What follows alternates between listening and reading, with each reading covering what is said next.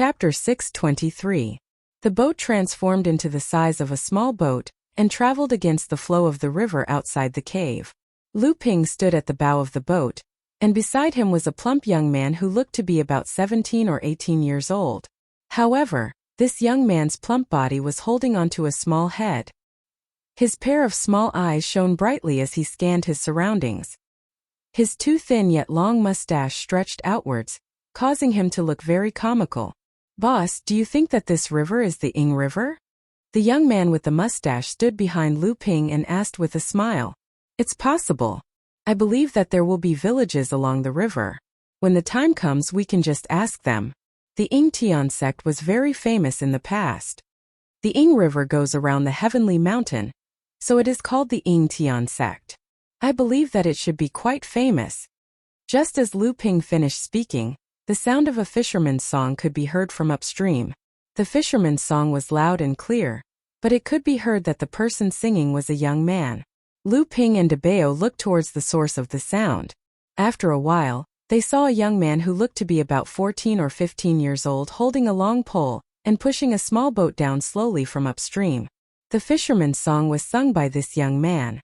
When the young man saw that the boat under Lu Ping and Debao's feet was able to drift upstream without anyone paddling, he did not show any surprise. Instead, he asked in a loud voice, "Are the two of you immortals who have come to admire the ruins of the Ying Tian sect? Why don't you take my small boat?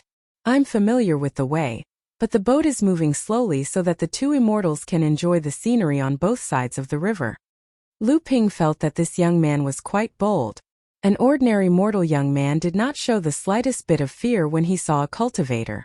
Instead, he dared to open his mouth and invite him to board the boat. However, when he heard this young man say that they were looking for the Sky Overflow ruins, and it seemed like this young man was very familiar with the location of the Sky Overflow ruins, his heart skipped a beat. He smiled and asked, "You're quite funny, young man.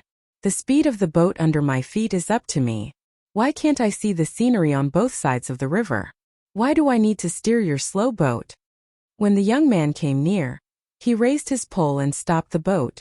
Seeing that it was Lu Ping who asked the question, he knew that Lu Ping was the one who made the decision, so he cupped his hands in greeting and said, "Even immortals have their own feelings. The scenery on both sides of the Ying River is beautiful. If you take this junior's boat, immortals will feel less impatient and more leisurely. Moreover, I know this surplus river like the back of my hand, and I'm also very familiar with the surplus sky ruins. It can be said that I'm very familiar with this place." When Lu Ping looked over, he saw that although the young man spoke calmly, there was a look of anticipation in his eyes. Lu Ping smiled and said, "All right, we're also going to the surplus sky ruins to take a look. Since you know the way, let's take this young man's boat." When Debao heard this, he came forward worriedly and said, "Boss, today is already the 8th day. I believe that the Laozu from the various sects in the North Sea should have already reached the Middle Earth. Time is of the essence, so why do we need to take this young man's boat? If this young man really knows where the surplus sky ruins is, he can just fly there with him. Moreover, this young man's gaze is not pure. I'm afraid he has other intentions." Lu Ping smiled without saying a word.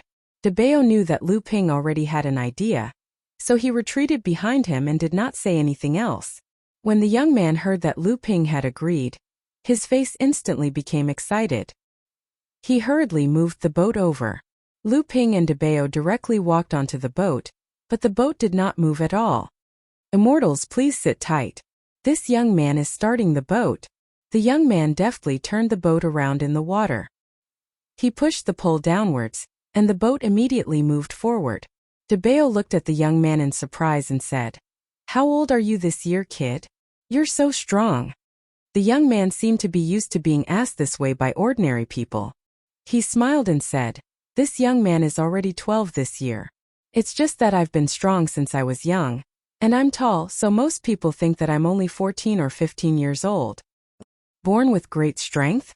Debao smiled and asked again, "You just said that this river is the surplus river, and you immediately guessed that we're going to see the surplus sky ruins. Could it be that this surplus sky ruins is very easy to find, and many immortals come here to admire it?" The young man was indeed very strong. He slowly pushed the boat against the current and answered unhurriedly, "The surplus river surrounds the sky mountain, which is why the Surplus Sky sect was formed.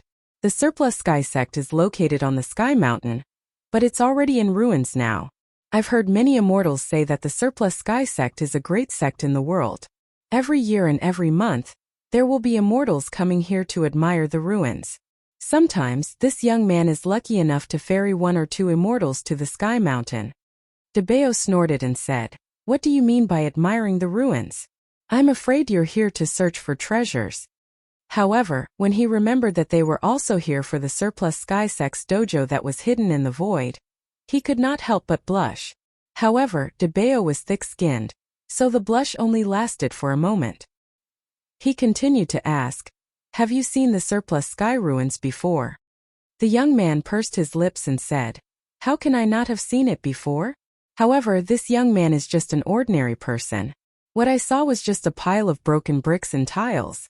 I also find it strange that when immortals come here to admire the ruins, they always look around and even rummage through it, which makes the ruins even more dilapidated. It's as if they're looking for something." "You didn't go in and rummage through it?" "No, the ruins on the Sky Mountain are occupied by the immortals of the Surplus River sect, Yingshan sect, and Tao Universe sect. The immortals of the 3 sects guard it together. If you want to enter the Sky Mountain, you have to get their permission and hand over some spirit stones." "Surplus River sect? Yingshan sect? Tao Universe sect? What sect is that? Is it very powerful? How many Dharma adepts does the sect have, Laozu?" When Debeo heard this, he was a little surprised and asked a series of questions. However, he saw that the young man had a blank look on his face. He clearly did not know what Debeo was asking about, but he still answered anyway. Lu Ping, who was standing at the side, asked, "Did all the cultivators who were sent here hand over spirit stones to go up the mountain?" The young man shook his head and said, "Not really. This young man does not know how they disappeared. They must have used immortal techniques to hide themselves from the immortals guarding the Sky Mountain." "Boss, it looks like the cultivators from the 3 sects who guard the Surplus Sky ruins aren't people with high cultivation. I'm afraid that the ruins weren't forcefully occupied by the 3 sects with formations," Debeo said after some thought. Lu Ping nodded and said, "That's normal. Let's not talk about the strength of the 3 sections. If they really surrounded the ruins of the Surplus Sky sect with a formation and didn't allow anyone to enter or leave as they pleased, they would definitely incur the wrath of the public. Therefore, the cultivators sent by the 3 sects are definitely not people with high cultivation. If they encounter cultivators with low cultivation, they will collect some spirit stones, but cultivators with high cultivation won't care about the spirit stones. Even if there are some who are unwilling to pay, they can just sneak in. I believe the cultivators from the 3 sects will just turn a blind eye to it." At this moment, the voice of the young man on the boat rang out. With a hint of embarrassment, he said, "Immortals, this young man has sent the 2 of you over. I wonder if the 2 of you can give this young man 1 or 2 spirit stones as a reward." Debeo said with some displeasure, "You're just a mortal boy. What use do you have for spirit stones? You're just attracting the greed of others. If you run into a cultivator with bad intentions, they'll steal your spirit stones and then casually kill you. Do you think someone will help you? I have a piece of gold here. I'll give it to you when we reach the Sky Mountain. It'll be enough for you to live comfortably for a year without having to walk on the Surplus River." When the young man heard what Debeo said, he quickly waved his hand and said, "Immortals, please don't be angry. This young man is not greedy. It's just that my mother is bedridden. All the doctors in the surrounding villages have not been able to cure her. The doctors said that perhaps only the immortals of the Surplus River sect can cure her. If we want to ask the immortals of the Surplus River sect to cure my mother, we'll need spirit stones." Debeo glanced at Lu Ping. Seeing that he was not concerned about these things, he waved his hand impatiently and said, all right. You're lucky today. 1 or 2 spirit stones are not enough for us. Just row your boat. When we reach the destination, I'll give you 2 spirit stones." The young man was overjoyed and thanked Lu Ping profusely. He used more strength to push the pole in his hand. Even though the boat was going against the current, its speed was not slow. 2 hours later, the young man still had not used up all his strength. His face was slightly red, and his breathing was a little faster. Even though the Surplus River flowed through the mountain range, the river's flow was not rapid. Both sides of the river seemed to enter a basin. However, even Lu Ping found it unbelievable that a 12-year-old young man was able to row a 3-person boat against the current for such a long time. With De Bao and Lu Ping's foresight, they could tell at a glance that the young man hadn't awakened his bloodline, and there wasn't even a trace of spiritual energy in his body. The fact that he was able to sail against the current for so long was all due to his strong physique and astounding strength. De Bao saw the curiosity on Lu Ping's face, so he asked, "Young man, where is your family from? What's your name? Who else is there in your family?" The young man wiped his sweat and took a deep breath. "Immortal, my surname is Du. My family is the Du family village by the Surplus River. My mother is the only one in my family. My father gave me a nickname Rengue. Later, the teacher in the village gave me a full name Jialuo. My name is Du Jialuo." De Bao stroked his long beard. This action looked very funny to Du Jialuo. He could not help but smile at De Bao. De Bao did not mind. Instead, he asked, "Little brother Du, you said that your mother's illness could only be treated by the cultivators of the Surplus River sect. I believe that your village is under the jurisdiction of the Surplus River sect. Then, didn't the cultivators of the Surplus River sect come to your village to activate your bloodline?" When he heard De Bao's question, Du Jialuo, who had been smiling all this while, became much quieter. He said, "Why not? Unfortunately, I did not succeed. According to the immortals of the Surplus River sect, I sealed the spirituality of my bloodline because my body was too strong. I was unable to activate my bloodline.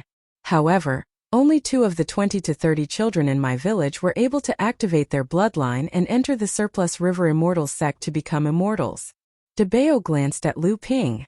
When he saw Lu Ping's casual expression, he said softly, "As expected." Chapter 624. De Bao glanced at Lu Ping, then turned to Du Jialuo and asked, "Brat, did you accidentally eat some kind of treasure when you were young?" Du Jialuo revealed a surprised expression and said, "Immortal, you must be joking. How could I have such fortune? Otherwise, I would probably have become an immortal by now. Why would I still need to fish on this river?" Lu Ping, who was listening to the conversation, saw a trace of vigilance in Du Jialuo's eyes when he saw the surprise on Du Jialuo's face. Lu Ping smiled silently. The small boat followed the flow of the river, and after another hour, a towering lone peak appeared in the distance. Du Jialuo used all his strength to push the long pole, and the small boat slid forward for nearly 10 feet. When he took the opportunity to retract the pole, he said with a smile, "Immortals, please take a look. We're almost at the lone peak of the heavenly mountain where the remnants of Ying Tian are located." Lu Ping looked at the lone peak that stood like a sharp sword from afar. He couldn't help but say curiously, The lone peak of Sky Mountain is quite special. It actually divides the Ying River into 2 rivers. The Ying River just happens to circle the lone peak of Sky Mountain in the middle." Du Jialuo revealed a look of astonishment and said, "This immortal indeed has good eyesight. This celestial mountain's lone peak is at least 10 miles away from us, yet an immortal can see it so clearly from such a distance. The Surplus River flows around Celestial Mountain's lone peak, which is how the Surplus Heavens sect got its name." When they reached the foot of the lone peak of Sky Mountain, Du Jialuo steered the boat towards the shore. From afar, he could see a few rays of light rising from the mountainside and landing in the direction of Lu Ping and the others. So it's the kid from the Du family. You're quite lucky today. You actually brought 2 cultivators here at once." When the light dissipated, 3 mid-blood condensation cultivators appeared. The 3 cultivators were wearing different robes. Clearly, they belonged to different sections. The one in the lead seemed to be familiar with Du Jialuo as he started talking to him from afar. On the small boat, Du Jialuo hurriedly bowed to the 3 of them and said, "Greetings, immortals. This time I was just lucky. These 2 immortals took pity on me, which was why I was able to board this junior's boat. Otherwise, with the abilities of the immortals, how could I have wasted so much time to get here?" The cultivator in front looked at Lu Ping and De Bao, and his heart sank. He hurriedly bowed and said, "He sect disciple Kai Yun greets the 2 seniors." After he finished speaking, he pointed at the 2 cultivators behind him and said, "These 2 are senior brothers from Shan sect and Dao Universe sect." The two cultivators who had come with Kai Yun had also discovered that Lu Ping and Debao were exuding an unfathomable aura, and they hurriedly stepped forward to pay their respects. Debao casually waved his hand and said, "The three of you don't have to do this. We are only here to see the ruins of Yingtian and pay our respects to the number one sect in the North Ice Plains in the past. I wonder what's left of the ruins on the peak of Tian Shan?" Kai Yun revealed a troubled expression. The cultivation of the two cultivators in front of him was clearly unfathomable. In the past, when cultivators like Lu Ping arrived, they would directly enter the peak of Tian Shan. Why would they care about the disciples guarding the mountain? The cultivators from the three sects were also happy not to offend them. They would only stop cultivators below the core forging realm from entering the mountain and collect some fees from them. However, not only did these two not enter the peak of Tian Shan, but they even asked them about the ruins in a friendly manner. This caused Kai Yun and the others to be at a loss. Seeing that Kai Yun was momentarily stunned, Debao said with some displeasure, "I heard that you guys have to pay spirit stones to enter the Yingtian ruins. Don't tell me that you won't even answer our questions if we don't pay? How stingy. How many spirit stones do we have to pay for a single trip up the mountain? Just name a number. As long as it's not too ridiculous, we won't care about such a small amount of money. However, please explain the situation of the Yingtian ruins to us clearly." Kai Yun and the others didn't expect these two to be so easy to talk to. They automatically skipped over the part that Debao called them stingy, leaving only the second half of the sentence. Instantly, their faces lit up with ecstasy. The small amount of money, in the eyes of these core forging enlightened masters, was a huge fortune to these blood condensation realm cultivators. Hence, Kai Yun took the lead and said, "The ruins of the Yingtian ruins have been in ruins for thousands of years. However, the Yingtian sect was famous in the northern ice plains in the past. The sect's ancient books are as vast as the ocean. The two of you might be able to find some opportunities that others can't." Lu Ping looked in the direction that the three of them had come from. His divine sense instantly captured the traces of three core forging realm cultivators. They were obviously the strongest cultivators of the three sects stationed here. Furthermore, these three cultivators were also paying attention to Lu Ping and the others. After giving Debao a look, Debao took out two low-grade spirit stones. He threw one of them to Du Jielua, who was staring at Lu Ping and Kai Yun, but didn't dare to interrupt. He weighed the other spirit stone in his hand and said, "Kid, if you have nothing to do, wait for us here. When we come down, we'll take your boat back. At that time, we'll give you this spirit stone as well. How about it?" Du Jielua seemed to be struggling, but in the end, he couldn't resist the temptation of the spirit stone. He nodded and said, "I'll wait here for the two immortals to return." Debao turned to Kai Yun and asked, "How much do you need to pay for the passage?" Kai Yun smiled awkwardly and hesitated for a moment. Finally, he seemed to have made up his mind. However, there was still a hint of hesitation in his tone. He said, "Senior must be joking. Our three sects are here to preserve the ruins of the Yingtian sect as much as possible. If the two of you go together, how about 20 mid-grade spirit stones?" Debao looked at him with a smile that wasn't a smile. He seemed to have seen through Kai Yun's intentions. Just when Kai Yun was about to give in under Debao's stare, Debao casually threw 20 mid-grade spirit stones to him and said, "Your business is not bad. I'll have to give it a try next time." Kai Yun didn't understand what Debao meant. He quickly focused his attention on the 20 mid-grade spirit stones in his hand. For a mid-blood condensation cultivator, 20 mid-grade spirit stones could be considered a windfall. However, he didn't know how many of them would end up in the hands of the three of them. On top of the lone peak of the heavenly mountain, Debao couldn't help but open his mouth to speak. However, he saw Lu Ping make a shushing gesture. Debao was a smart person. When he saw Lu Ping's gesture, he knew that someone was secretly monitoring them. He followed Lu Ping and walked around the overgrown ruins. After a while, the two of them entered a colorful cloud. "Boss, this is simply a pile of broken bricks and broken tiles. Along the way, I didn't even find a single spiritual energy gathering area.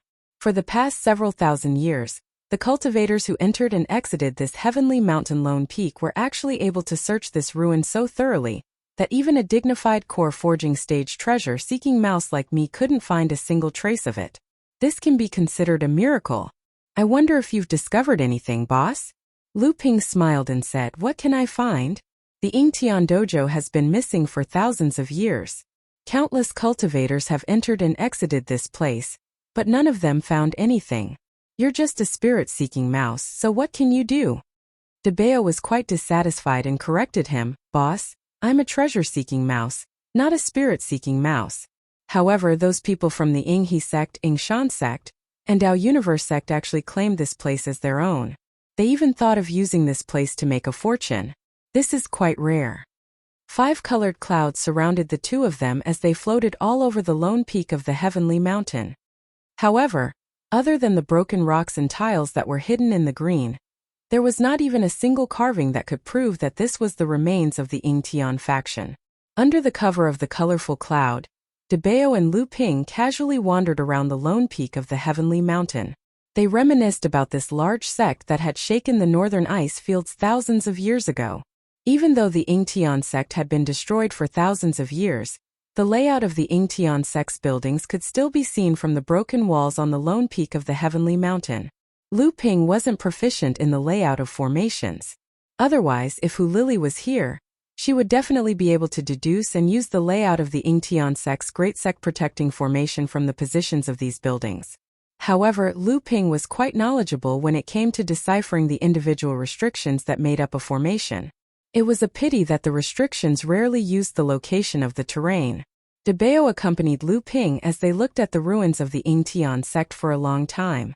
Finally, he couldn't help but ask, boss, what's so interesting about these ruins? Lu Ping smiled and said, it doesn't matter if I don't understand them. I can only see some clues from the buildings of the Yingtian sect. However, I can record the layout of these buildings and their positions. In the future, when the Jinling sect becomes a large sect, the various buildings on Heaven Spirit Mountain will definitely need to be renovated and expanded. When that time comes, the layout of the Yingtian sect will be very useful for our sect. Even though the Yingtian sect was destroyed, the ruins are still in good condition. I'm afraid it won't be easy to find such well-preserved ruins in the world of cultivation. Debeo nodded his head as if he understood. After a while, he couldn't help but ask, boss, did you notice anything wrong with that little fellow called Du Jialua? Lu Ping smiled and said, he's just a lucky little fellow. It's rare for him to have some petty tricks up his sleeves. However, he didn't know that his little tricks might bring him a great calamity. Lu Ping looked at Debeo and couldn't help but ask curiously, did you discover something else? Seeing that he actually knew something that even his boss didn't know, Debeo couldn't help but ask excitedly, boss, did you really not discover anything else? Seeing that Lu Ping was amused and nodded his head, Debeo's expression became even more excited. His mustache trembled as he chuckled softly and said, boss, there's a demonic aura on this kid's body. Demonic aura? Lu Ping was stunned for a moment. He really hadn't discovered this. Chapter 625. Demonic aura. Lu Ping asked in surprise. Clearly, he did not sense any demonic aura from Du Jialua's body. It's demonic aura. Debeo pointed at his own nose proudly and said, even though the demonic aura is very faint and other demonic cultivators might not be able to sense it, he can't hide it from me. Lu Ping finally looked interested and asked, can you tell what kind of demonic cultivator he is? Debeo's face fell and he said, boss, it's already very good that I can sense the demonic aura from that kid. How can I tell what kind of demonic cultivator he is? But this kid is a real human and not a demon. Of course. Otherwise, even if he could hide it from me, how could he hide it from the Yinghe sect's cultivator who performed a blood test on him and performed a spell on him after he was awakened by the bloodline of the Yinghe sect cultivator? Lu Ping glanced at Debeo and said, you're saying that he has a demonic cultivator by his side? That's right. Debeo's expression became more and more excited, and he even looked a little impatient. So what? Debeo's enthusiasm was doused by Lu Ping's disregard. Boss, my good boss. Debeo was so anxious that he ran around in circles in the cloud formed by the multicolored cloud light robe. That kid is obviously lying. In the cultivation world, it's only because the bloodline is thin that the bloodline cannot be awakened. I've never heard of anyone being born with divine strength that can restrict their bloodline from refining spirit chi. That kid has obviously consumed a heavenly treasure that can strengthen his body. That's why his body is so much stronger than others and he can't awaken his bloodline. Seeing that Lu Ping was still indifferent, Debao finally couldn't take it anymore. He jumped in front of Lu Ping and said, "It's a heavenly treasure that can increase the strength of the body. Boss, look at that kid. He's just a mortal without any spiritual power to purify his body, but he can actually increase the strength of his body to the level of a low-grade magic tool. Aren't you tempted? What heavenly treasure did he eat? That treasure is probably comparable to the azure wood pure jade fruit you obtained in the fallen ruins, right?" Lu Ping calmly said, "This kind of treasure can only be produced once in thousands of years, and it will usually wither after it matures. Since he has already eaten it, then even if I find the place where the treasure grew from through him, I'm afraid I won't be able to find anything. Since that's the case, I'll send that brat away after we descend the mountain. Originally, I thought that I would be able to obtain a treasure from that brat, but it looks like that won't be possible now." "That's not necessary." Debao was a little confused by Lu Ping's words. He asked in confusion, "Boss, then what do you mean?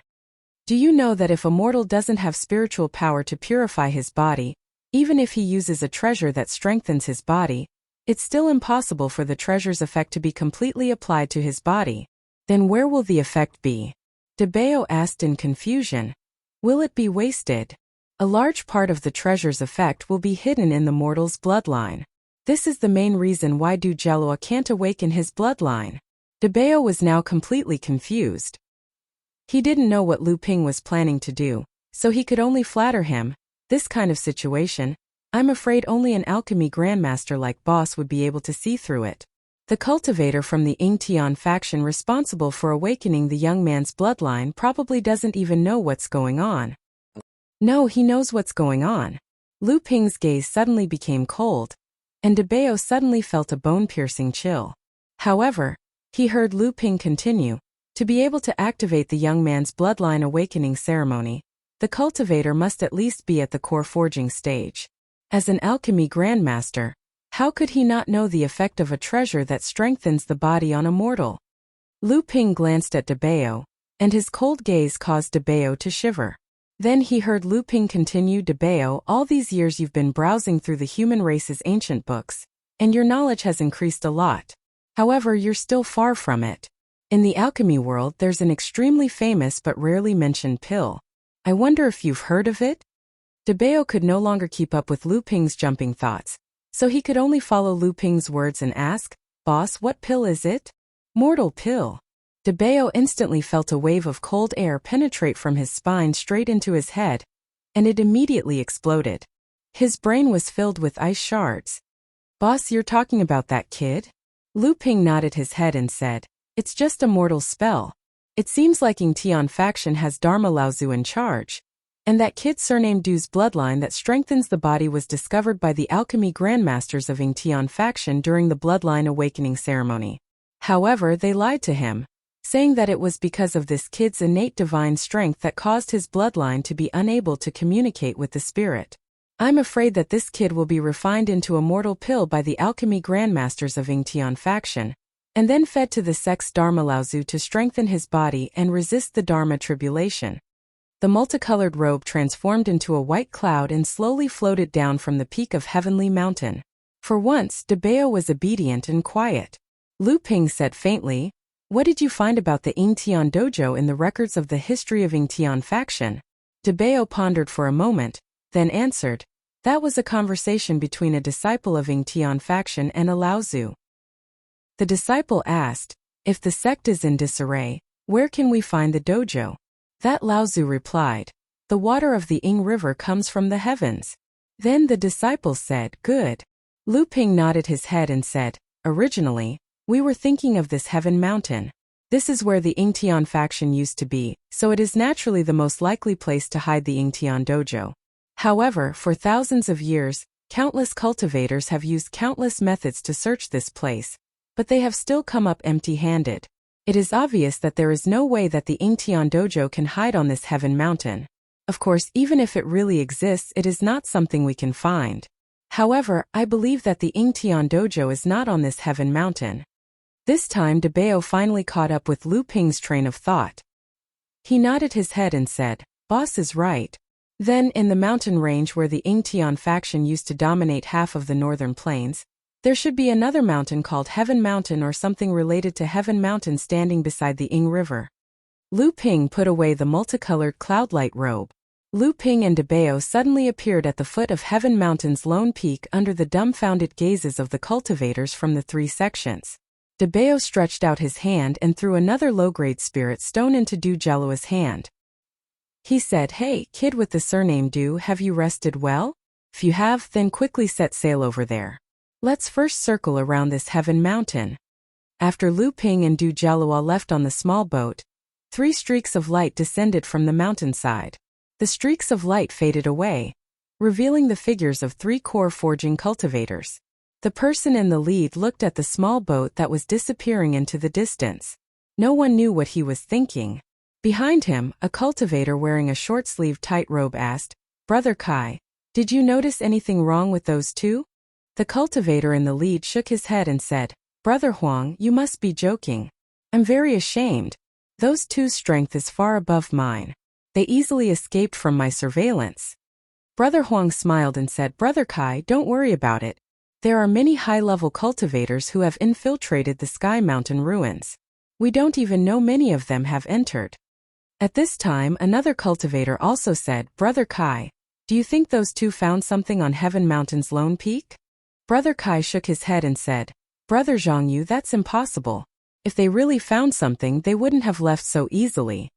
The 3 of them talked for a while more before Brother Huang and Brother Zhangyu returned to the mountainside. Brother Kai waved his hand and called Kai Yun over. He asked, "That kid hasn't shown any unusual behavior recently, right?" Kai Yun smiled and said, "Third uncle, he's just a lucky mortal. What can he find? He's still doing normal ferrying and fishing. Also, his old mother seems to have fallen ill recently. Many doctors have failed to cure her. The kid is currently earning spirit stones, and it seems he wants to ask our sex disciples for help." Brother Kai waved his hand and said, "Just in case, no matter who he asks for help from, go to his house and cure his old mother. Give her some pills to strengthen her body. In the future, when the kid goes missing, go to his house and leave some money for his widowed mother. It can be considered a good reputation for our sect." Caillou nodded and said, "Don't worry, third uncle. Nephew will definitely take care of this matter." Caillou hesitated for a moment before asking again, "Third uncle, what happened to that kid? Is he worth your personal attention?" Brother Kai's expression turned serious and he said in a low voice, "There are some things that you shouldn't know. You only need to know that our sect's Laozu has personally taken care of this matter." Kai Yun was startled and he lowered his head, not daring to ask any more questions. Above the Ying River, Lu Ping was resting with his eyes closed. Debeo couldn't stay still, so he began to chat with Du Jello. "Oh, you're saying that the cultivator with the surname Kai was one of the cultivators who presided over the bloodline awakening ceremony for the children in your village?" Du Jello nodded and said, "That's right. That immortal Kai came with his third uncle. At that time, all the cultivators listened to his third uncle. I immortal Kai am the best. He used immortal techniques to help the village do a lot of things. Everyone still remembers his kindness." Debeo looked in Lu Ping's direction and saw Lu Ping opening his eyes thoughtfully. He murmured, strange. From what I can see, this Celestial Mountain's peak is already the highest peak in the Yingtian mountain range. Could it be that there is a special peak in the Ying River?" Du Jalua blinked and said, "Immortal, there is something you don't know. Although this Celestial Mountain's peak is tall, it is not the highest peak in the Yingtian mountain range." "Oh." There was a flash of light in Lu Ping's eyes. He smiled gently and said, "Celestial Mountain's peak is so tall that it pierces the clouds. With my eyesight I can see hundreds of miles away. However, I haven't seen a peak taller than Celestial Mountain's peak. As long as that kid isn't too stupid and can tear the charm in time, the true essence in the storage charm will naturally activate the true essence one chi sword treasure." Debeo sucked in a mouthful of cold air and said, "How did you fuse 2 talismans? You should know that the power of a talisman varies from person to person. The power of a talisman can never be compared to the power of the talisman maker's own true essence. But your talisman, no matter who uses it, can maintain the power of the talisman. If martial Uncle Xianju knew about this, I'm afraid he would be as crazy as Lao Tzu when he saw the Nachuan cauldron, right? On the summit of the wordless peak, the biting cold wind was not only cold but also fierce. The cold wind was like a small knife constantly cutting people's skin. Fortunately, Lu Ping and Debao were core forging stage cultivators, so they could naturally ignore the cold wind. The bare mountain top was left with only ice and snow, accompanied only by the howling cold wind. Big brother, have you found any traces of a hidden space? Lu Ping's eyes flickered with a green light. The power of the 3 pure true pupils, that had fused with 5 kinds of water attribute treasures, was even more powerful. However, Lu Ping circled around the wordless peak for a long time, but he still couldn't find any traces of a hidden space. Lu Ping pondered for a moment, then his eyes lit up and said, "Come, let's go to the source of the abundant river." The two descended the mountain and followed the main stream of the abundant river towards the wordless peak. Following the abundant river, the source was actually formed by many tributaries. Lu Ping and Debao only followed the largest of the tributaries, until they arrived at a slope covered by a vast layer of ice. Looking at the clear flowing water under the ice, Debao touched his mustache and asked in confusion, "Big brother, what can we find here?" Not hearing Lu Ping's answer, Debao couldn't help but raise his head to look at Lu Ping. He saw that Lu Ping was looking at the border of the ice field and the ground not far away. Debao followed Lu Ping's gaze and saw a pile of rubble. Lu Ping strode towards it with Debao following closely behind without saying a word. When the two got closer, they saw a pile of rubble. It looked like a collapsed temple, but also like an abandoned altar. Lu Ping pointed at the source of the abundant river under the ice. A column of water rose from the ice and fell directly on the pile of rubble. It washed away the rubble and even pushed away the soil by more than a foot. When the column of water disappeared, only a 3-foot-tall stone platform was left on the ground. There might have been some kind of inscription on the stone platform, but it had long since disappeared. However, the stone platform that had just been washed by the abundant river didn't have a single drop of water on it. As expected, there was something fishy. Lu Ping carefully looked at the stone platform and suddenly heard Debao shout from the other side of the stone platform, "Big brother, look over here." When Lu Ping rushed over, he saw a rough groove carved on a section of the stone platform. Lu Ping didn't know why, but he felt that the groove, which looked like a mold, was unusually familiar. He must have seen it somewhere before. Lu Ping was excited. His intuition couldn't be wrong. He must have an item on him that was about the same size as this groove. It was something that Lao Tzu left behind in the past. Perhaps it was the key to opening the Yingtian dojo. However, this item was obviously not very eye-catching, so Lu Ping didn't have a deep impression of it. However, after Lu Ping rummaged through the items he found in the cave and cave dwelling in the interspatial ring, he still couldn't find anything. This result made Lu Ping a little discouraged. At this time, Debao seemed to have thought of something and whispered, "Big brother, in the underwater cave, I once found a clay pot that Lao Tzu used to store top-grade spiritual tea." Lu Ping slapped his forehead and suddenly realized something. He took out a gray clay pot from his storage ring. This clay pot was a psychic magic weapon. However, to Lu Ping's amusement, this magic weapon didn't have any attack or defense functions. It didn't even have any other auxiliary functions such as storage, and spirit gathering. The only function it had was preservation. That's right, preservation. When Lu Ping got this clay pot, he secretly sighed at Lao Tzu's extravagance. In the North Sea, no Lao Tzu would spend time and energy to create such a boring psychic magic weapon, let alone spend precious spiritual materials to refine such a kind of psychic magic weapon. In this situation, perhaps only a cultivator born in a big sect in the central region would have the leisure to make such a magic weapon when he was bored. However, after Lu Ping got this clay pot, he often put spiritual tea, spiritual herb seeds, and other items into this magic weapon. At least, when Luan Yu collected a large number of spiritual herb seeds that were extinct or about to be extinct in the cultivation world from the Sea of Flowers in the secret land of the Fallen Mountain, she stored all kinds of spiritual herb seeds in this clay pot, and then planted them in the spiritual herb garden in the House of Gold. Lu Ping put the clay pot into the groove. The result of the perfect fit made Lu Ping and Debao's eyes light up. The 3-foot-high stone platform suddenly shook, and a large number of dense lines suddenly appeared on the cross-section of the stone platform. Starting from the mouth of the clay pot, they instantly covered the whole stone platform. Just when the two were waiting for a miracle to happen, the stone platform suddenly stopped shaking, and the lines on the surface of the stone platform gradually disappeared. Lu Ping and Debao looked at each other. The clay pot was still placed in the hidden groove intact.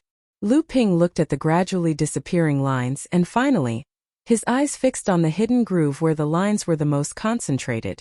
Debao was at a loss as he watched Lu Ping take the clay pot out of the hidden groove, and then put the clay pot into the water that had melted under the ice to fill it up. Then he put the clay pot back into the hidden groove. Rumble! Amidst the violent shaking, the lines on the surface of the stone platform appeared again. The water from the clay pot flowed along the mouth of the clay pot, and the fine lines engraved on the stone platform overflowed. Then it continued to extend along these lines. The stone platform, which was originally unstained by the water from the clay pot, was soon soaked by the water from the clay pot. The stone platform shook more and more violently, and the clay pot placed in the groove suddenly began to rotate. The space at the mouth of the clay pot suddenly began to distort, and Debao, who was looking down carefully, jumped back in fright. The range of the spatial distortion gradually expanded, and gradually, it formed a spatial door big enough for a person to enter and exit. Then the door seemed to have reached its limit, and began to shrink again. Lu Ping patted Debao's shoulder and said, "Hurry up." After speaking, he was the first to jump into the spatial door. Debao's expression was absent-minded for a moment. When he saw that the door was about to shrink to the point where he could no longer enter, he let out a strange cry, closed his eyes and jumped in.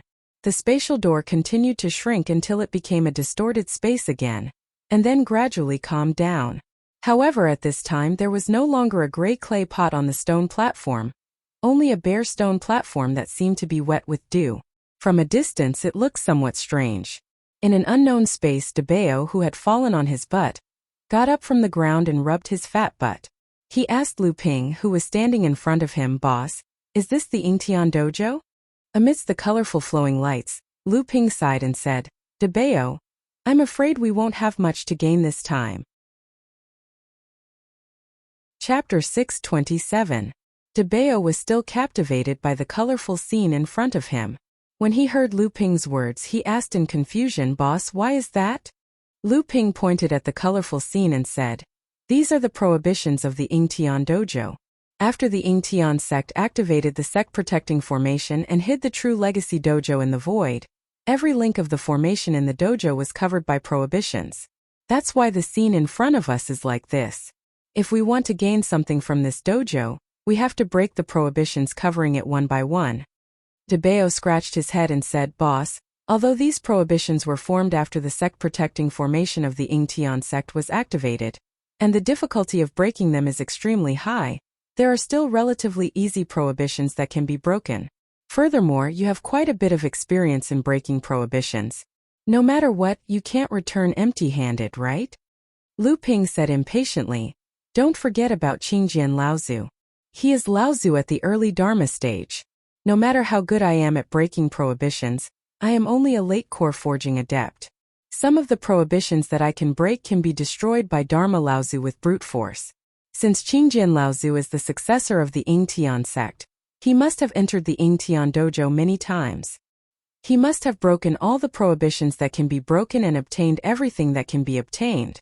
As for the prohibitions that he can't break, I'm afraid we won't be able to break them either." When Debao heard Lu Ping say this, he looked a little dejected. However, he quickly recovered and said, "The inheritances of the Yingtian sect that we found in the cave must have been obtained by Qingjian Laozu from the Yingtian dojo. No matter what, they are still in our hands.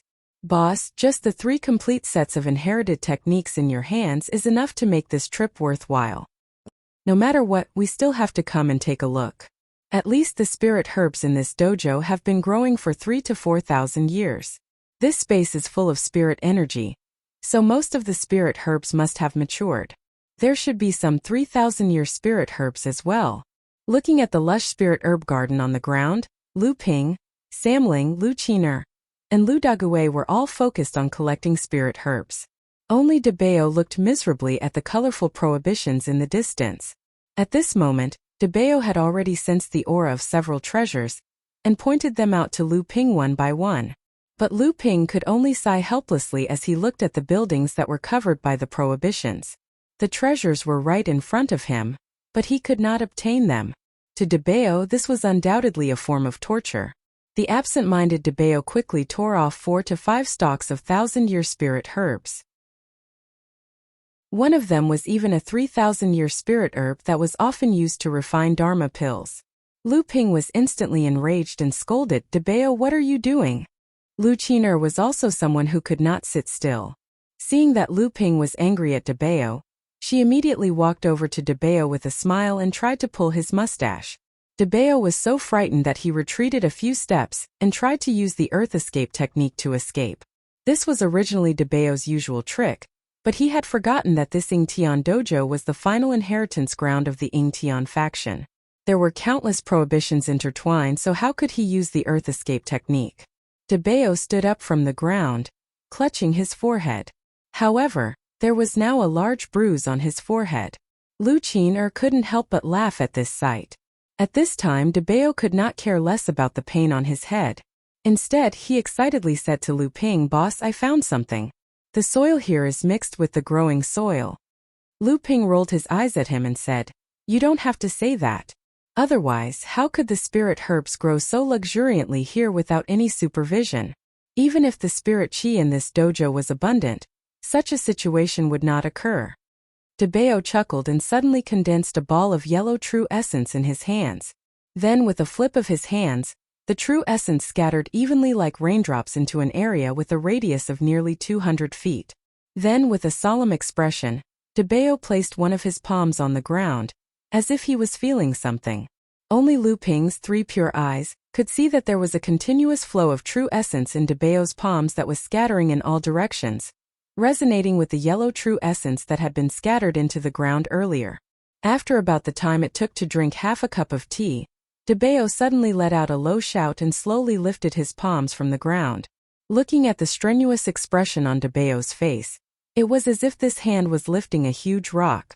The yellow true essence in an area with a radius of nearly 200 feet constantly converged towards De Bao's raised palms. At the same time, along with the true essence, there were also wisps of smoke and dust. Only Lu Ping could vaguely see these tiny wisps of dust with the help of his 3 pure eyes. Hundreds of wisps of dust gradually converged under De Bao's palms. First it was the size of a bean, then it gradually grew to the size of a finger, then it gradually grew to the size of an egg, and finally it grew to the size of half a fist. At this time, Lu Ping could no longer see the wisps of dust carried by the returning true essence. The half-fist-sized wisps of dust gradually condensed and shrank back to the size of a finger. Impressively, it was a small piece of growing soil. De Bao proudly handed this small piece of growing soil to Lu Ping. Lu Ping held the growing soil and looked at it for a moment. He said, "It's very pure, and the quality is extremely high. I didn't think that after advancing to the core forging stage, De Bao would actually have such an ability." De Bao became more and more proud of himself. Lu Qiner didn't miss this opportunity and said, "De Bao is awesome. Look at this spirit grass garden. It's only a few hundred feet in radius. Quickly condense a few more pieces of growing soil." When De Bao heard this, his complexion suddenly collapsed. Condensing the growing soil was an innate ability that he had obtained after advancing to the core forging stage. However, every time he used this innate ability, it would almost consume all of De Bao's true essence. How could he have any spare energy to use it a second time? De Bao looked at Lu Ping with a pleading gaze. He saw that Lu Ping had taken out a jade crystal bottle and said, "Inside this bottle is an amethyst vitality augmenting pill. It's a pill that I modified using amethyst honey to restore true essence. Take it and restore your true essence as soon as possible. Since it's impossible for us to have too many harvests, then we must refine all of the growing soil in this spirit grass garden." De Bao pitifully took the jade crystal bottle from Lu Ping's hands. Seeing Lu Ping's stone-hearted expression, he could only sigh. He poured out a sweet and fragrant pill from the jade crystal bottle, swallowed it and began to refine it. In the blink of an eye, Lu Ping and the others had stayed in the Yingtian dojo for 2 days. During these 2 days, Debao once again displayed his innate ability, condensing a second piece of growing soil the size of a thumb, and gave it to Lu Ping. At this time, Lu Ping was standing in front of a building that was covered by the light of a restriction spell. After 3 days of investigation, Lu Ping had finally found 5 areas where the power of the restriction spell was the weakest. Perhaps because these 5 areas were hidden very well, and Qingjian Laozu was obviously not very good at breaking restrictions, they were not found and broken by Qingjian Laozu. However, Lu Ping believed that he only had a 20% to 30% chance of breaking the restriction spell in these 5 areas, even if he went all out. At this moment there was a sudden explosion behind him. Lu Ping suddenly turned around and saw Debao running over excitedly, shouting loudly, "Boss, come and see what I found." Lu Ping's heart skipped a beat, and he turned around to follow Debao. Lu Ping looked at the cave in front of him and asked curiously, "How did you find this place?" It turned out that when Debao was preparing to condense the growing soil in the spiritual herb garden for the 3rd time, he suddenly discovered that the spiritual energy in a corner was a little weak. That corner was an area that Qingjian Laozu had opened up after they entered the dojo. Lu Ping originally thought that even if there were treasures there, they would have already been plundered by Qingjian Laozu, so he did not carefully investigate it. Unexpectedly, Debao found some clues here. When Lu Ping arrived, Samling and Lu Qiner had already worked together to break the restriction spell at the entrance of the cave.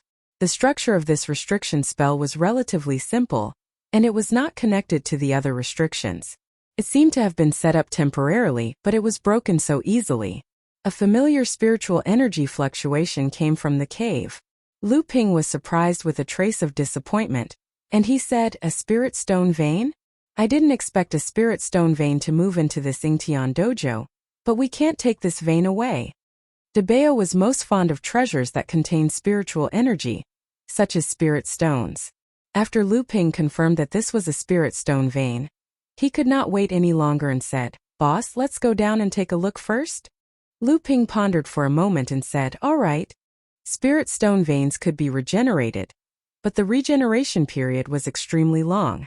3,000 to 4,000 years would be enough for this spirit stone vein to return to its original state. Lu Ping and his 6 spiritual pets worked together.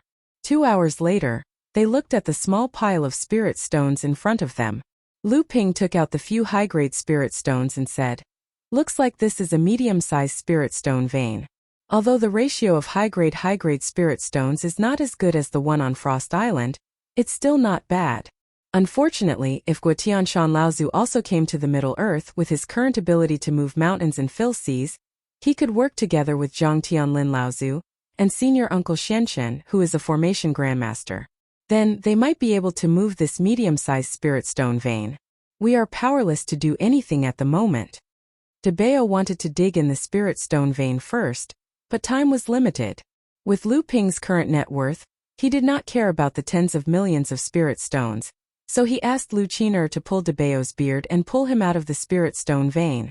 After Debao handed the 3rd piece of breathing soil to Lu Ping had already surveyed the area where the restriction fluctuation was the weakest.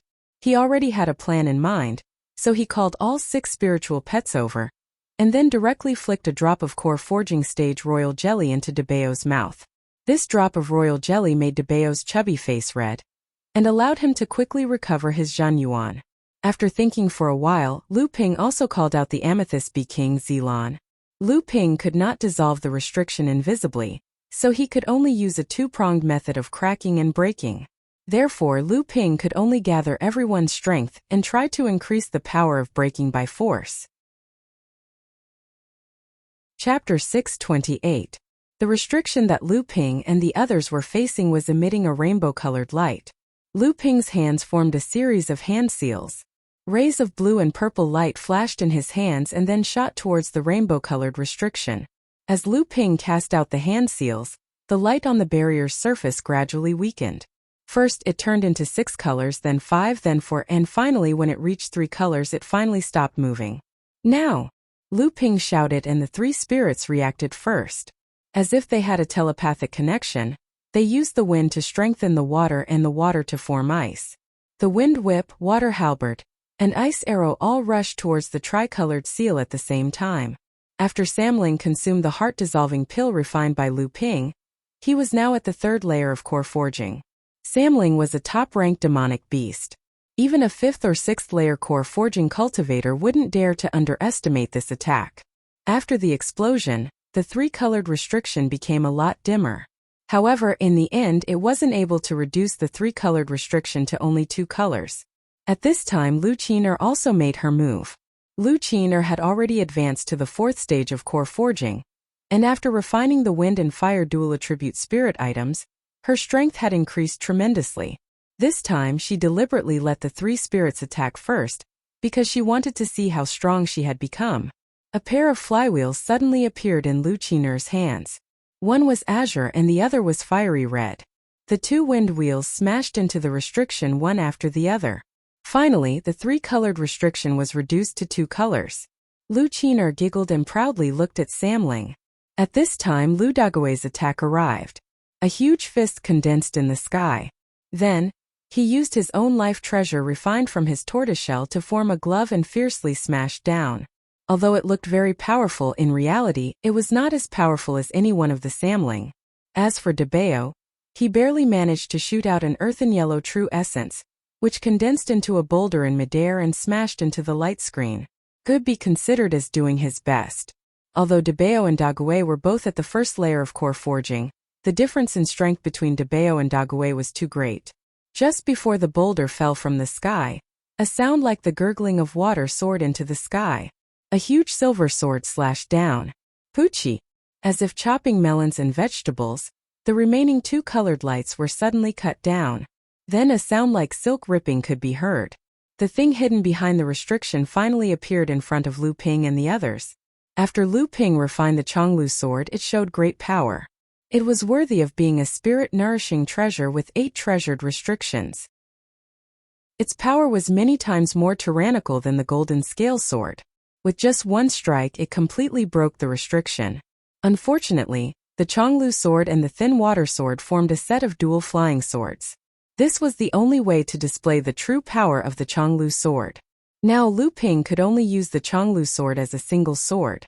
Although its power was still tyrannical, it was not able to display the full potential of the Chonglu sword. Lu Ping had a strange expression as he looked at the bronze furnace in front of him. Was this another incense burner? Compared to the small stone cauldron Lu Ping found in the stone room that was used to control the cave dwelling's array formation, this copper cauldron was much bigger. But Lu Ping didn't know why this incense cauldron was placed here. When Lu Ping opened the incense burner, he was a little surprised.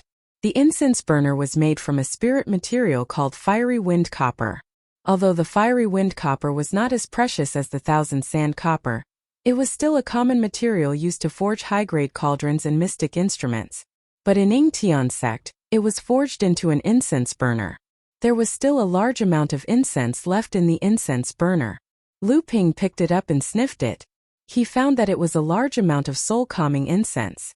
Although soul-calming incense was not as expensive as soul-calming incense, it was still a consumable used by high-grade cultivators to aid their cultivation. Lu Ping had seen this incense in Lu Tianling's Chonghua Palace before, but that was after Lu Tianling and Lao Zu entered the transcendent stage. Lu Ping held the incense burner in his hand and looked at it. He found that there was a drawer-like object at the bottom of each of the 4 sides of the incense burner. Lu Ping's eyes lit up and he opened the first drawer expectantly.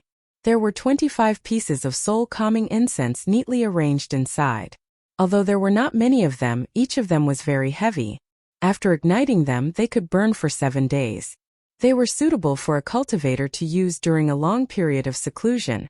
Lu Ping opened the second drawer and saw a total of 20 pieces of calming soul incense. However, these 20 incense sticks were much larger than the 30 he had before. Each incense stick could burn for 7 days. Obviously, they were also prepared for long-term closed-door cultivation. Lu Ping opened the second drawer and saw 20 pieces of calming soul incense. Lu Ping looked at the third drawer expectantly. Among the precious spices commonly used in the cultivation world, the soul-calming incense, and soul-nurturing incense were the most famous. Among the 3, the soul-calming incense was the least effective. The soul-calming incense was a notch better than the soul-calming incense. The most valuable was the soul-nurturing incense. Not only was the soul-nurturing incense more effective than the soul-calming incense in gathering one's consciousness, nourishing one's divine will and healing injuries, but the soul-nurturing incense also had many rare benefits for a cultivator's divine will. With a glimmer of hope, Lu Ping opened the third drawer.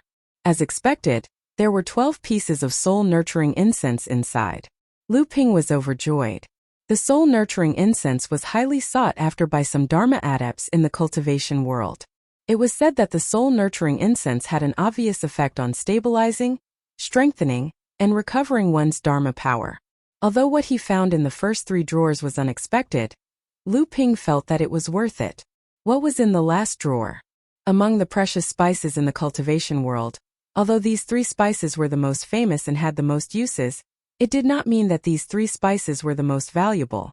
In the cultivation world, there were some spices that were not as widely used as these 3 spices, but they had unique effects that were amazing. Lu Ping opened the 4th drawer with a heart full of anticipation. However, his enthusiasm was met with a bucket of cold water. Incense ash. How could he have forgotten about this? Lu Ping smiled bitterly and shook his head.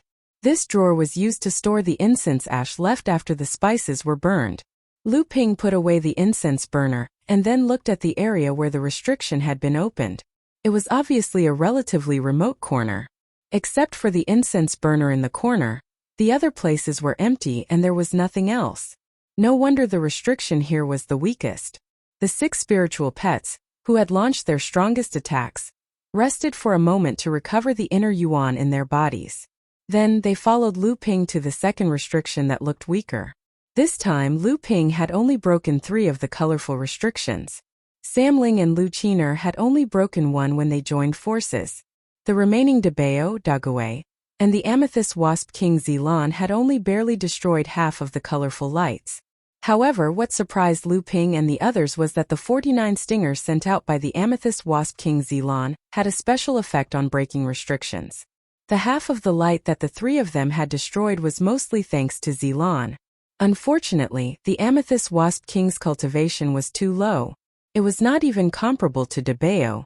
Otherwise, Zilan might have become Lu Ping's secret weapon to break the restriction of Yingtian Dojo. However, this was already enough. The long stream sword once again turned into a gurgling stream of water, and then into a monstrous wave that surged into the sky. Wave after wave, the long stream sword smashed 1.5 rays of colorful light in one fell swoop. Then the landslide sword fell with the force of a thunderbolt, smashing the last ray of colorful light until it was on the verge of collapse. This was not the end of it. Before the Chonglu sword could be retracted, the golden scale sword had already streaked across the sky with a golden shadow, becoming the last straw that crushed the restriction. After the restriction was broken, Lu Ping shouted, "Oh no!"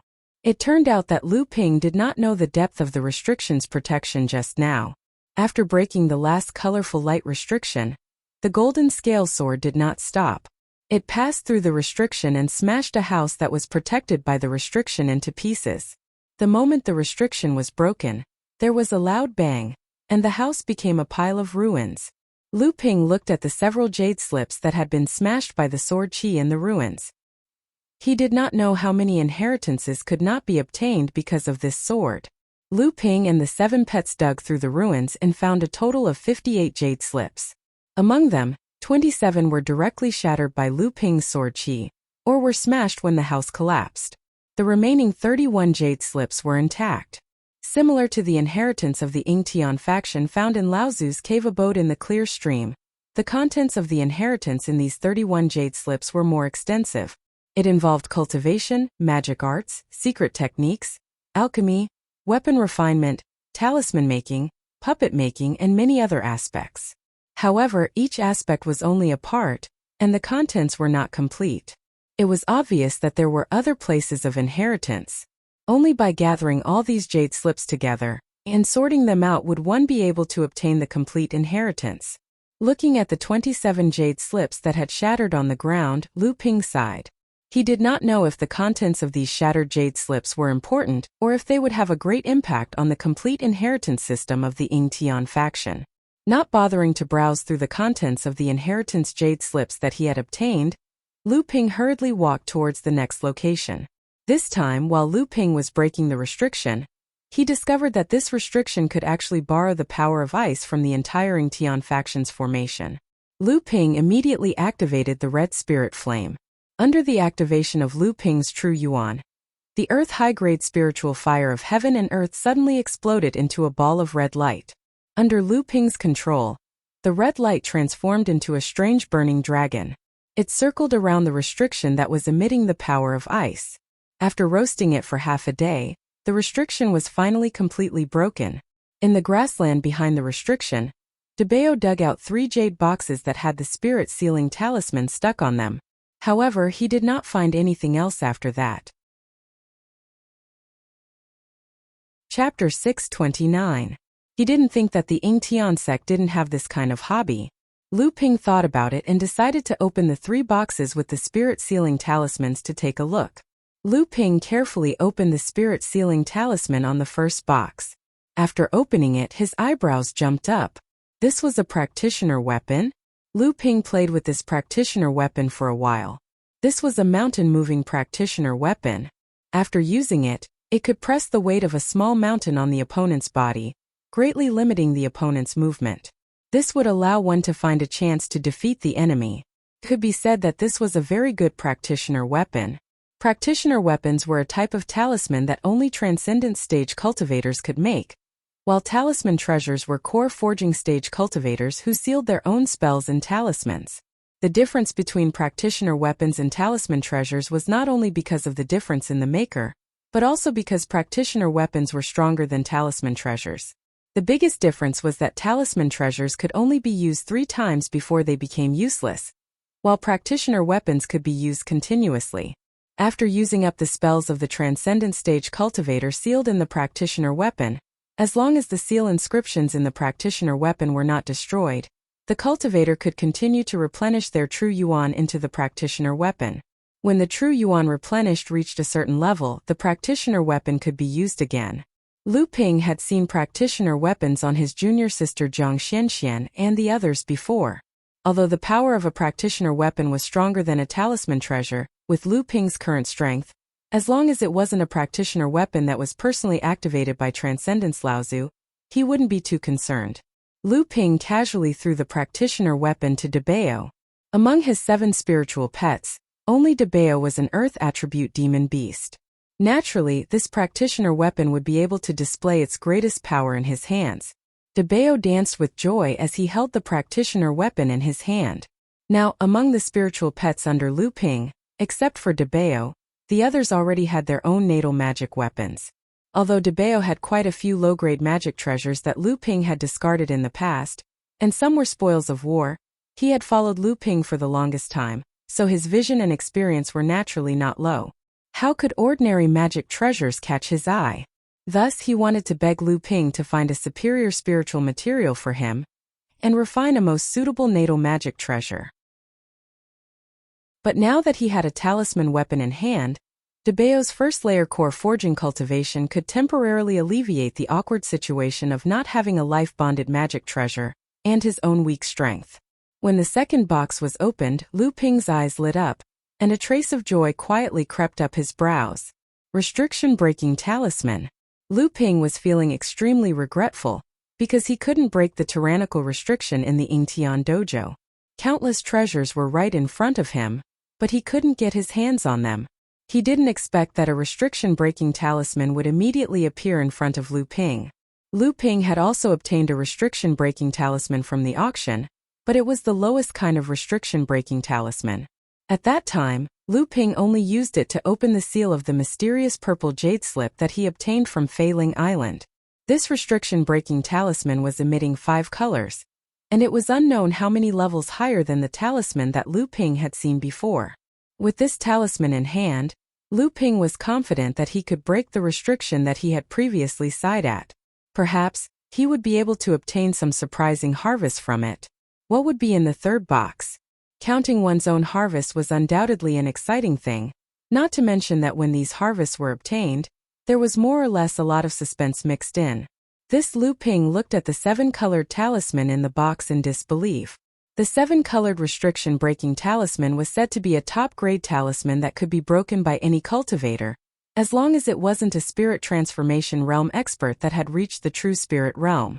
If Debao's previous statement that Xianzhu Daoist had heard that Lu Ping had fused the storage talisman with the talisman treasure, greatly increasing the talisman treasure's power, then if Lu Ping had given this 7-colored restriction-breaking talisman to Xianzhu Daoist, then not only would Xianzhu Daoist be killed, but the pavilion master of the Jinling Talisman Pavilion, Tian Shui Laozu, would also be killed. He never thought that the Ying Tian sect would have this kind of talisman passed down. The inheritance of a large sect with a long history was truly not a small matter. Lu Ping placed the 2 talismans back into the box. Then he carefully stuck the spirit sealing talisman on the box and solemnly placed the 2 boxes back into his storage ring. The 4th 7-colored restriction was becoming more and more difficult to break.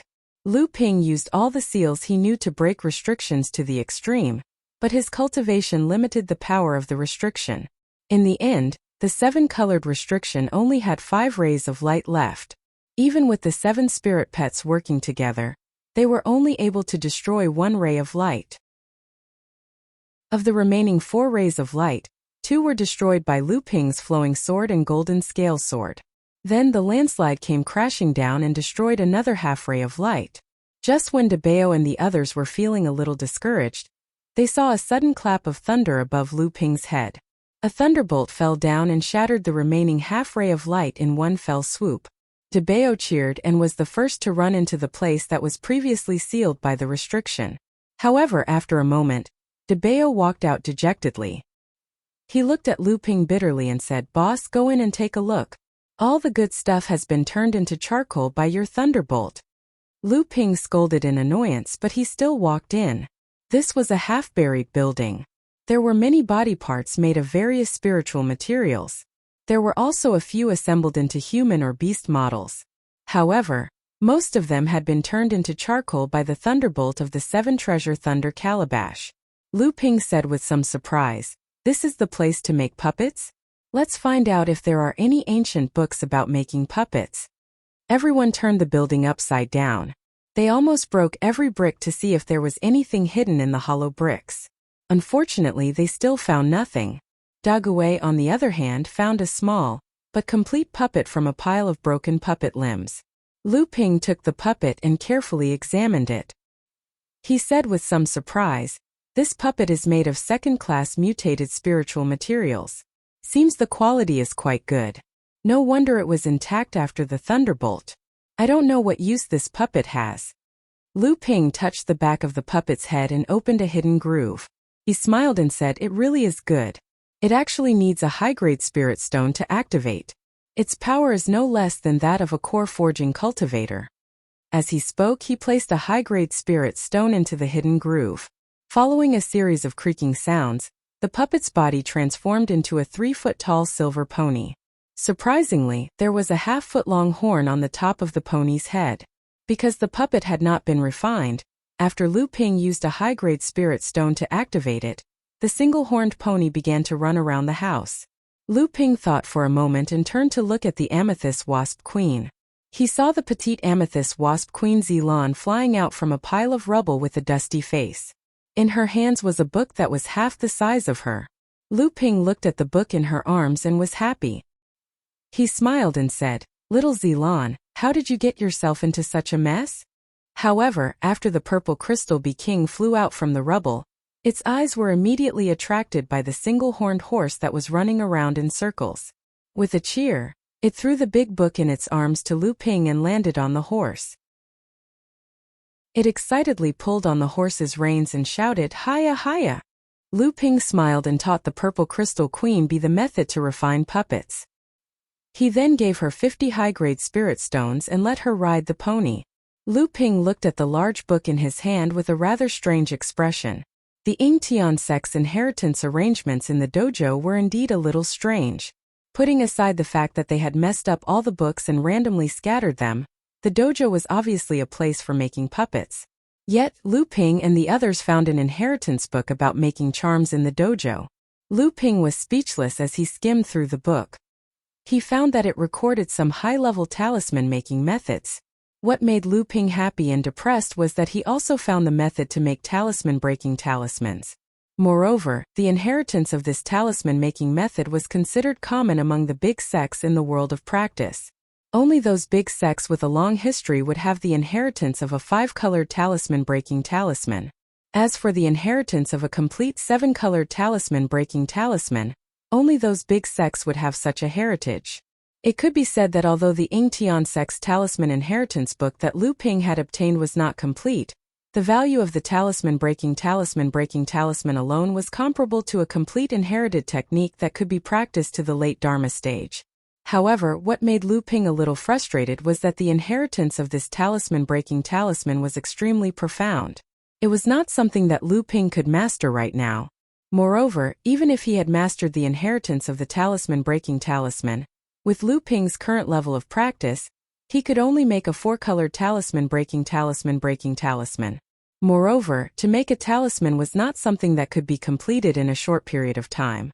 Although this kind of high-level talisman could not be compared to refining weapons, it would take a few days or even a month of effort to successfully make it. De Bao looked at the bright light that shot up into the sky from the 5th 7-colored talisman, and said to Lu Ping with uncertainty, "Boss, why don't we use the 5-colored talisman-breaking talisman that you obtained earlier for this one?" Lu Ping shook his head and pointed at the training ground that was covered by countless talismans in the distance. He said, "We are still at the outermost area of the training ground, and the places that we see are usually only covered by 1 7-colored talisman. The other places that are covered by 2, 3, or even more talismans are obviously the more important areas of the Yingtian sect. If we use this 5-colored talisman-breaking talisman on the outermost area, that would be too much of a waste." De Bao said with some disbelief, "No way, boss. You still want to go further in? That place is not like the outer areas that are just waiting for us to break the talismans. The talismans in that area are very complicated, and if we move one part, we might be attacked by the formation." Chapter 630. Although De Bao said that it was difficult, in reality, among Lu Ping and the others, he was the most obsessed with the treasures in the Yingtian sect's training ground. When he heard that Lu Ping only had the confidence to open 5 restrictions, he secretly sighed. Unlike Lu Ping, when Lu Ping explored the Yingtian sect's training ground, he first considered how to improve his own strength and whether it could be of help to Lu Ping's training ground in the future. Only then would he consider how to use the gains from the Yingtian sect's training ground to strengthen Jinling. Otherwise, he would not have rushed to the northern ice plains from the North Sea before Jiang Tianlin and the other Dharma adepts of the North Sea arrived and entered the Yingtian sect's training ground. On the other hand, De Bao was naturally interested in all kinds of treasures. He did not care whether some of the treasures would affect his training and strength, nor did he care about the use of these treasures. He only cared about the process of searching for the treasures and the treasures themselves. He only wanted to keep all the treasures for himself. This 5th rainbow restriction, under the guidance of Lu Ping, could only cut off 1 ray of light in the end. However, to Lu Ping's surprise this time, the 7 spiritual pets actually managed to cut off 1 ray of light. This time, the greatest credit was due to the horn on the head of the puppet horse that the purple crystal queen bee was riding. After the purple crystal bee king shot out its 49 stingers, the puppet horse, under Zeland's command, used its horn to collide with the 6th ray of light that had been mostly destroyed. Unexpectedly, the horn had some effect on breaking restrictions, and the puppet horse's attack was no weaker than the 3 spirits, so it was able to completely destroy the 6th ray of light in an instant. It was a pity that these restrictions were based on the formation. If they could not be broken by continuous attacks in the first place, then this restriction would quickly recover under the support of the formation of the Yingtian sect. The flowing sword, the golden scale sword, the netherwater sword, and the landslide sword hit the restrictive spell almost at the same time, but they were only able to extinguish 2 beams of colorful light. The 7 treasures thunder calabash released another thunderbolt, and another beam of colorful light was destroyed. The remaining 2 rays of light were still shining brightly, as if mocking Lu Ping and the others for overestimating themselves. The 7 spiritual pets all looked at Lu Ping with some disappointment, but they saw that a 9th-tier white jade lotus had risen under Lu Ping's feet. Around the white jade lotus, 12 fist-sized pearls exuding colorful light surrounded Lu Ping's body and slowly rotated around the white jade lotus. Lu Ping's expression was solemn. He slowly raised his hands, and the 12 gentian pearls around him rotated faster and faster. Then, Lu Ping suddenly pushed his hands forward and shouted, "God strike!" The 12 gentian pearls all collided with the 2 beams of colorful light, and in a moment, the remaining 2 beams of colorful light were smashed into pieces. Looking at Lu Ping, who had put the natal gentian formation back into the core space, the 7 spiritual pets were inexplicably shocked. Lu Qiner was the fastest, jumping and shouting, "Brother, you are the best." Sam Ling looked at Lu Ping with complete admiration. Dagui's eyes were wide open, and the amethyst queen bee on the puppet horse covered her mouth with her small hand, as if she was about to exclaim. De Bao smiled bitterly and said, "Boss, is this the power of your natal magic weapon? I didn't expect you to have such a trump card in your hand. No wonder you are confident not to use that restriction-breaking talisman. It's just that the power of this natal magic weapon is too great. Your 7 treasures Thunder Gourd can only destroy 1 beam of colorful light, but this natal magic weapon can destroy 2 beams of colorful light so easily." Although Lu Ping's Zhenqi was abundant and almost invincible among cultivators in the same realm as him, Lu Ping had used the flowing sword, the golden scale sword, the water nether sword, the mountain crash, and the 7 treasures thunder calabash almost at the same time. In addition, he had also cast the natal star array. All of these consumed a large amount of Zhenqi, and even Lu Ping felt his body getting weak. Lu Ping operated the Zhenqi in his body, and after a while, his slightly pale face was much better. Then he said to De Bao, "Don't talk nonsense, go and see what's inside." De Bao no longer had time to admire Lu Ping's bravery, and quickly turned and ran towards the open space. At this moment, a whirlpool suddenly appeared above Lu Ping's head. The whirlpool gradually expanded, and gradually formed a space portal. A suction force came from the whirlpool, as if it wanted to expel Lu Ping from this space. Lu Ping's expression changed, and he didn't have time to remind De Bao. He ran straight into the open space, shook his sleeve, and put away De Bao and the things he had just found. Just as Lu Ping put away De Bao, Lu Ping could no longer resist the suction force of the open space portal. He had no choice but to fly towards the portal in the sky. Next to the altar outside the Yingtian dojo, a space portal suddenly appeared, and Lu Ping jumped out from it. As soon as he landed and turned around, the portal had gradually shrunk. When the portal finally disappeared, Lu Ping saw the cross-section next to the altar. There was a dark groove on it, and a grayish clay pot was placed in it. Lu Ping removed the clay pot and found that there was no longer a drop of water in it. There was also no trace of water on the entire altar. Lu Ping muttered to himself for a moment, and then placed the clay pot back into the source of the abundant river. He filled it with water again and placed it back into the groove. However, there was no more movement from the altar. Lu Ping waited beside the altar for a moment, and found that the altar was no longer moving. Regretfully, he removed the clay pot and flew down the abundant river, heading towards the cave that Lao Tzu had opened up in the cave. The water of the abundant river slowly flowed down from the source, and after many tributaries converged, the originally rapid river began to become deeper. About 10 feet below the river, the blue water moon pearl was suspended above Lu Ping's head, forming a shield.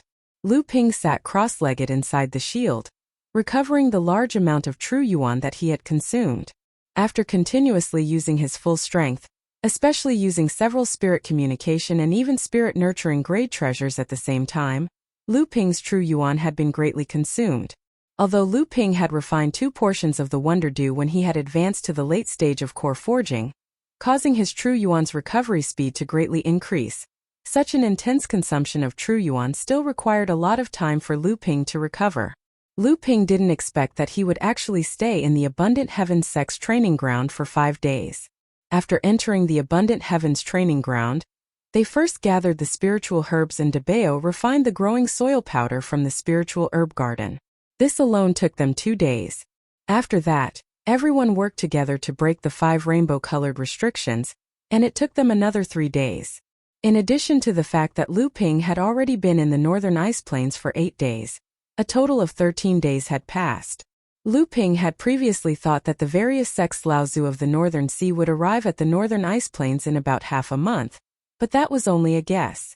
Now that the time was almost up, he didn't know if the various sects Laozu had already arrived or not. At Lu Ping's cultivation level, there was no longer a need to deliberately maintain a state of closed-door cultivation to recover the true yuan in his body. As long as he could maintain the normal circulation of his body's cultivation technique, it would be fine. Lu Ping was still floating in the air within the Jade Water Moon Pearls barrier. However, his tightly shut eyes had already opened. Then, with a shake of his sleeve, he placed the few items that he had discovered after breaking the 5th rainbow-colored restriction in front of him. This time DeBeo had only discovered 4 items. At that time, he had been in a rush, and the spatial door of the Abundant Heavens training ground had suddenly opened.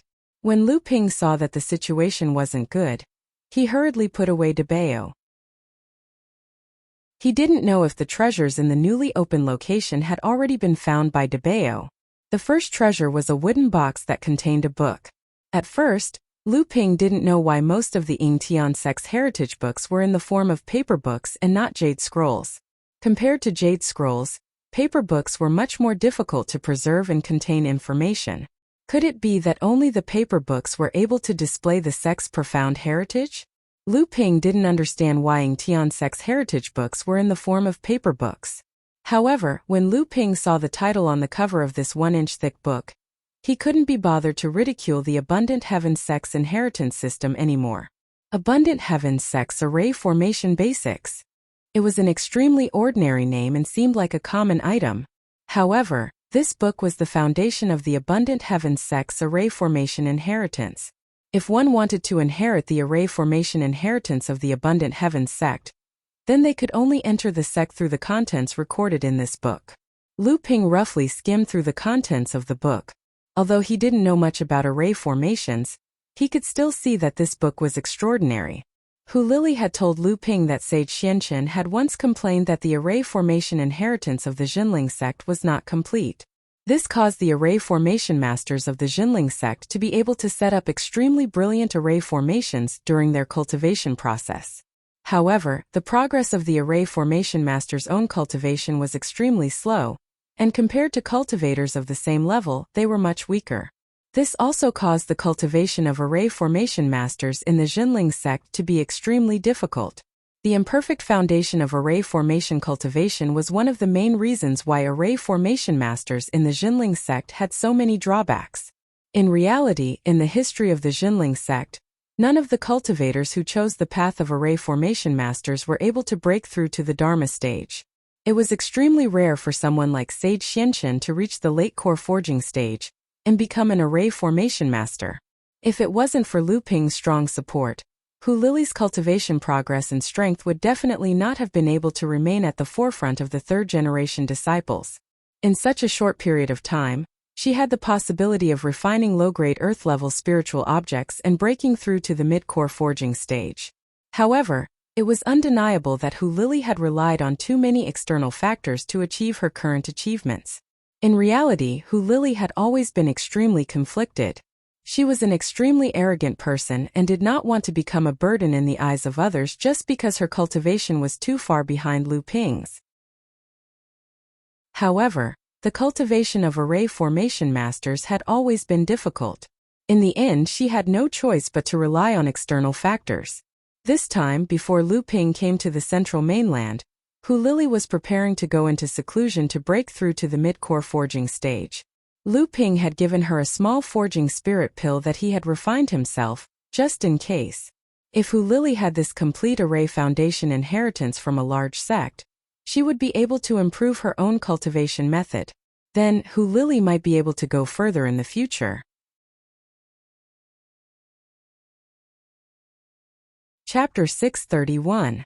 Lu Ping carefully examined the 3 necklace-like magic treasures in his hand for a long while before saying with some hesitation, "Could this be the demon-transforming bracelet?" Lu Ping shook his sleeve again and released DeBeo. When DeBeo came out and saw the surrounding river water, he felt somewhat uncomfortable. But after seeing the jade water moon pearl floating above Lu Ping's head, he relaxed and asked, "Boss, how is the thing we got from the fifth forbidden ground?" Lu Ping didn't say anything and directly threw the demon transforming bracelet in his hand towards Debeo. Debeo didn't have time to dodge and the silver necklace-like magic treasure was already on his neck. Debeo lowered her head and looked at Lu Ping with a puzzled expression. Suddenly, Lu Ping's eyes glowed with a green light that was more than a foot long. Clearly, he was casting the three pure one's true pupils with all his might. Seeing this, Debeo knew that Lu Ping was most likely testing this necklace-like magic treasure on his body, so he didn't say anything. After a moment, the azure light in Lu Ping's eyes disappeared and a strange expression appeared on his face. He said, "Sure enough, this strange treasure is the demon transforming bracelet." Debeo carefully looked at the demon transforming bracelet on his neck and asked with some apprehension, "Boss, what is the demon transforming bracelet?" Lu Ping waved his hand and the demon transforming bracelet on Debeo's neck reappeared in Lu Ping's hand. He then explained to Debeo, "The demon transforming bracelet is said to be the unique magic treasure of a mysterious sect in the Middle Earth, the Spirit Beast sect. This magic treasure, when worn on the body of a demon, can conceal the demon's foundation and not be detected by human cultivators. It is the most ideal magic treasure for demon cultivators to walk the human cultivation world." Debeo's eyes suddenly lit up. He said, "That's so magical. Boss, can you give this thing to me? In any case, boss, you have 3 demon transformation chakrams." Lu Ping put the demonization bracelet on his wrist and said, "Your sense of smell can be considered a special technique among demon cultivators. Do you think I'm a human or a demon?" Debeo looked at Lu Ping with some astonishment, but he still sniffed around Lu Ping. A strange expression appeared on his face, and he said in surprise, "No way, boss. Why do I find that you are no different from a monster race cultivator? Although I can't tell what kind of demon cultivator your demon chi is, you do have demon chi on you." Lu Ping took the demonization bracelet off his wrist and said, "Now you understand. This magic treasure that looks like a necklace and a bracelet is called the demonization bracelet in the human race, and the false demon bracelet in the demon race. It means that humans can pretend to be monster race cultivators if they wear it, and monster race cultivators can pretend to be human race cultivators if they wear it." Debeo immediately understood the value of these 3 magic treasures. Samling and Lu Qiner were both top monster race cultivators. Before they entered the Dharma stage, it was almost certain that Lu Ping would take them to the inheritance grounds of the 2 races to receive the last bloodline inheritance of the 2 races. This demonization bracelet might be of great help to Lu Ping on his trip to the monster race. Looking at these 3 magic treasures, Debeo couldn't help but say in surprise, "This is really too magical. I wonder how the Spirit Beast sect cultivators were able to make such magical treasures." Lu Ping also said with a sigh, "Legend has it that the Spirit Beast sect is a sect that is jointly controlled by the cultivators of both the human and demon races. No one knows whether the Spirit Beast sect cultivators who roam the cultivation world are humans or demons. This is because some of the high-level Spirit Beast sect cultivators wear this kind of necklace magic treasure when they appear in the cultivation world. Because of this, they are afraid of the Spirit Beast sect, which is a sect that combines humans and demons. Therefore, although the Spirit Beast sect cultivators rarely appear in the cultivation world, when they do, very few people are willing to provoke them." Lu Ping carefully placed these 3 magic treasures in his storage ring. Although it had only been 5 days since their trip to the Surplus Heavens sect, Lu Ping and the others had only managed to open 5 of the simplest restrictions despite their best efforts. Lu Ping was already very satisfied with this harvest. Lu Ping followed the flow of the river, and was just about to release his divine sense to check where he had arrived. When he looked up, he just happened to see a fishing net suddenly fall from above, covering Lu Ping. Lu Ping was startled, but he immediately realized who was on the surface of the river. He smiled and said, "What a coincidence." Lu Ping casually waved his hand, and about 20 to 30 fish that were swimming past Lu Ping were swept up by Lu Ping. Lu Ping, on the other hand, moved and escaped from the net. When the net was retracted, the 20 to 30 fish had already been dragged up. Suddenly, a young man's surprised voice sounded from the river, "Haha, today's luck is not bad. I'll sell these 10 or so fat ones for money to pay for mother's treatment. The rest of the smaller ones can be eaten by myself." Just as the young man finished speaking, a clear and melodious voice sounded, seemingly dissatisfied. Then he heard the young man say, "That won't do. You have to eat cooked food in the future, not raw food. Mother said that you have to be a human in the future. You can't always be a demon." A strange look appeared in Lu Ping's eyes, but he did not pay too much attention to it. After all, De Bao had already warned this kid that there should be demons around him, but he did not expect it to be a little demon at the early stage of the blood-refining realm that had yet to mature. Just as Lu Ping was about to return to the rocky cave, he heard a hearty laugh. Lu Ping's expression changed. Then, he heard the young man say happily, "So it's Immortal Kai. This kid pays his respects to the immortal." Then, a voice that Lu Ping had heard on the lone peak of Celestial Mountain was heard. "Little boy from the Du family, it seems that you've had a good harvest today. How is your mother's illness? I heard that 2 days ago, you invited a disciple from our sect to treat your mother. Has there been any improvement in the past 2 days? I dare not hide this from you, immortal." Du Jelua hesitated for a moment before replying, "Although my mother's illness has improved, she has not fully recovered." "Oh, there's such a thing?" Immortal Kai's tone was full of surprise. Then he said angrily, "Whose sect's disciple is this?" Not only did he accept spirit stones from mortals, he actually accepted spirit stones from others and did not complete the task properly. When we return to the sect, he will definitely be punished severely. Du Jelua's panicked voice immediately sounded. "Immortal, you can't blame me. It's just that my mother has been suffering from a chronic illness for many years. It's difficult for her to recover." After a while, Immortal Kai's voice sounded again. "Lead the way. I'd like to see what kind of chronic illness it is that even a cultivator can't cure." Du Jelua's joyful voice immediately sounded. "Then thank you very much, Immortal Kai. I will return to the village now. Please wait for a moment." Then the sound of paddling water could be heard. However, Lu Ping's divine sense was currently locked onto a small creature that didn't dare to move. When Kai Yun flew over, this small creature hid under the boat and didn't dare to show itself. For some reason, Kai Yun didn't notice that there was a monster hiding under the small boat. Lu Ping thought for a moment. Then he stretched out his hand and cut a hole in the barrier formed by the aquamoon pearls. 3 small snakes, green, blue, and white, suddenly appeared in the surplus river. Lu Ping opened his mouth and said something. The 3 small snakes nodded at Lu Ping, turned around and disappeared without a trace. Looking in the direction Samling disappeared, Lu Ping seemed a bit worried. He placed a palm-sized turtle into the surplus river. Putting aside the fact that Lu Ping had returned to his cave abode along the river, Du Jelua, who was filled with joy, rode towards the Du family village with an even more powerful immortal in his eyes. He didn't notice the strange look in Kai Yun's eyes as he stood at the bow of the boat.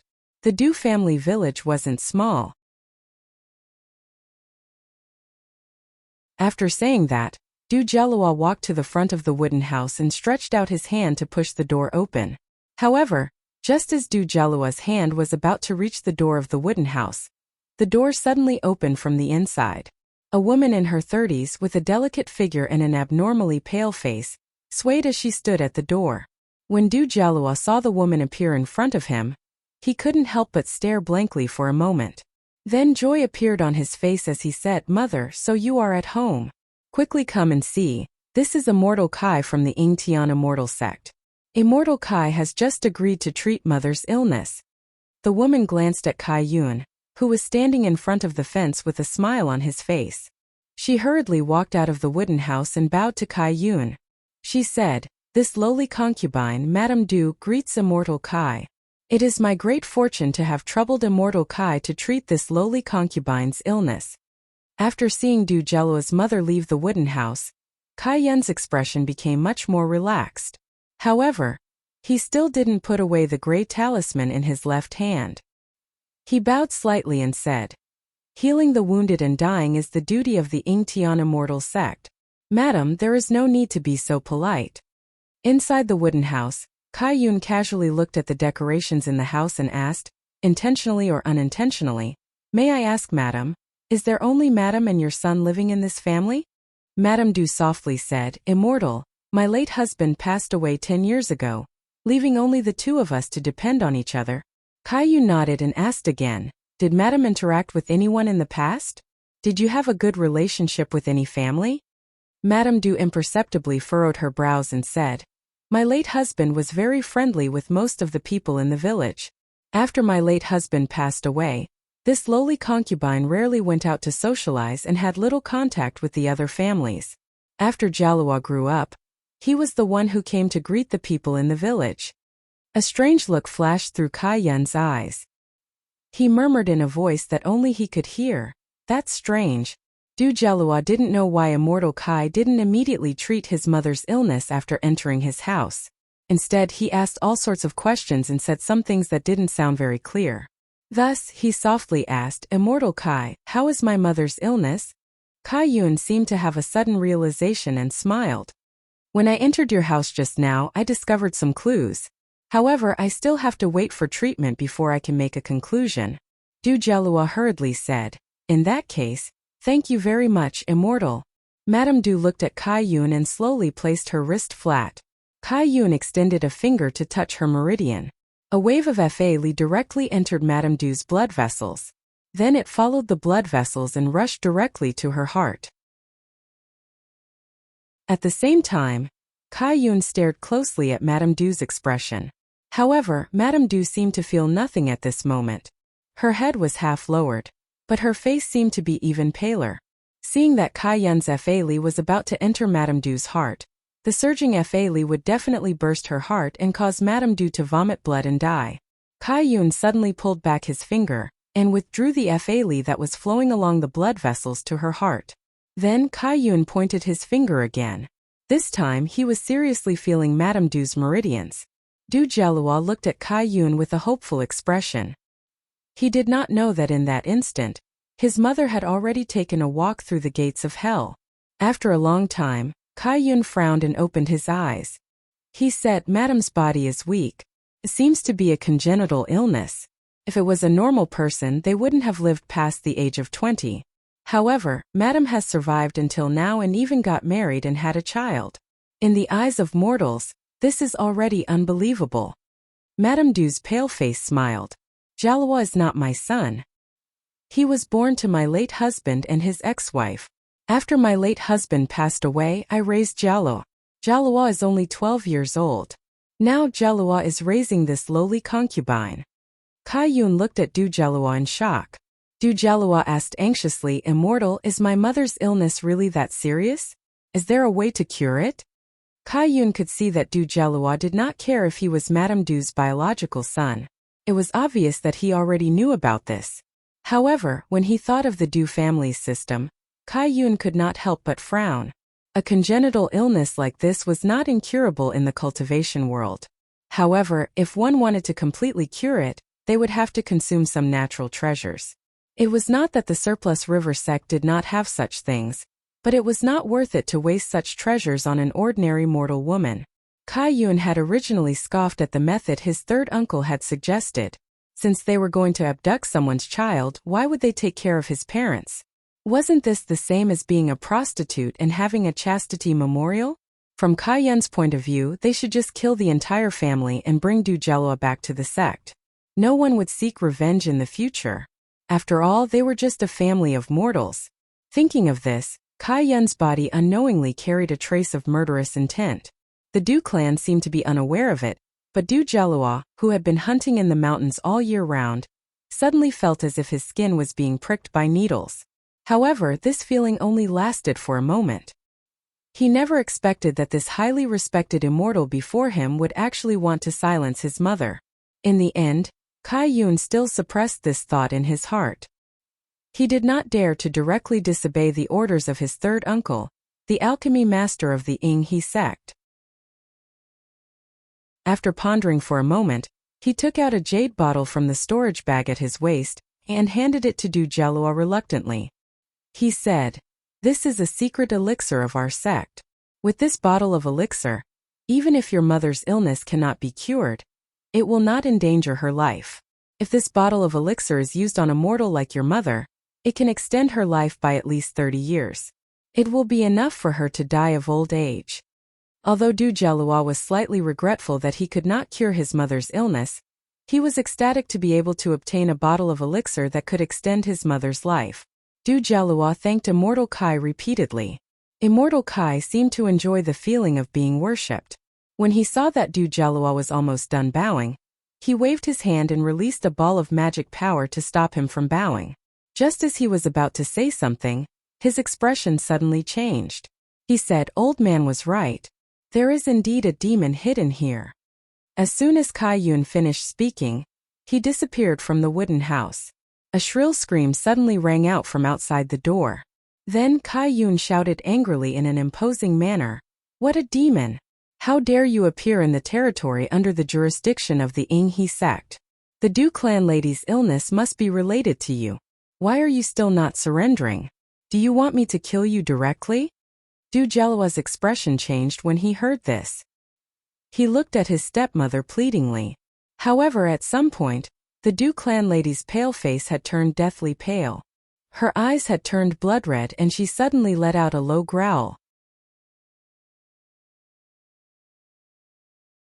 Chapter 632.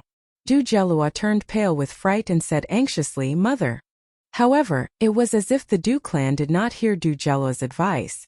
A white shadow flashed in front of Du Jialua, and a loud sound came from behind him. When Du Jialua looked over, the Du clan was no longer in front of him, and the wall behind him had been smashed open by the Du clan. Kai Yun's cry of surprise came from outside the house. However, before the cry could fade, it turned into a scream of shock and anger. When Du Jialua heard this, he hurriedly ran out of the house, only to see that the fence surrounding the courtyard had already been torn to pieces. Two figures, one gray and one white, were chasing each other in the air. Every time the two figures passed each other in the air, a series of explosive sounds would be heard. The aftershock from the battle between the two caused Du Jialua's skin to hurt. If not for the fact that his body was different from an ordinary person's, he would have been affected by the aftershock of the battle between cultivators. Even so, Du Jialua did not dare to stay nearby for long. However, he did not leave the center of the battle. Instead, he looked around, as if he was looking for something. At that moment, his eyes lit up, and he scrambled over to the periphery of the battle. Then, he picked up a foot-long silver-white fox from a vegetable garden in the courtyard. At this moment, Kai Yun's scream came from the sky again. When Du Jialua looked up, he saw a gray figure pierce through the ground from the sky, and a rain of blood fell from the sky. The white figure landed on the ground. It was Du Jialua's stepmother, the Du clan. Kai Yun lay on the ground, and the 5 wounds on his left ribs had already stopped bleeding. It was likely that the Du clan had left behind when she had charged out of the wooden house to launch a surprise attack. At this moment, his right shoulder had become a bloody mess, and half of his body was covered in blood. Seeing the Du clan walk towards him with blood-red eyes, Kai Yun's face was filled with panic and fear. He shouted in shock, You're not a human clan cultivator. You're definitely not a human clan cultivator." As he spoke, a gray light suddenly rose from his hand. Du Shi's expression changed, and her right hand formed a claw as if she wanted to extinguish the light. However, the gray light disappeared in a flash, and Du Shi's right hand's fingernail extended 3 inches out of thin air, directly piercing into Kai Yun's core space. Kai Yun knew that he did not have long to live, and the fear on his face instantly disappeared. Before he died, he howled miserably, "Evildoer, I have already sent out a talisman to ask for help. Just wait for the surplus river sect to kill you." Madame Du's originally pale face instantly turned ashen, and she could no longer hold back the mouthful of blood. The surplus river sect's alchemy master, Kai Yun's third uncle, stepped into the village and arrived at the fences of the Du family village and the Luo family village. Master Kai's expression was frighteningly gloomy as he looked at Kai Yun's corpse on the ground, whose heart had been ripped out. An invisible pressure spread out from Master Kai to the surroundings of the Du family village. The village was instantly in chaos. Many villagers in their houses knelt in the direction of Master Kai. The 3 wooden houses behind Master Kai collapsed, and the fences outside the courtyard flew in all directions. At this moment, a few beams of light appeared in the sky again. After they landed, A few surplus river sect cultivators rushed over. Master Kai pointed at the bloodstains on the ground and said in a deep voice, Kai Yun's murderer is also injured. From the looks of it, the murderer is at most in the late blood condensation realm. Furthermore, there is a faint demonic aura here. Kai Yun's murderer must be a monster. A demonic cultivator actually appeared in a village under the jurisdiction of our surplus river sect. This cannot happen again. We must kill that monster. The few surplus river sect cultivators bowed to Master Kai and were about to chase after Madame Du and the others when they heard Master Kai say, Wait. There might be a 13 or 14-year-old young man among the murderers. His name is Du Jello. We must capture him alive and not let him be injured. A few beams of light rose from the Du family village and met up with a dozen beams of light that flew over from the direction of the surplus river sect. These cultivators then split into groups of 3 to 5 and went in different directions to search.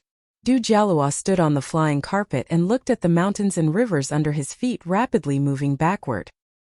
He said happily, Mother, I didn't expect you to be even more powerful than an immortal. The little silver fox in Du Jalua's arms had also woken up. However, its expression was abnormally dispirited. It curled up in Du Jalua's arms and did not move at all.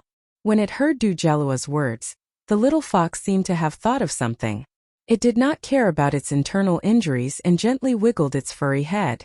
It looked under Du Jalua's arm at Madame Du, who was behind him. Du Jalua could feel the little fox's uneasiness in his arms. He followed the little fox's gaze and looked at Madame Du. He immediately exclaimed, Mother, what's wrong? Madame Du's face was as pale as a sheet. However, she was still trying her best to maintain the technique in her hands. When she heard Du Jalua's exclamation, Madame Du could no longer hold on. She spat out a third mouthful of blood and the flying carpet wobbled and fell to the ground. Madame Du used all her strength to land the flying carpet on the ground. Du Jalua placed the little fox in his arms on the shrunken silk handkerchief. Then, he quickly walked towards Madame Du, who had collapsed to the ground. When Madame Du saw Du Jalua walking towards her, she hurriedly said, Luor, I can't walk anymore. Hurry and leave with your younger sister. The cultivators from the Abundant River sect will catch up soon. If you want to leave, we'll leave together. The stubborn Du Jalua helped Madame Du, who had collapsed to the ground, up. He prepared to carry Madame Du on his back and leave. Just as Du Jalua carried his adoptive mother, 3 streaks of light suddenly streaked across the sky. A long laugh resounded, Haha, it's here. Evildoer, let's see where you can run to this time. Madame Du, who was originally too weak to get up, suddenly found the strength to stand up from Du Jalua's arms. Her pale face suddenly turned bright red, and she seemed to be in high spirits. Du Jalua hurriedly carried the little fox, who was lying on the ground, and picked up the silk handkerchief on the ground. In the blink of an eye, 3 rays of light appeared. A cultivator in his 30s led 2 other cultivators over. Madame Du looked at them. Although she tried her best to remain calm, her heart was already filled with despair. A core forging cultivator. The core forging cultivator from the Abundant River sect first looked at Du Jalua and the little silver fox in his arms. Then, he carefully sized up Madame Du. There was a strange look in his eyes as he said, Who are you? Why are you with a demon? Humph. Madame Du snorted coldly but did not say a word. She only stared coldly at the core forging cultivator from the Abundant River sect. When the core forging cultivator from the Abundant River sect saw that Madame Du was not speaking, he hesitated for a moment. Then his expression changed. Suddenly he snorted coldly, and the aura of a core forging cultivator surged out. He said loudly, Why are you so rude? Are you looking down on the Abundant River sect? Previously, Madame Du had used a mystic technique to make the core forging realm cultivators of the He sect appear cautious when they saw her. In reality, Madame Du was already at the end of her rope. Just as the core forging realm cultivators tried to probe her, Madame Du was immediately exposed. She could no longer withstand the spiritual force attack of the core forging realm cultivators of the He sect. She fell to the ground once again, but this time she could no longer stand up.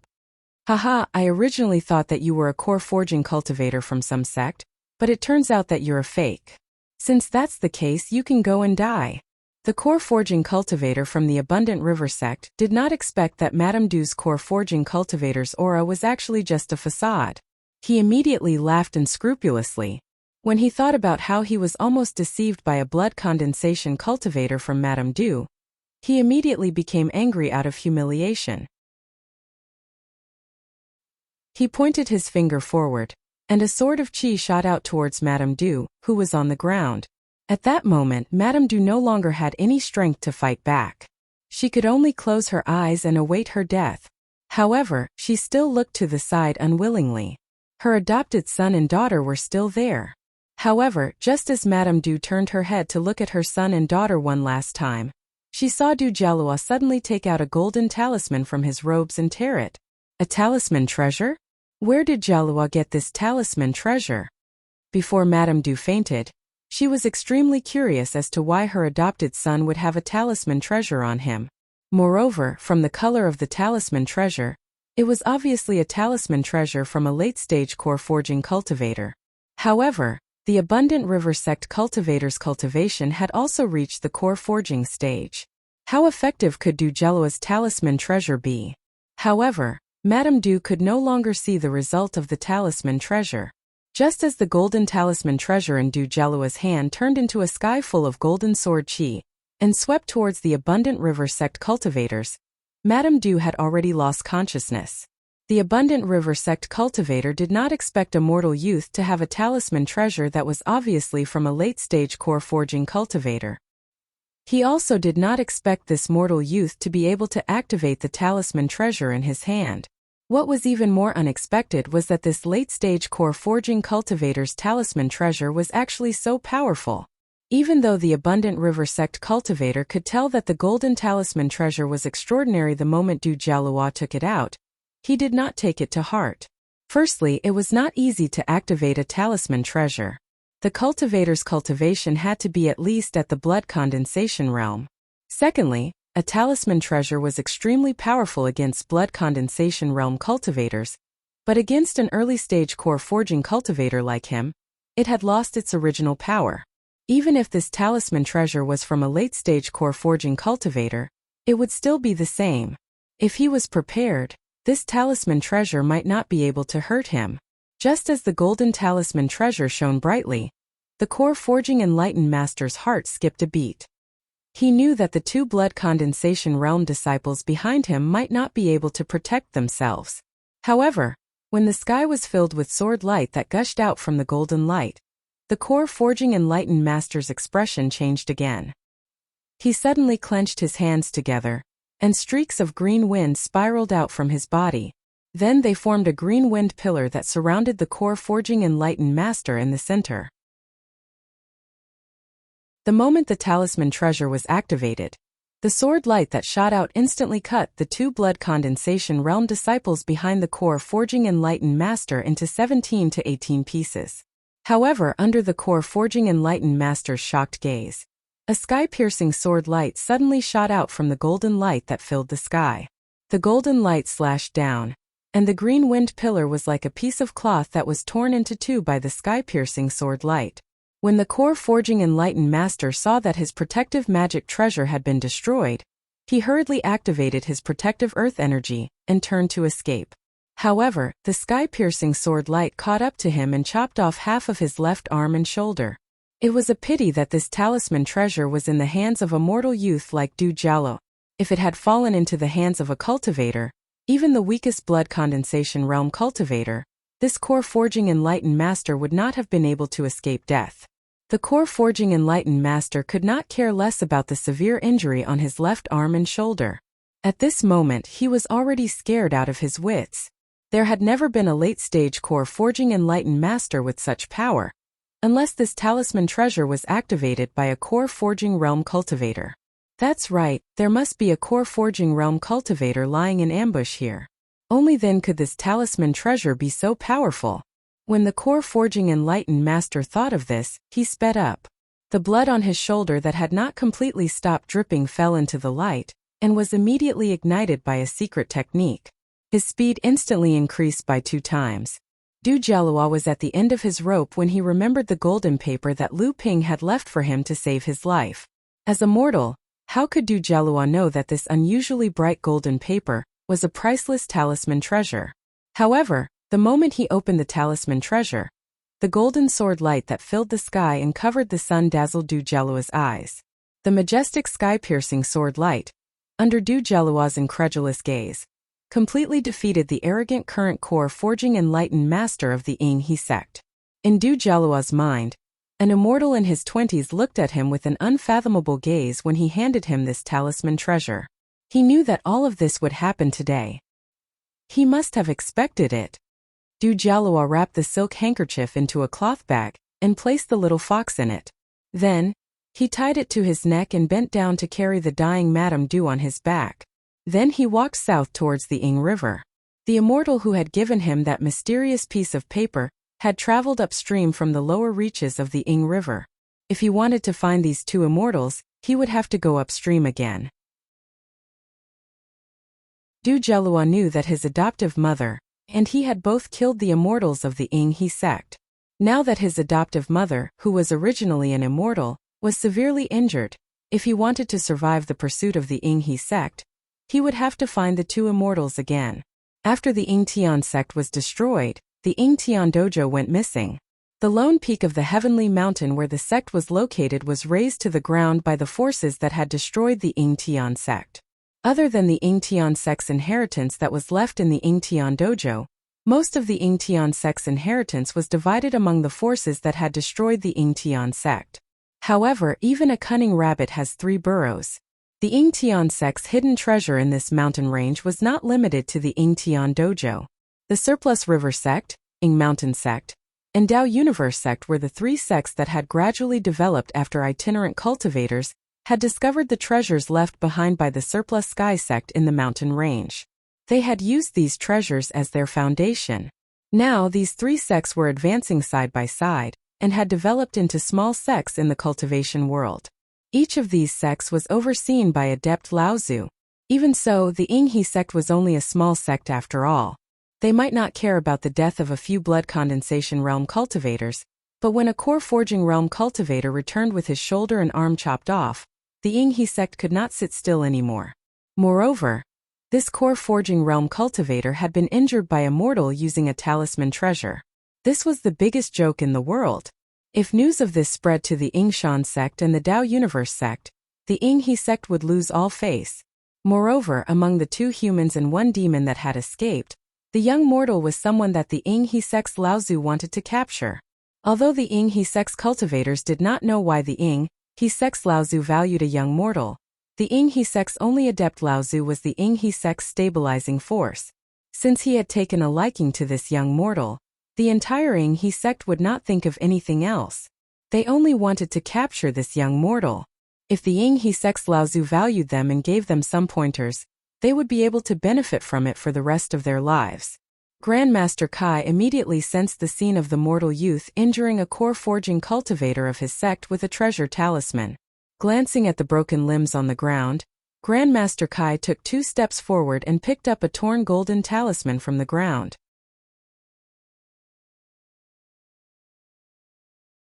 Chapter 633. Although Du Jialua was extremely strong, he was only a 12-year-old mortal. He carried his adoptive mother, Madame Du, on his back, and his little sister, a silver fox, in front of him.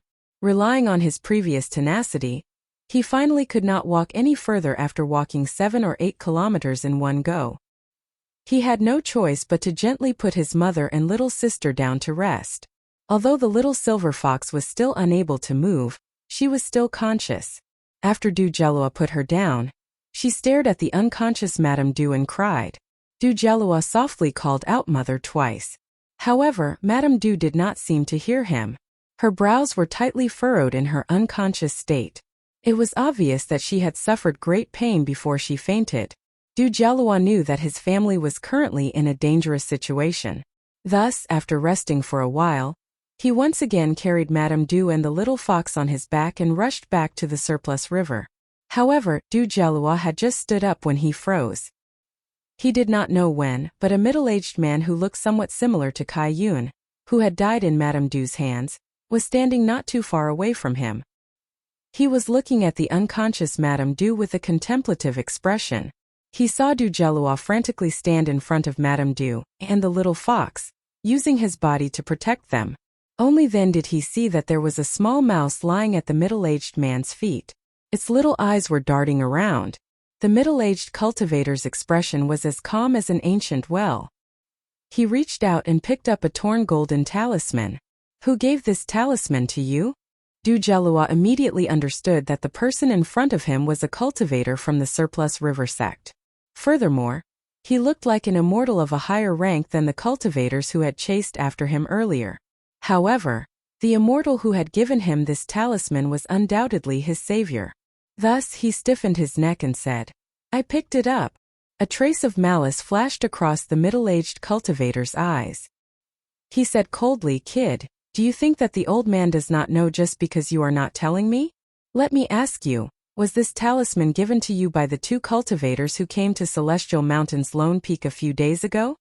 Du Gelua did not know how the person in front of him could be sure that this talisman treasure was given to him by Lu Ping that day, but he knew that once he admitted it, it would definitely bring trouble to the two immortals who gave him 2 spirit stones and a talisman treasure to save his life.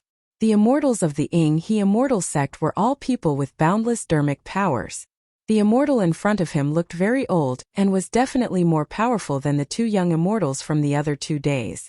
If he admitted it, he would definitely bring trouble to those 2 kind-hearted immortals. Du Gelua knew that he couldn't escape today, so he said resolutely, "No." The middle-aged cultivator in front of him was Master Kai of the Abundant River sect. He was also the 3rd uncle of the cultivator Kai Yuan, who had died in the hands of the Du clan. He was the person who had tried to spy on Lu Ping and Debao on the lone peak of the Heavenly Mountain. Although Du Gelua had changed directions and walked 7 to 8 kilometers in one go, Master Kai easily determined the direction that Du Gelua had escaped in with the rat demon under his feet and chased after him. Although Du Gelua tried his best to deny it, the middle-aged cultivator was very experienced and could not be compared to a 12 or 13-year-old mortal youth. At that moment, he was almost certain that this strange talisman treasure had definitely come from the 2 mysterious young cultivators from the other day. The reason why Master Kai asked about the origin of this talisman treasure was not only because it could be activated by a mortal, but also because he suspected the identity of the 2 young cultivators. To be able to casually give such a strange talisman treasure to a mortal and possess strength that was not inferior to his at such a young age, these 2 young cultivators were very similar to the elite disciples of famous sects who were out traveling. What Master Kai was worried about now was whether the 2 cultivators had already seen through the uniqueness of this young man. If they had seen through it and left such a powerful talisman treasure for him to protect himself, then if the Abundant River sect took this young man away, they would inevitably offend these 2 young cultivators who were most likely from famous sects in the Central Plains. These cultivators were used to being arrogant and had always been troublemakers in the Central Plains. Once these 2 cultivators got involved in this matter with the Abundant River sect and drew out the powers of the sects behind them, then a small force like the Abundant River sect would not be able to go up against them. However, if they let this young man go just like that, then the medicinal power of this young man's bloodline that he had used to strengthen his body would probably fall into the hands of others. Master Kai thought about how his sex Laozu had already reached the peak of the early Dharma stage. If he could use this young man's bloodline to refine a human elixir, then his sex Laozu would have a high chance of advancing to the mid-Dharma stage. At that time, the Abundant River sect would be able to suppress the Yingshan sect and the Daoyu sect and become the strongest sect in this mountain range. Master Kai's status in the sect would also rise. At that time, if he had the support of his sex Laozu, his level of practice might even increase to the next level. It would not be impossible for him to have a chance to enter the Dharma stage in the future. At this thought, Master Kai could not help but feel his blood boil. So what if the disciples of famous sects saw through this young man's secret? As long as he did it without anyone knowing, what could they do to the Abundant River sect? Once his sex Laozu passed the early Dharma stage and became a mid-Dharma Laozu, even those famous sects would not make things difficult for the Abundant River sect over such a small matter. The strange talisman was immediately thrown to the back of Master Kai's mind. Looking at the Du clan and the little fox demon lying behind him, Master Kai reached out and grabbed them. Du Jialua felt his body tighten as he was lifted into the air. Then he reached out and released 2 sparks that landed on the Du clan and the little fox demon. Seeing that the Du clan and the little fox demon were about to be killed by these 2 sparks, Du Jialua's eyes widened. He opened his mouth to scream but found that his throat had been sealed and he could not make a sound. However, just as the 2 sparks were about to land on the Du clan and the little fox demon, 2 splashes of water suddenly appeared in front of them, blocking the path of the sparks. Tisk tisk. The sparks and the splashes of water met and instantly produced a puff of white smoke. However, the quality of the 2 splashes of water was obviously not a match for the sparks and was about to be roasted dry. At this moment a cold wind blew and the 2 splashes of water suddenly froze, turning them into 2 pieces of crystal clear ice. They finally came to a stalemate with the 2 sparks. Who is it that wants to go against the Abundant River sect? Master Kai's expression changed and he immediately shouted. At the same time, he used his divine consciousness to scan the surroundings, but did not discover anything. This made Master Kai, who had been trying his best to maintain his composure, feel his heart sink. Hee sister, look, there's a little fox and a little mouse here. They're so cute. Master Kai looked over and saw a beautiful little girl about 10 years old suddenly appear not far behind the Du clan. Master Kai's heart froze. A demon. Only when a demon reached the core forging stage and took human form could they still look like a child. This was because the lifespan of demon cultivators was naturally longer than that of human cultivators. They often cultivated for tens or hundreds of years, but compared to their long lifespans they were still in their childhood. However, what Grandmaster Kai did not notice was that when the little girl appeared, the little fox demon lying next to Madame Du shrunk back unnoticeably. Meanwhile, the little white mouse at his feet lay on the ground and trembled. A cold wind blew from behind Master Kai. Master Kai cursed inwardly and quickly dodged to the side. At the same time, a large bronze cauldron floated out of his chest. Dang! Dang! Grandmaster Kai couldn't help but take 2 steps back. When he turned around, he saw a boy around the age of 10 wearing strange stone armor. He held a halberd that was twice his height. The sneak attack just now was done by this boy with the halberd in his hands. But before Master Kai could prepare, a whip shadow took advantage of the space Master Kai was dodging and instantly cut into Master Kai's capture Goddard, freeing Du Jialua from midair. There's another person. This time, Master Kai no longer cared about the mortal boy that Lao Tzu thought highly of. He immediately fled several tens of feet away. When he saw that the 3 did not take advantage of the opportunity to attack him, he turned around and looked at the 3rd core forging stage demon cultivator, who had just rescued Du Jialua. She was still a little girl, but different from the naive little girl from before. This little girl had more of an adult's aura. Although the 3 demon cultivators were only at the 3rd layer of the core forging stage, Master Kai did not underestimate them at all. Instead, he was very wary of them. It was not only because of the strength that the 3 of them had displayed just now, but also because Master Kai could not see through the 3 demon cultivators at all. Master Kai looked at the little fox demon and Du Shur on the ground and said in a low voice, I wonder which demon king you 3 belong to? I am Overflowing River Sect's alchemist Kai Zhenfeng. The 3 children were Samling. When Lu Hai heard Kai Zhenfeng's words, he couldn't help but sneer. What is the Overflowing River sect? And who are you, Kai Zhenfeng? What's so great about you? Kai Zhenfeng's face flashed with anger, but he immediately restrained himself and said, I am indeed not that great. However, my martial uncle is Changhe Lao Tzu.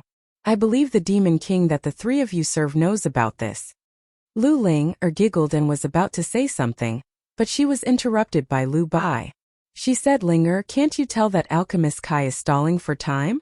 The cultivators from the Surplus River sect, who are supposed to receive him, should be arriving soon. Lu Linger pursed her lips unhappily, but she didn't say anything else. Kai Zhenfeng laughed dryly. Just as he was about to say something, Lu Bai spoke first. Mr. Kai, we have no intention of making things difficult for you or your sect. However, we will be taking these 3 people away today.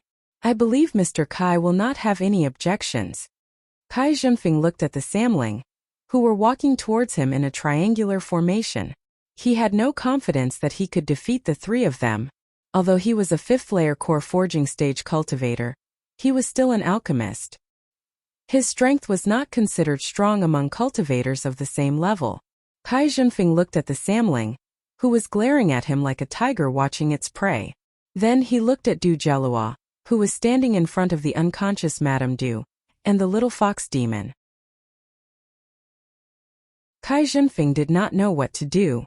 When the Samling saw that he was not speaking, he thought that Kai Zhenfeng was stalling for time again, so he quickly approached him. Kai Zhenfeng's heart tightened and he hurriedly said, "Please wait. You can take the little fox demon and the woman with you. However, the mortal boy has nothing to do with the three of you. I hope that the three of you can give me some face and leave him with our sect. What do you think?" Kai Zhenfeng thought that the three core forging stage beasts had appeared because of the little fox demon and Madame Du. From Kai Zhenfeng's point of view, as long as he could bring Du Jelua back to the overflowing river sect, the others had nothing to do with him. The Samling looked at each other. Kai Zhenfeng saw this and thought that the Samling was tempted. After all, he was a fifth-layer core forging stage cultivator. If the three of them really wanted to fight to the death with him, he was confident that he could hold on until the cultivators of the overflowing river sect arrived. Haha, since that's the case, the three of you, what do you want to do? How dare you? Rumble. A series of explosions rang out as the three beasts launched their attacks. Kai Zhenfeng, who had originally thought that the situation was no longer a big deal, was caught off guard. He didn't expect that the three early core forging realm beasts in front of him would have such tyrannical strength when they joined forces. For a time, he was beaten back by the three beasts and was in a very sorry state. Originally, Kai Zhenfeng thought that his conditions were enough to tempt the Samling. However, he did not expect that the Samling's purpose was to come for the mortal Du Jelua, not the little fox demon and Madame Du, who was lying on the ground. The Samling's minds were interlinked. When they attacked, they cooperated with each other, especially Lu Linger. She usually acted like a spoiled child in front of Lu Ping, so she had obtained several magic treasures from Lu Ping. It could be said that apart from Debao, Lu Linger had the most magic treasures among Lu Ping's spiritual pets. In addition, she had integrated part of the inheritance of the Ice Dragon clan through the Ice Dragon Pearl. Her strength could be said to be the best among the Samling. Although Lu Hai did not have as many magic treasures as Lu Linger, he cultivated water attribute skills, so he received the most pointers from Lu Ping. Lu Hai was a solid person and all his efforts were spent on cultivation. If Lu Linger did not win with magic treasures, Lu Linger might not be Lu Hai's match even if she became the leader of the Ice Dragon clan. Among the Samling, Lu Bai, who was the eldest sister, was the weakest. However, when the Samling joined forces to fight against the enemy, Lu Bai was often the link between Lu Hai and Lu Linger. She was the link between the Samling and the Samling as a whole.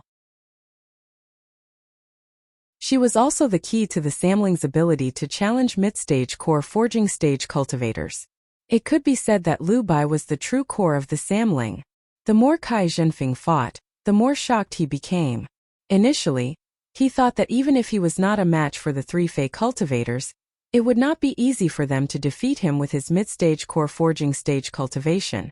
As long as he could hold the three of them back, when the reinforcements from the Ying He sect arrived, it would not be up to the three of them. However, after Kai Zhenfeng started fighting with the Samling, he quickly became unable to attend to one thing and lose sight of the other. The pill cauldron on top of his head was hit by the Samling's continuous attacks. Every time it rang, Kai Zhenfeng felt a heart-wrenching pain. These were the only three high-grade pill cauldrons in the Ying He sect. Now he was using them as a defensive magic treasure to resist the continuous attacks of his opponents. If the other alchemists in the sect found out about this, they would definitely join forces to complain about him to Changhe Laozu. Escape he had to escape. If this went on, even if he could hold on until reinforcements arrived, the pill cauldron on top of his head would be destroyed. Even if he offered the mortal boy to Laozu, it would only be a good deed. If someone else slandered Changhe Laozu, this deed might become a sin. Kai Zhenfeng made up his mind. The attacks in his hands suddenly became fierce. He used many spells that would cause damage to both sides. However, his gaze became erratic. He started to observe the situation around him, and prepared to escape when the opportunity presented itself. Samling was very intelligent.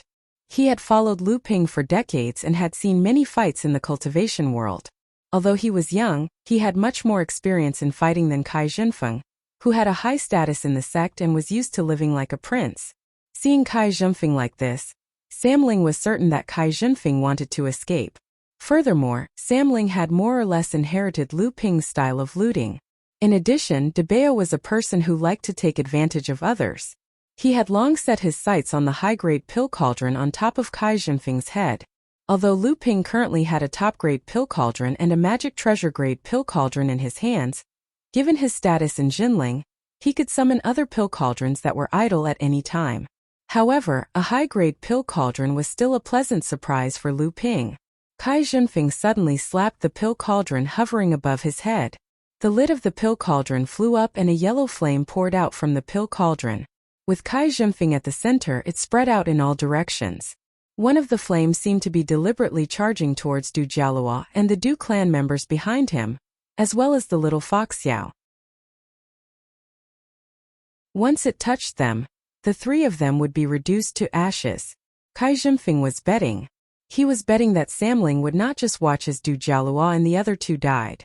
The flame released from the pill cauldron was a mid-grade earth-level spiritual fire of heaven and earth that Long River Laozu had rewarded Kai Zhenfeng after he had successfully advanced to become an alchemy grandmaster. It was the foundation of Kai Zhenfeng's survival in the sect, and the fundamental medium for him to use his final trump card to save his life. As expected, although it was difficult for the Samling to block Kai Zhenfeng's flame magic, they might be able to block Kai Zhenfeng again if they worked together. However, when the flame rushed towards Du Jialua and the others, Lu Hai had no choice but to retreat and block the flame. In this way, the encirclement formed by the Samling's cooperation had a flaw. Kai Zhenfeng laughed loudly. Haha, the mountains will never change and the rivers will always flow. The Yinghe sect will remember what you have given me today. We will definitely repay you in the future. As he spoke, his figure had already turned into a ball of flame and fled outwards. Trying to run? Lu Ling sneered and took out an item from her hand. She suddenly injected all the vital energy in her body into it. A talisman weapon. Kai Zhenfeng looked at the item in Lu Ling. Hand and his pupils shrank. Waves of despair crashed into his mind.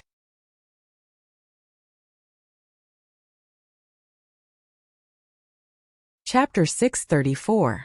The practitioner weapon slowly rose up, and a yellow light covered Kai Zhenfeng's body. He felt as if a mountain was pressing down on his body. Kai Zhenfeng used all the true essence in his body to break free, but it was difficult for him to fly away. Kai Zhenfeng had no choice but to use the elixir furnace that was floating in the air to hit Lu Linger. At the same time, the spiritual fire in the elixir furnace burned the practitioner weapon that was emitting the yellow light. Lu Linger was not surprised but happy. The protective chi on her body flashed and a 3-foot-thick ice appeared in front of her, temporarily blocking the impact of the elixir furnace and the spiritual fire. Lu Bai took the opportunity to swing the spirit whip in her hand and wrapped it around one of the bronze feet at the bottom of the elixir furnace. Lu Hai suddenly followed and worked with Lu Linger to suppress the spiritual fire back into the elixir furnace. At this time, Kai Zhenfeng could see that the three demonic cultivators were not trying to kill him, but for his high-grade elixir furnace. This elixir furnace could be said to be the foundation of his survival in the Yinghe sect. However, if he did not take the opportunity to escape and wait for the three to free themselves, it would be his death. Kai Zhenfeng stirred up the vital energy in his body. While Samling was suppressing the elixir furnace and the spiritual fire, he escaped like a snail, trying to escape from the yellow light. It was not easy for the three spirits to obtain a high-grade pill furnace and an earth-ranked mid-grade spirit fire. How could they still care about Kai Zhenfeng? Kai Zhenfeng had finally escaped from the light of the talisman weapon. He did not dare to turn back and immediately fled in the direction of the abundant river sect. Lu Bai put away the elixir furnace and the suppressed spiritual fire. Lu Hai scratched his head and asked curiously, Linger, didn't father give this practitioner weapon to brother Debao? How did you get this talisman weapon from him? Lu Linger smiled proudly and said, You don't have to worry about that. In short, I have something on brother Debao. If he does not give it to me, I will tell father about his embarrassment. At that time, Lu Bai looked at the somewhat at a loss Du Jialua and said, All right, I have more or less completed the task that father instructed me to do. We should not stay here for long. We need to leave this place quickly." As she finished speaking, Lu Bai directly swept the spirit whip in her hand, and the Du clan was wrapped within it. Du Jelua's expression became anxious, but before he could do anything, Lu Hai, who was at the side, picked him up. The remaining little fox demon giggled and picked up the little fox demon who was curled up on the ground, trembling all over.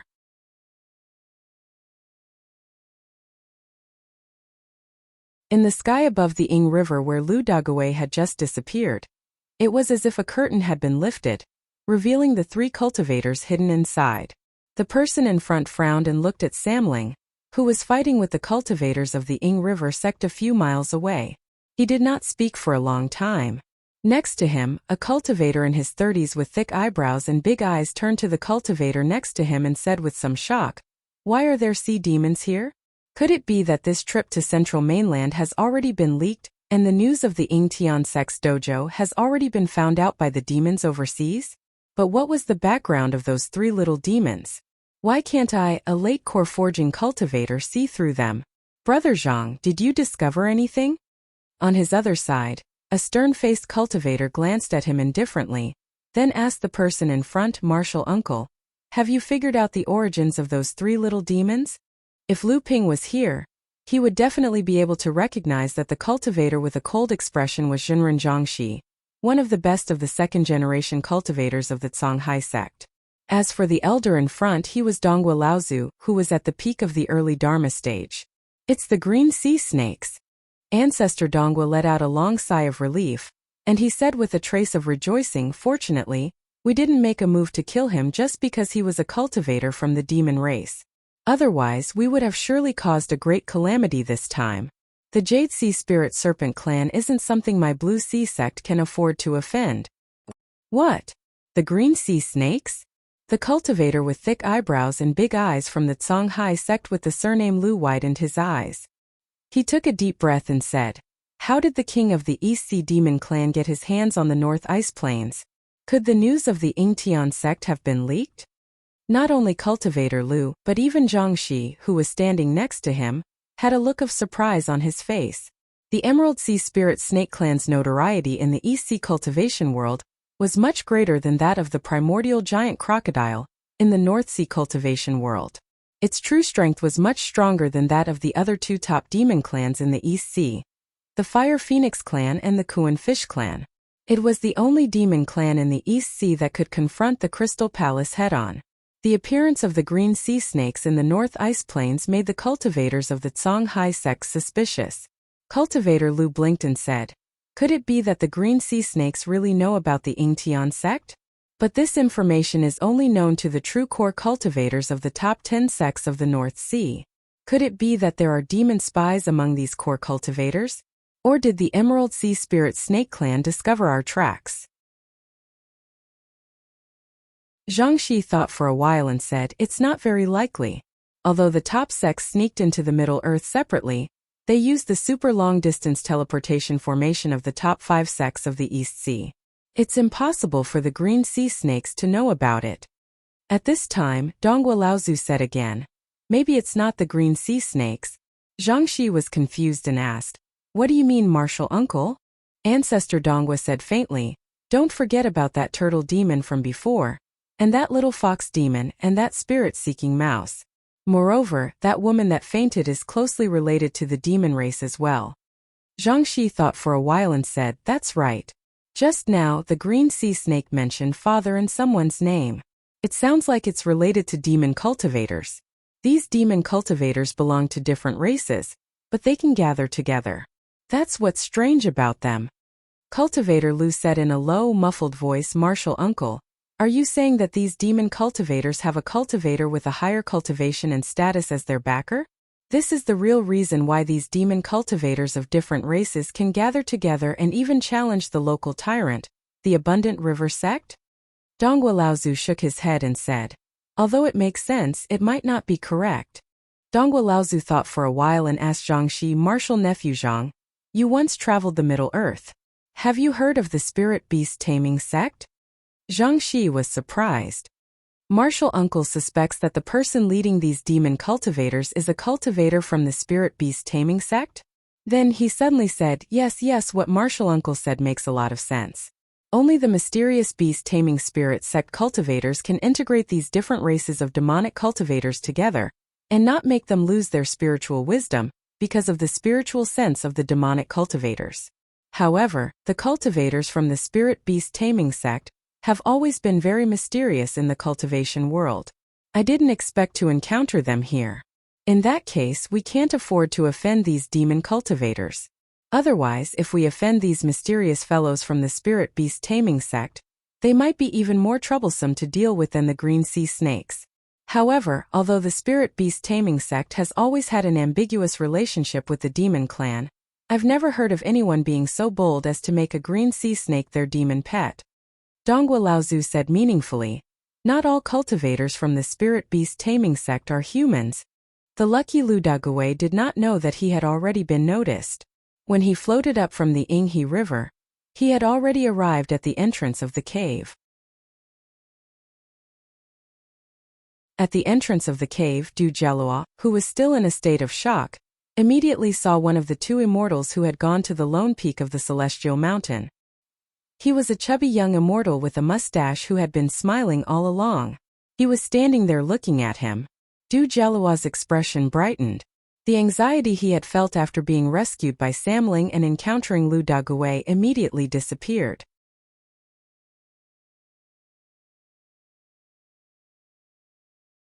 Chapter 635. When Madame Du slowly woke up from her coma, she found that she was in a rock cave. She jumped up and found that her body, which had long been on the verge of death, had healed more than half of its injuries. However, Madame Du did not lower her guard at all.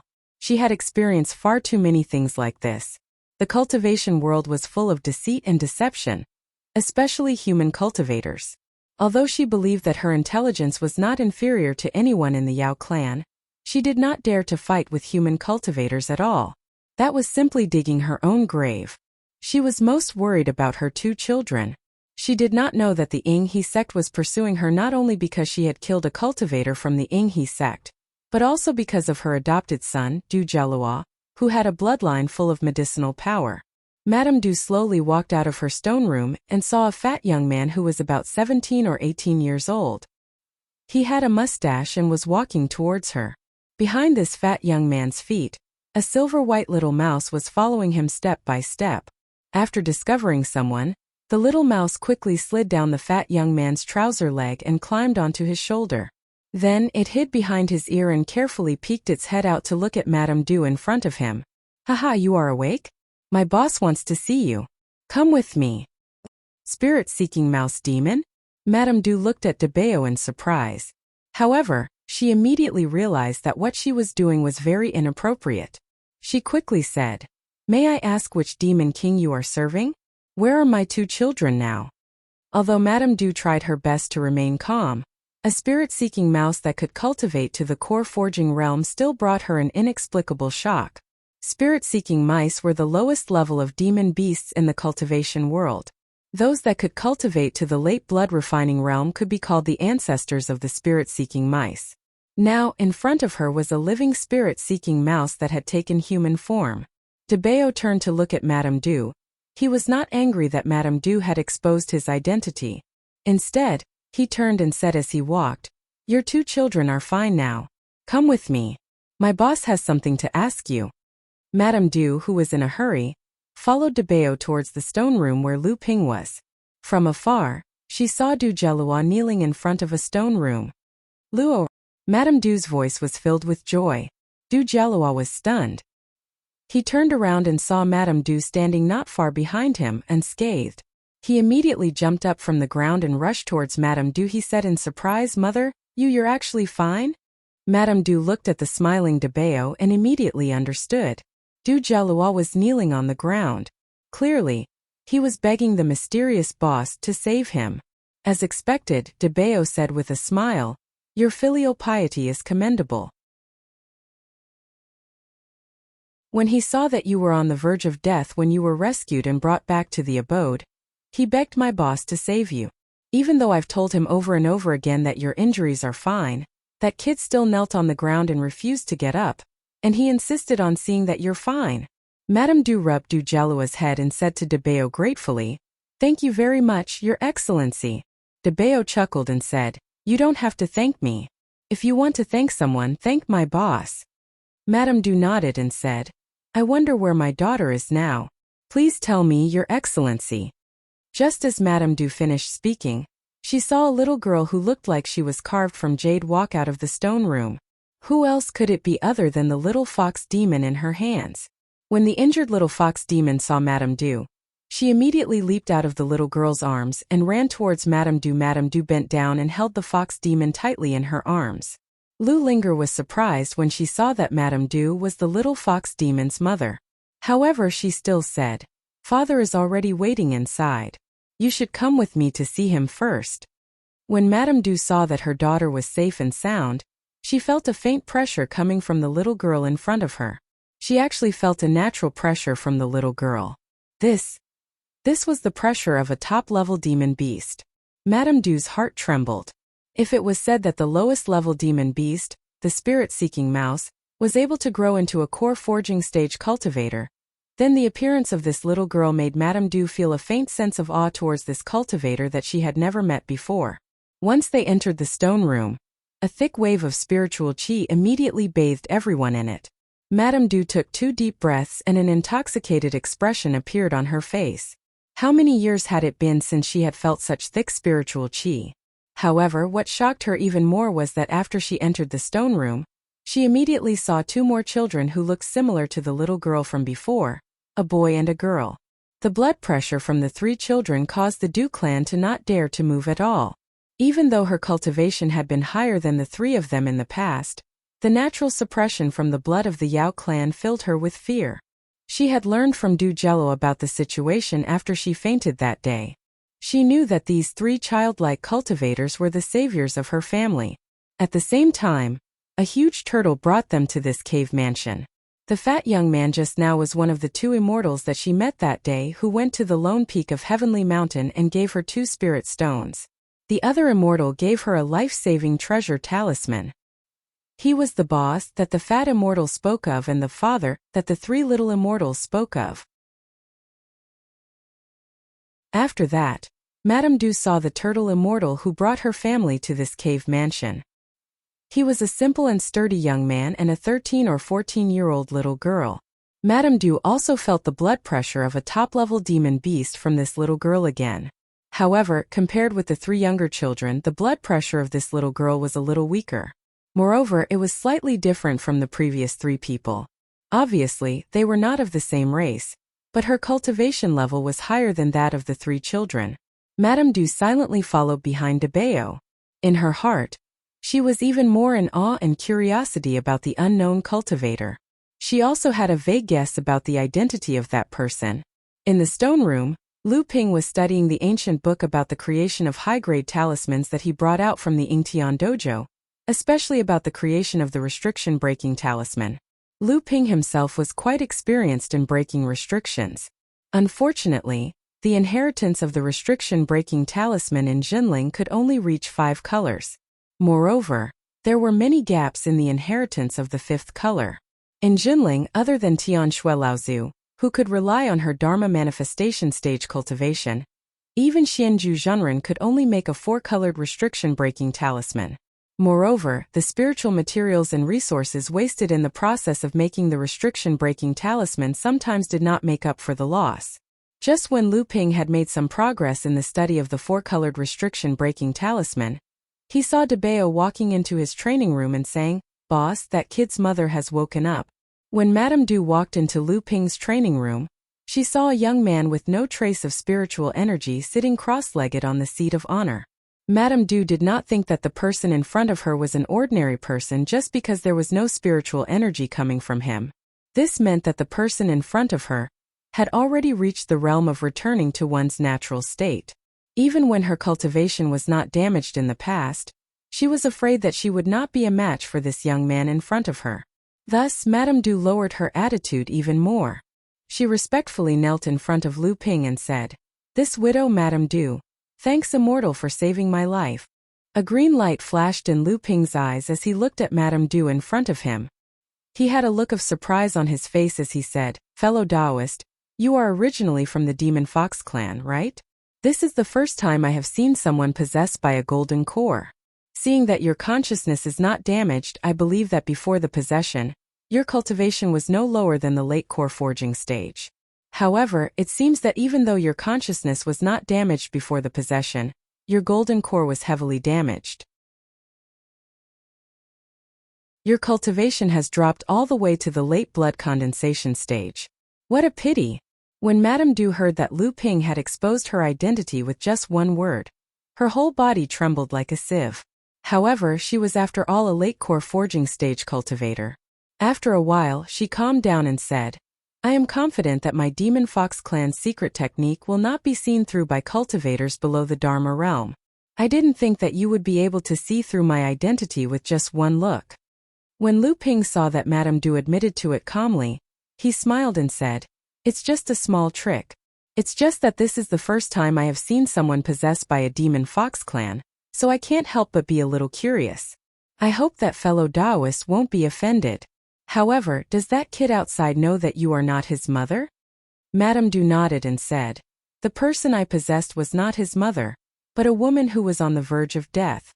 She was later rescued by Luo Er's father. After recovering, I found that my cultivation foundation was greatly damaged and I could no longer advance.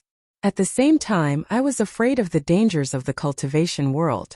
In order to repay a debt of gratitude, I married Luo Er's father and wanted to be a mortal woman. Unexpectedly, Luo Er's father died of an illness 10 years ago, and I gave birth to a daughter. I had no choice but to raise the brother and sister with all my heart. Fortunately, Luo Er knew my identity from a young age. Luo Er's nature is pure, and he did not have any negative emotions just because he had a demon foster mother and a mixed blood sister. On the contrary, he was very filial." Lu Ping nodded. But then he asked curiously, "Fellow Taoist, although you're a monster, you were also a monster cultivator before you took over my body. You should have some understanding of human cultivation. Why did you give your adopted son a body-strengthening treasure before he even awakened his bloodline and became a cultivator? Don't you know that this will cause him to lose the opportunity to activate his bloodline and become a cultivator?" How do you know?" Madame Du was inexplicably shocked. She looked at the calm Lu Ping and seemed to be at a loss. Debao, who was at the side, saw that Madame Du's face was full of wariness and said with some dissatisfaction, "Humph, I'm afraid you still don't know. Do you really think that the cultivator from the Yinghe sect would come and treat your injuries out of kindness? They only wanted your adopted son's pure bloodline that is filled with medicinal power. Don't tell me you don't know what a human pill is?"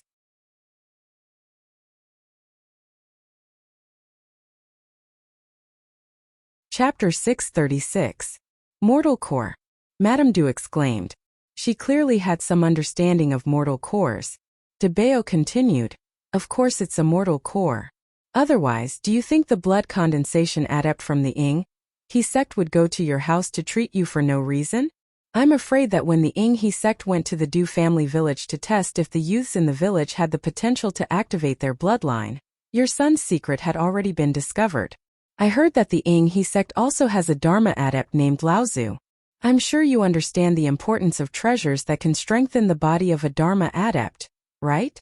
Madame Du asked in confusion. "But why didn't the Yinghe sect take Luo Er away when they discovered that there was something wrong with his body? Why did they let our family live in the village?" Lu Ping smiled and said, "Let me explain this. The most important part of refining a mortal core is one's bloodline, one that is full of vitality. Furthermore, it has to be consumed soon after refining the mortal core. Only then will it have the greatest effect in the shortest time possible. The Dharma adept of the Yinghe sect is probably not prepared for this, which is why he allowed you to live. In their eyes, you are just a bunch of mortals. Do you think you can escape from their control?" Madame Du was stunned and did not speak. After a while, she seemed to react and knelt before Lu Ping. She said, "Friend, please save the three of us." Lu Ping waved his hand and helped Madame Du up from the ground. He said, "Fellow Taoist, you don't have to do this. Although I am not a match for the Yinghe sect's old ancestor, As long as you hide here temporarily, I believe the Ying He sect's cultivators won't be able to find you. However, I still want to know why fellow Taoists gave your adopted son the medicinal pellet to strengthen his body before he activated his bloodline. Lu Ping could tell that although Lu Ping had seen through many of Madame Du's secrets, she was still very wary of him. Thus, he questioned her and tried to gain the upper hand. Indeed, from Lu Ping's words, Madame Du could tell that he did not trust her identity as a demon. She sighed and said, "This is because of my daughter." With that, Madame Du told Lu Ping about the process of Du Jelua consuming the mortal core. It turned out that Madame Du's attempt at possession was not successful and had many repercussions. She had been bedridden all these years. When Du Jelua was bedridden, his little fox sister saw that her brother was working hard, so she often went deep into the mountains to collect wild fruits and vegetables in order to reduce her brother's burden. However, during this process, the little fox demon had mistaken some kind of mortal core as a wild fruit for Du Jelua to eat. Du Jelua did not know what was going on, and after eating it, he fell unconscious for 3 days before waking up. After waking up, the most obvious effect was that his strength had increased greatly. A 10-year-old child's strength was actually comparable to an adult man's. Moreover, as he grew older, the medicinal power hidden in his blood was constantly being absorbed, causing his strength to increase. At this moment, Madame Du also realized that something was wrong. Under Madame Du's questioning, the siblings told her what had happened. Madame Du did not know if she should feel regret or rejoice, but she also realized that this matter must not be leaked. However, the fact that Du Jelua's strength had increased greatly could not be concealed either. Thus, there was the saying that Du Jelua was born with divine strength. As for the fact that the Ying He sect had sent people to the Du village to test whether the youth in the village could activate his blood, Du Jelua, who had a limitless desire to become an immortal, naturally wanted to go. Although Madame Du was unwilling, her current strength was not enough to help Du Jelua test and activate his blood. Furthermore, the abnormality of Du Jelua's physical body could not be seen by anyone who was not a master of alchemy. This was also because Madame Du was hoping to get lucky, and did not want Du Jelua to give up on the idea of becoming an immortal. Unexpectedly, the cultivator who had presided over the ceremony for the youth in the Du village to activate his blood happened to be the Ying He sect's master of alchemy, Kai Zhenfeng. He had discovered the abnormality in Du Jelua's blood, and reported this news to the sect's Dharma adept, Chong He Laozu. As the refining of the human core required the blood to be full of vitality, this meant that Du Jelua's blood had to be extracted before he died. Otherwise, the effects of the blood would be completely lost. Although Chong He Laozu's level of practice had reached the peak of the early Dharma stage, he was not ready to break through to the early Dharma stage yet. As such, he had instructed Kai Zhenfeng to keep this a secret, and let Du Jelua grow freely for the time being. However, Chong He Laozu could not wait too long. This was because as Du Jelua grew, the effects of the blood in his body would gradually be absorbed by his body. In the long run, the effects of the human core refined would be greatly reduced. As such, Chong He Laozu was not willing to wait any longer after preparing for 2 years. This time, Kai Zhenfeng had sent Kai Yun to treat Madame Du's illness, in order to find an opportunity for Du Jelua to voluntarily leave the Ying He sect. However, the final development of the situation was unexpected. Not only did they lose a large number of blood condensation adepts, even a few core forging adepts were injured. Kai Zhenfeng's high-grade alchemy furnace and mid-grade earth-level heaven-earth spirit fire had also become the samling spoils of war. Lu Ping looked at Madame Du, who was standing below him. He thought for a moment and said, "Actually, it's not impossible to activate that kid's blood." Madame Du raised her head and looked at Lu Ping, as if she wanted to see if Lu Ping was speaking the truth from his eyes. However, Lu Ping's deep gaze was like a deep pool of water. Madame Du could not see any clues from Lu Ping's expression. She could only ask, "Is what you said true?" On the side, De Bao saw that Madame Du actually dared to question Lu Ping's decision and said in dissatisfaction, "Woman, you're being unreasonable. You should know that my boss is a grandmaster alchemist. If he says your son's bloodline can be awakened, then it can be awakened." Madame Du's eyes lit up when she heard that Lu Ping was a grandmaster in alchemy. However, Lu Ping saw a trace of hesitation in her eyes. He stopped De Bao and said, Consuming a spirit item that strengthens one's body does not mean that he can't perform the bloodline activation ceremony. Just makes it more difficult. However, performing the bloodline activation ceremony does not mean that he can detect a suitable bloodline for cultivation. You have to make this clear first. Madame Du hesitated for a moment before nodding. Seeing that Madame Du was so untactful, De Bao could not help but snort coldly again. Lu Ping smiled at De Bao and said, "It seems that she really treats that kid as her son. Her hesitation is not because she does not believe me, but because she is afraid that I will refine her son into a human pill like the cultivators from the Ying He sect." Madame Du's expression became calm after Lu Ping saw through her thoughts. However, she heard De Bao sneer. When she looked up, she saw that Lu Ping had a box in his hand.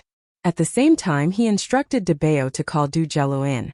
Lu Ping opened the box and said, "I'm sure you're aware that there are only a few types of medicinal pellets that can strengthen one's body. Consuming more than 3 of them is a waste. Based on my previous judgment, the spirit fruit your son consumed might be the same one in this box." At this moment, Du Jielu followed Lu Ping in from outside the stone room. When he saw the azurewood pure jade fruit that Lu Ping opened the box, he was stunned. Lu Ping saw Du Jielu's expression and smiled at him. "How is it? Have you seen this fruit before?" Madame Du did not wait for Du Jielu to answer. She suddenly kowtowed again and said sincerely, "Please help to activate Luo'er's bloodline." Du Jielu was a little confused at first, but when he saw Madame Du kowtowing to Lu Ping and heard what she said, his mind was in a mess. Could it be that he could activate his bloodline? Didn't the immortals from the Ying He sect say that he could not activate his bloodline? However, Du Jielu was a quick-witted person. He immediately kowtowed to Madame Du and said, "Master, please take pity on me and help me activate my bloodline." De Bao looked at the mother and son and chuckled. "Brat, you sure have a good plan. The moment you open your mouth, you want to become my boss disciple. You should know how many cultivators want to become my boss disciple but can't. Brat, you're really dreaming." Lu Ping called the mother and son over and said to Du Jielu, "The reason I am willing to help you activate your bloodline is because I don't want a talented young man like you to lose a chance to become a cultivator. However, you don't have to be too excited. Maybe after the ceremony, the bloodline in your body will not be able to support you to absorb the spiritual chi of heaven and earth to become a cultivator." At this time, Lu Ping noticed Madame Du's hesitant expression, as if she had something to say to Lu Ping but couldn't due to Du Jielu's presence. Hence Lu Ping said, "De Bao, take this kid out and settle him down. I believe you have all the spirit materials and spirit herbs required for the bloodline awakening ceremony. Go prepare for it first. Once everything is ready, I will personally host his bloodline awakening ceremony." Taking something out of De Bao's hands was no different from cutting his fat. Only Lu Ping could do this. De Bao reluctantly brought Du Jielu out of the stone room. Only then did Lu Ping ask Madame Du, "Do you have anything else to say?" Madame Du gritted her teeth and said, "I hope that you can accept Luo as your disciple. I am willing to give you a secret realm from the Ying Tian sect." Lu Ping looked at Madame Du in surprise and suddenly smiled. "The reason why you were heavily injured and tried to possess a body, was it because of this Ying Tian sect's secret realm?" Madame Du was not surprised that Lu Ping could guess what she was thinking. She nodded and said, "That's right. After I discovered this secret realm, I was ambushed by the cultivators from the Ying He sect. Although I managed to hide the traces of the secret realm, my physical body was destroyed in the end. I could only use my gold core to escape and possess a body. This secret has been hidden in my heart for 10 years. If you can accept Luo as your personal disciple, I am willing to tell you the location of this Ying He sect's secret realm." Lu Ping looked at Madame Du and said calmly, "Although I do not have a disciple to inherit my legacy, I have my own standards for choosing disciples. Although the Ying Tian sect's secret realm is tempting, it cannot be used as a bargaining chip to become my disciple." Looking at the disappointed Madame Du, Lu Ping said, "If Du Jielu has the potential to become a cultivator after activating his bloodline, I can make the decision to let him become a 4th-generation disciple of our sect. However, whether he can become my disciple depends on whether he has the qualifications. As for the Ying Tian sect's secret realm that you mentioned, my sect is indeed interested. However, if you do not want to tell me, I will not force you." In the future, when Du Jialuo's cultivation is successful, I will treat it as his opportunity and let him explore it on his own.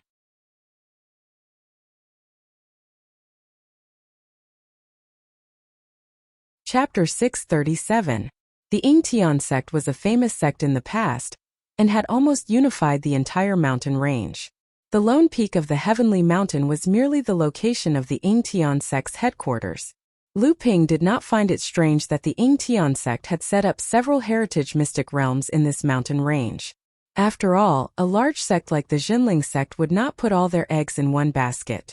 As for the 3 sects that were established in this mountain range, they had actually started to grow after discovering the Yingtian sect's inheritance secret realm thousands of years ago. What puzzled Lu Ping was that after thousands of years of exploration, apart from Yingtian sect's dojo, there was actually a mystic realm in this mountain range that had been passed down without being discovered by anyone. While Lu Ping was amazed at the Du clan's luck in discovering the Yingtian mystic realm, he was also surprised at the Yingtian sect's rich heritage. Under the Ying River, Lu Ping once again swam up the river with the jade water moon pearl hanging above his head. He headed towards the source of the Yingtian sect's training grounds. Lu Ping swam upstream from the bottom of the Ying River instead of flying towards the source of the river from the sky. This was to hide his tracks. After all, the 3 sects in this mountain range all had the existence of Laozu. Debao and Lu Ping were still standing within the protective shield. Now that Debao's cultivation level had increased, his fear of water was no longer as obvious. "Boss, are you really going to perform the bloodline activation ritual for that kid? What if his bloodline is unable to reach the standard of cultivation after the activation? Wouldn't it be a waste? That kid's body is as strong as a magic weapon. To activate his bloodline, we will need to spend a lot of spiritual materials and elixirs." Debao seemed to still be brooding over the fact that he had wasted so many cultivation resources to activate Du Jialuo's bloodline. Lu Ping said nonchalantly, "Even though it is several times more difficult to activate, it is nothing to us." Seeing that Lu Ping did not understand his meaning, Debao said, "Boss, don't tell me you are not interested in that kid's bloodline? That is a mortal core that can strengthen the body." Unlike human cultivators, Yao cultivators did not feel too disgusted by the act of devouring their own kind. It was simply the law of the jungle. This was a common occurrence among the Yao race. And that was because Debao was the one asking the question. Thus he had learned to be tactful. If it were the Samling, he would probably be even more direct. Lu Ping smiled and said, "First of all, this brat's bloodline doesn't mean much to me. I've already taken the golden firmament pill and the bone forging pill. I also have a golden firmament fruit tree, an azure wood pure jade fruit, a 9-segment white jade lotus root, and 6 9th grade white jade lotus seeds. Furthermore, celestial phenomenon Laozu once said that this kind of person who was born with a strong body, or rather before they started cultivating, after entering the world of cultivation, as long as their talent is not too bad and they are hardworking in their cultivation, as long as they do not die prematurely, they will be able to break through to the Dharma stage. If we can take him in as a disciple of Jinling, our sect may have another Dharma adept in the future." Debao twitched his mouth and said, "Boss, if that kid had met someone else, there is a high chance that he would be like the Yinghe sect and kill him to refine the elixir. After all, cultivating that kid into a Dharma adept would take a lot of time and resources, and there is no guarantee of success. But if he were to kill him on the spot to refine the elixir, he might be able to become a mid-Dharma adept in the future." Lu Ping smiled and did not speak. Debao asked again, "Boss, when do you plan to take a look at the secret territory of the Yingtian sect that the Du clan mentioned?" Even though Lu Ping did not accept the Du clan's conditions, the Du clan still told Lu Ping the location of the secret territory in order to repay Lu Ping for saving her family. Lu Ping naturally would not be unreasonable and promised that a portion of the treasures obtained from the secret territory would be left to Du Jialuo and her daughter, the little fox demon. Lu Ping thought about it and said, "Let's go to the source of the Ying River first and see if we can open the Yingtian temple again." The Yingtian secret territory that the Du clan mentioned could not be discovered for so many years, so it should not be easily discovered this time either. After the trip to the Yingtian temple of the various sects in the North Sea is completed, we will then go to the secret territory with Uncle Jiang and the others. At the source of the Ying River, Lu Ping filled the earthen jar that looked gray and dull on the outside. but was actually a spiritual Dharma treasure, with water from the source of the Ying River. Then he placed it into the groove. A day later, the sacrificial altar trembled once again as the spatial door opened. Lu Ping and Debao quickly entered the spatial door. Then the spatial door disappeared once again, and the gray earthen jar disappeared without a trace. Once again they arrived at the space of the Ying Tian temple. Everything inside was not much different from the last time Lu Ping had arrived. This time Lu Ping was not in a hurry to find weak restrictions that he could break. Instead, he began to size up the various areas in the Ying Tian temple that were covered by restrictions. He memorized the distribution of the various areas in the Ying Tian temple, as well as the strength of the restrictions. This would be of great use to Jinling when he explored the Ying Tian temple with the various sects in the North Sea. The Ying Tian temple was actually distributed in concentric circles. In the middle there was a grand hall that was covered in a thick layer of rainbow restrictions. When Lu Ping used the 3 pure ones to observe from the periphery, he discovered that the surface of the grand hall was covered in 7 rainbow restrictions. A total of 49 beams of light were circulating on the surface of the grand hall. The increase in the number of rainbow restrictions was not as simple as 1 + 1 = 2. If Lu Ping and his subordinates worked together, they could destroy 1 rainbow restriction. However, if 2 rainbow restrictions covered the same area, then even if Lu Ping and the other's strength was doubled, they would not be able to open it. Looking at the 7 rainbow restrictions in the distance, Lu Ping could not help but feel a little speechless. He did not know if the 10 early Dharma laws Laozu from the North Sea would be able to open this grand hall if they worked together. Surrounding and protecting this central grand hall were 3 smaller buildings that were covered in 6 rainbow restrictions. Unfortunately, just like the central grand hall, Lu Ping still could not clearly see what these 3 grand halls were used for.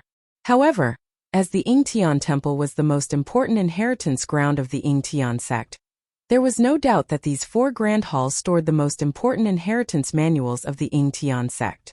After that, it was not just the buildings that were covered by the 5 rainbow restrictions.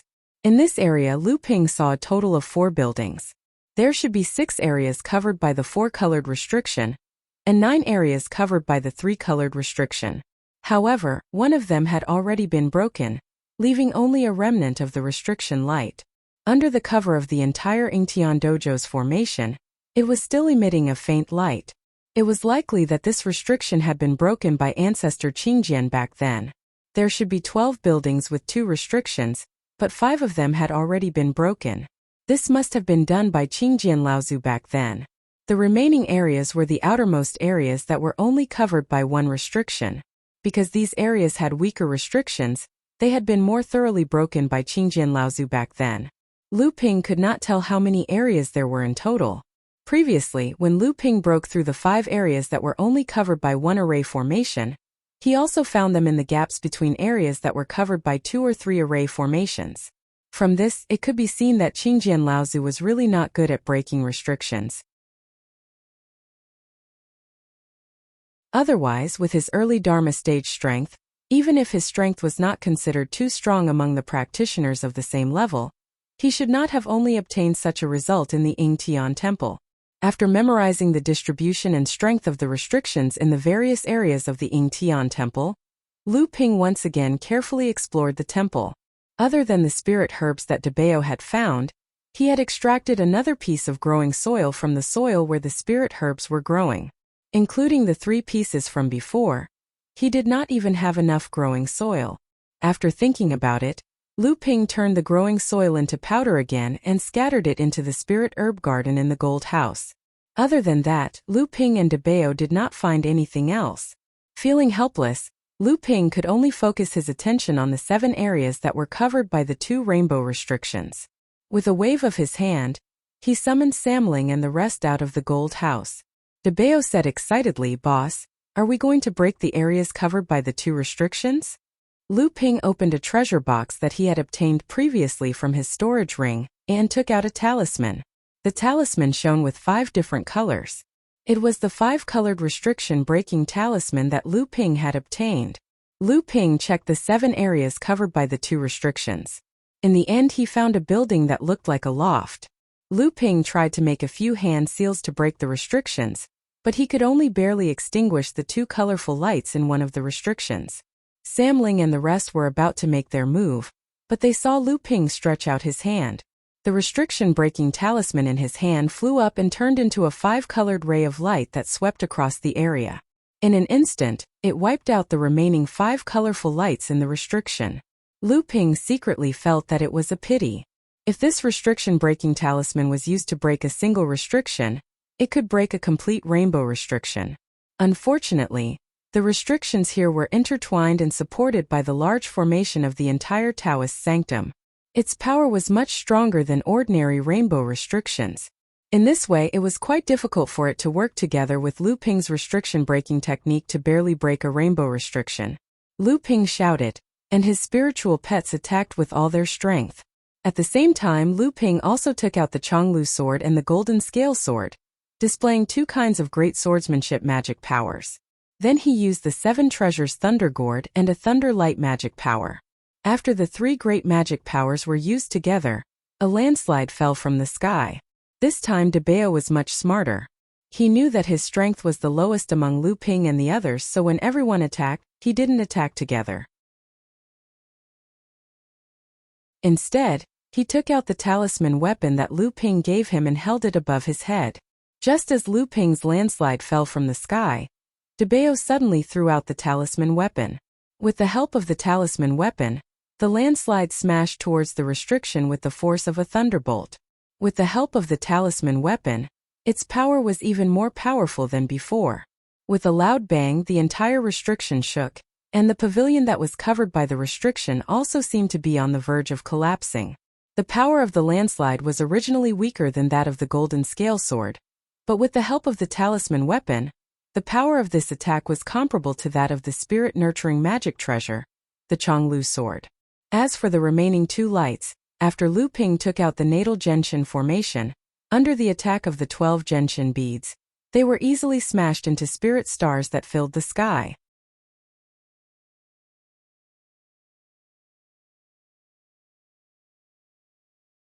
Chapter 638. It's broken, it's broken. Following Debeo's excited roar, Lu Ping and the others destroyed the restrictions covering the pavilion. Lu Ping, on the other hand, looked at the pavilion in front of him with slight surprise. Debeo was very observant. Seeing the surprise in Lu Ping's eyes, Debeo couldn't help but ask carefully, "Boss, is there something wrong?" Lu Ping nodded and said, "Earlier when we were breaking the restrictions we were afraid that we would break the pavilion. Now it seems like we were worrying for nothing. How could such a spirit-nurturing treasure be destroyed so easily?" Debeo looked at the pavilion in surprise and said, "A spirit-nurturing treasure? Boss, are you talking about this pavilion?" This was a pavilion that was 28 feet tall. The pavilion's design was unique, and it was divided into 8 sides. Each side was 18 feet long. The pavilion had a total of 8 floors, and each floor was about 10 feet tall. Lu Ping looked at the entrance of the pavilion. There was a 3-foot-long plaque with the words, "Buying Pavilion" written on it. Presumably, this was the name of the pavilion. However, a large spatial treasure like the Buying Pavilion could not be refined like the Flowing Sword or the multicolored Cloud Robe, which were spirit-nurturing treasures, and could not be directly refined with true essence. Inside these spatial treasures, there was often a stone tablet that served as a key part of the treasure. As long as one could completely refine it and control it, then it could be used by a cultivator. Lu Ping looked at this huge treasure. If he wanted to know the function of this spirit-nurturing treasure, he would first have to completely control it. "Let's go in and take a look first." Lu Ping took the lead and walked into the Buying Pavilion. Sam Ling and the others followed behind. After entering the first floor of the Buying Pavilion, everyone felt as if they had entered a golden world. The entire world was filled with a desolate aura. Lu Ping's divine sense swept out, covering almost the entire space. He smiled and said, "They're here." Before anyone could sense anything, they saw a bright light suddenly flash in the sky. The light flashed in front of them, and countless flying swords emitted a cold light, almost blocking the vision of Lu Ping and the others. A sound of flowing water that seemed to have existed since the beginning of time resounded through the world. A flying sword that looked like water hovered above Lu Ping's head, scattering countless sword rays in the sky. The sword rays formed a torrent of swordsmanship above everyone's heads, shattering the golden flying swords that were raining down from the sky. At the same time, the waves seemed to wipe away the scene in front of everyone. An ordinary pavilion space once again appeared in front of everyone. Lu Ping looked towards the center of the pavilion and saw a square table engraved with runic patterns on the ground. In the middle of the square table was a fist-sized golden stone hovering in the air above the table. De Bao's eyes lit up, and he said, "Mystic high-grade metal-type Fey." As he spoke, he walked towards the square table, wanting to take it down, but then he felt a tug on his back. He turned around and saw Lu Ping grabbing his collar. "Don't touch that thing for now." Lu Ping turned and walked to the side of the pavilion. Everyone then saw a staircase that led to the second floor. De Bao was a little indignant and said, "Why can't I touch it?" However, he still followed Lu Ping and walked quickly to the second floor. After entering the second floor from the staircase, everyone felt as if they had entered a forest. The dense forest covered the sky, making it difficult to tell the direction. As they walked, countless vines and wooden thorns shot out from all directions, catching them off guard. However, with Lu Ping as the center, a scarlet flame suddenly burst forth. Lu Qiner transformed into her original form and let out a long cry. She flapped her wings and a flame also rushed out. At the same time, a gust of wind came to help the fire burn. The surrounding forest was quickly turned to ashes under the burning of the earth high-grade spirit fire. The second floor of the pavilion was also revealed. On the table in the center, there was also a piece of mystic high-grade spirit wood floating in the air. This time De Bao also saw some clues. It seemed that the attacks on each floor of the 8 scenic pavilion were related to this Fey. However, De Bao still smiled and said, "Boss, although this 8 scenic pavilion is a spirit-nurturing grade treasure, we pass through too easily. Is it because the Feys on the first 2 floors are all mystic high-grade?" Lu Ping shook his head and said, "Although the tests on each floor are related to the Fey in the center, the most important thing is that this treasure is currently in an ownerless state. It can only rely on its instincts to stop us. Otherwise, it would not have been so easy for us to pass through the first 2 floors." As they spoke, everyone had reached the 3rd floor. Looking at the endless sea in front of them, and then looking at the beach that was constantly being washed by the seawater, De Bao was a little frightened and said, "Boss, this level should be easy too, right? You are the water sword immortal." As soon as he finished speaking, he saw a white line gradually rising from the horizon. It seemed to be moving slowly, but it was actually very fast. Lu Ping looked at the giant wave that had turned into a 10-meter-tall wave. He smiled and said, "The power of this level is indeed a lot stronger. It must be a low-grade earth-grade Fey." De Bao was about to ask Lu Ping if he was confident in breaking through it, but he saw Lu Ping jump into the sea and disappear. De Bao was stunned. When he turned to look, he saw 3 more figures jump into the water and disappear. If it wasn't Samling, who else could it be? De Bao immediately reacted and shouted, "Dagui, wait for me." However, what he heard was Lu Dagui's silly laughter, and a huge tortoise also sank to the bottom of the sea. Amidst the laughter, Lu Qiner and Zilan also flew up into the sky, leaving only De Bao alone on the beach. He watched as the giant wave came closer and higher. De Bao also wanted to fly up, but just as he was about to use the vital energy in his body, he discovered that flying was forbidden in this space, and with De Bao's strength it was impossible for him to break through the shackles of this restriction. For Lu Qiner and Zilan, flying was their talent. As long as they changed back to their original forms, the restriction would not work on them. De Bao wanted to cry, but no tears came out. He saw that the giant wave was close to him. As long as the wave fell, De Bao and the beach under his feet would be swept into the sea forever. De Bao made up his mind, closed his eyes and shouted, "Boss, help!" However, after a long time the feeling of being hit by the giant wave did not come. Instead, he heard a burst of laughter. De Bao stood up and opened his eyes. He saw that he was standing on the floor of a loft, and Samling and the others were laughing around him. Lu Ping stretched out his hand, and there was a drop of water spinning in his palm. Lu Ping dripped the drop of water from his hand, and it once again floated above the table in the center. Lu Ping clapped his hands and said, "Let's go." The 4th floor of the loft was hot. When they came in, they stood on a desert. Debeo wiped the sweat off his head and said, "Boss, what spirit item is it this time?" Lu Ping naturally did not care about the heat. On the contrary, he was surprised and stamped his feet. A clear spring emerged from the desert, and the hot weather instantly cooled down. As the number of clear springs increased, the illusion of the desert also disappeared.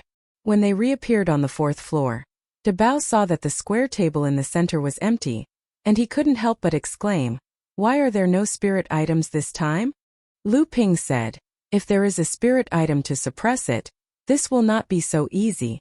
On the fifth floor of the loft, everyone looked at the endless plain. Lu Ping said calmly, "Let's go." Everyone had just walked a few meters on the plain when Debeo seemed to have discovered something. He said, "Something is wrong. Hide." One by one, everyone left their original positions. When they turned their heads to look, they saw a sharp stone all suddenly rising from the ground where they had been standing. When Lu Ping heard Debeo shout, he also felt something was wrong. A bluish-purple disc suddenly appeared under his feet. Then Lu Ping's feet shook. Before the stone all could spit out from the ground, it was blocked by Lu Ping's feet. At this moment, Debeo, who had just dodged the stone all's sneak attack, shouted again, "Hide! Hide!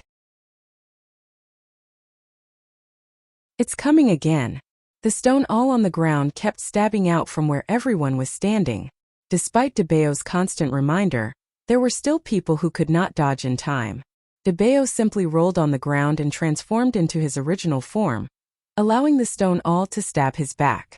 Lu Qiner wanted to fly into the air, but a huge suction came from the ground, making Lu Qiner's weight seem to have increased several times.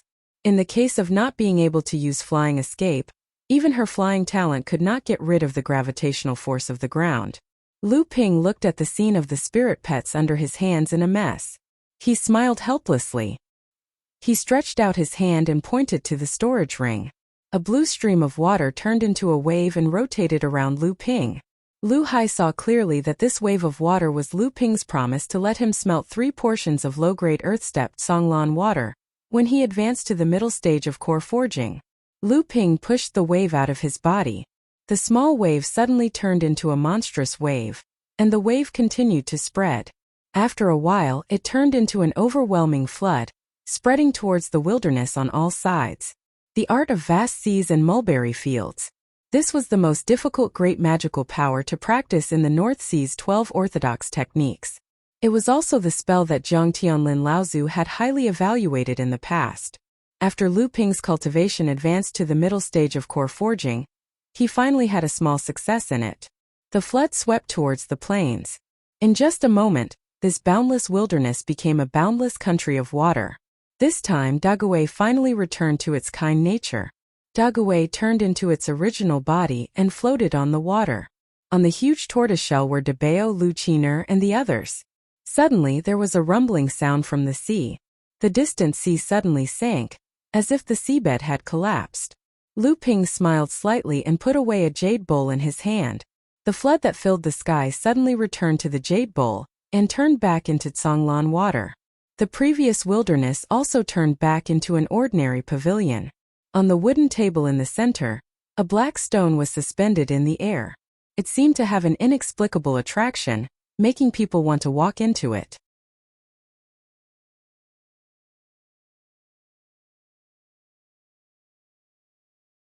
Chapter 639. High-grade Earth Step. Magnetic Absorbing Stone. Debeo exclaimed, "Boss, leave this treasure for me. When I advance to the late core forging stage, I must smelt this spirit object." Debeo had been reading all kinds of books and records about the cultivation world that Lu Ping had found for him. His knowledge and vision had greatly increased. Although he was limited by his experience and his knowledge had not increased by much, he gradually showed that he was knowledgeable, which made the other spirit pets of Lu Ping admire him. The magnetic absorbing stone was an extremely rare earth attribute spirit object in the cultivation world. Although it was only a high-grade earth-step spirit object, it had 2 characteristics that made it very popular among cultivators who practiced earth attribute spells. The first characteristic was similar to the Xianyuan heavy water that Lu Ping had smelted. It could greatly increase the density of a cultivator's Xianyuan. Of course, the amount of increase was far from comparable to the Xianyuan heavy water, but even so, it was still quite amazing. The second characteristic was similar to the gravitational force that restrained Lu Qiner's flight. Through this characteristic of the magnetic absorbing stone, after smelting this spirit object, cultivators could practice a magical power called the moving mountain technique. This magical power was actually the same as the spell contained in the talisman weapon in Debao's hand. After listening to Debao's general explanation, Lu Linger jumped out to attack Debao. She said, "Fatty Bao, with your laziness, you are only preparing to smelt a high-grade mystic step black jade stone when you advance to the mid-core forging stage. I'm afraid you will need the help of Father's minor forging spirit pill. Even so, you still want to smelt a high-grade earth step spirit object when you advance to the late core forging stage. I think it will be difficult for you to smelt this spirit object when you advance to the gold core forging stage." Hearing this, Debao flew into a rage. His fat face turned red. He said, "Little Ling-er, don't talk nonsense. When did I not cultivate hard? Just you wait, I will definitely smelt this magnetic absorbing stone when I advance to the late core forging stage." Lu Linger showed a disdainful expression and said, "Pang Bao, I'd be a fool to believe you. Besides, did Father agree to smelt this treasure for you?" Debao was stunned. He looked at Lu Ping with a hint of pleading in his eyes.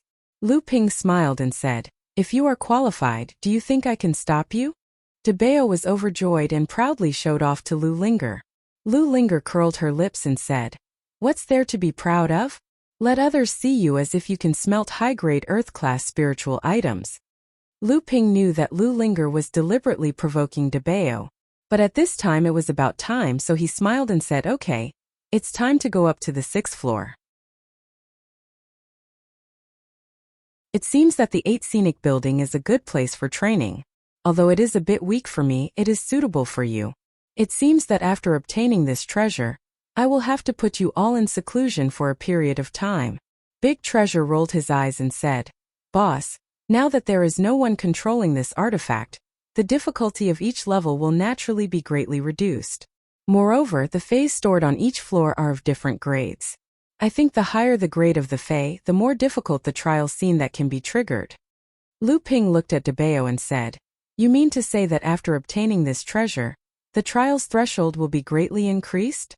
Debao smiled and said, "That's for sure. But it's up to you to decide which position to set the trial's threshold." As soon as everyone entered the 6th floor's environment, they were blown by a strong wind and couldn't open their eyes. However, such an environment made Lu Qiner and Lu Bai's eyes light up. Invisible wind blades swept towards everyone, but Lu Ping didn't make a move. Lu Qiner's hands turned into a pair of wings and fiercely flapped in the direction of the wind. There were also countless invisible wind blades, but they were blowing in the opposite direction. A few meters in front of everyone, 2 wind blades collided with each other. A series of air explosions sounded, and many wind blades were annihilated after the collision. However, there were still many wind blades that weren't annihilated flying towards everyone. Lu Bai shook the spirit whip in her hand and made a circling motion around her body. A wind wall suddenly formed along with Lu Bai's spirit whip, protecting everyone in the wind wall. One after another, the invisible wind blades crashed into the wind wall. Like countless fish falling into the water, they disappeared in an instant. Lu Ping nodded slightly, and his eyes shone with green light. He carefully observed his surroundings, but he didn't find anything, so he swept his divine sense. Only then did his expression change. He took 2 steps sideways and reached out with his hand. The whole world suddenly became calm. Then the whole world was quickly torn apart, and everyone was once again returned to the pavilion. Lu Bai looked at Lu Ping anxiously, but saw that Lu Ping's palm was slightly raised, as if there was something in his palm. However, when she looked at it, it was clearly empty. Seeing everyone's curiosity, Lu Ping said, "Feel it with your divine sense." Everyone suddenly understood and used their divine sense to explore Lu Ping's palm. However, after a while, everyone frowned because they found that the thing in Lu Ping's hand was faintly discernible even in their divine sense. This is called the Feather of the Storm. It is a middle-grade earth-step spirit object.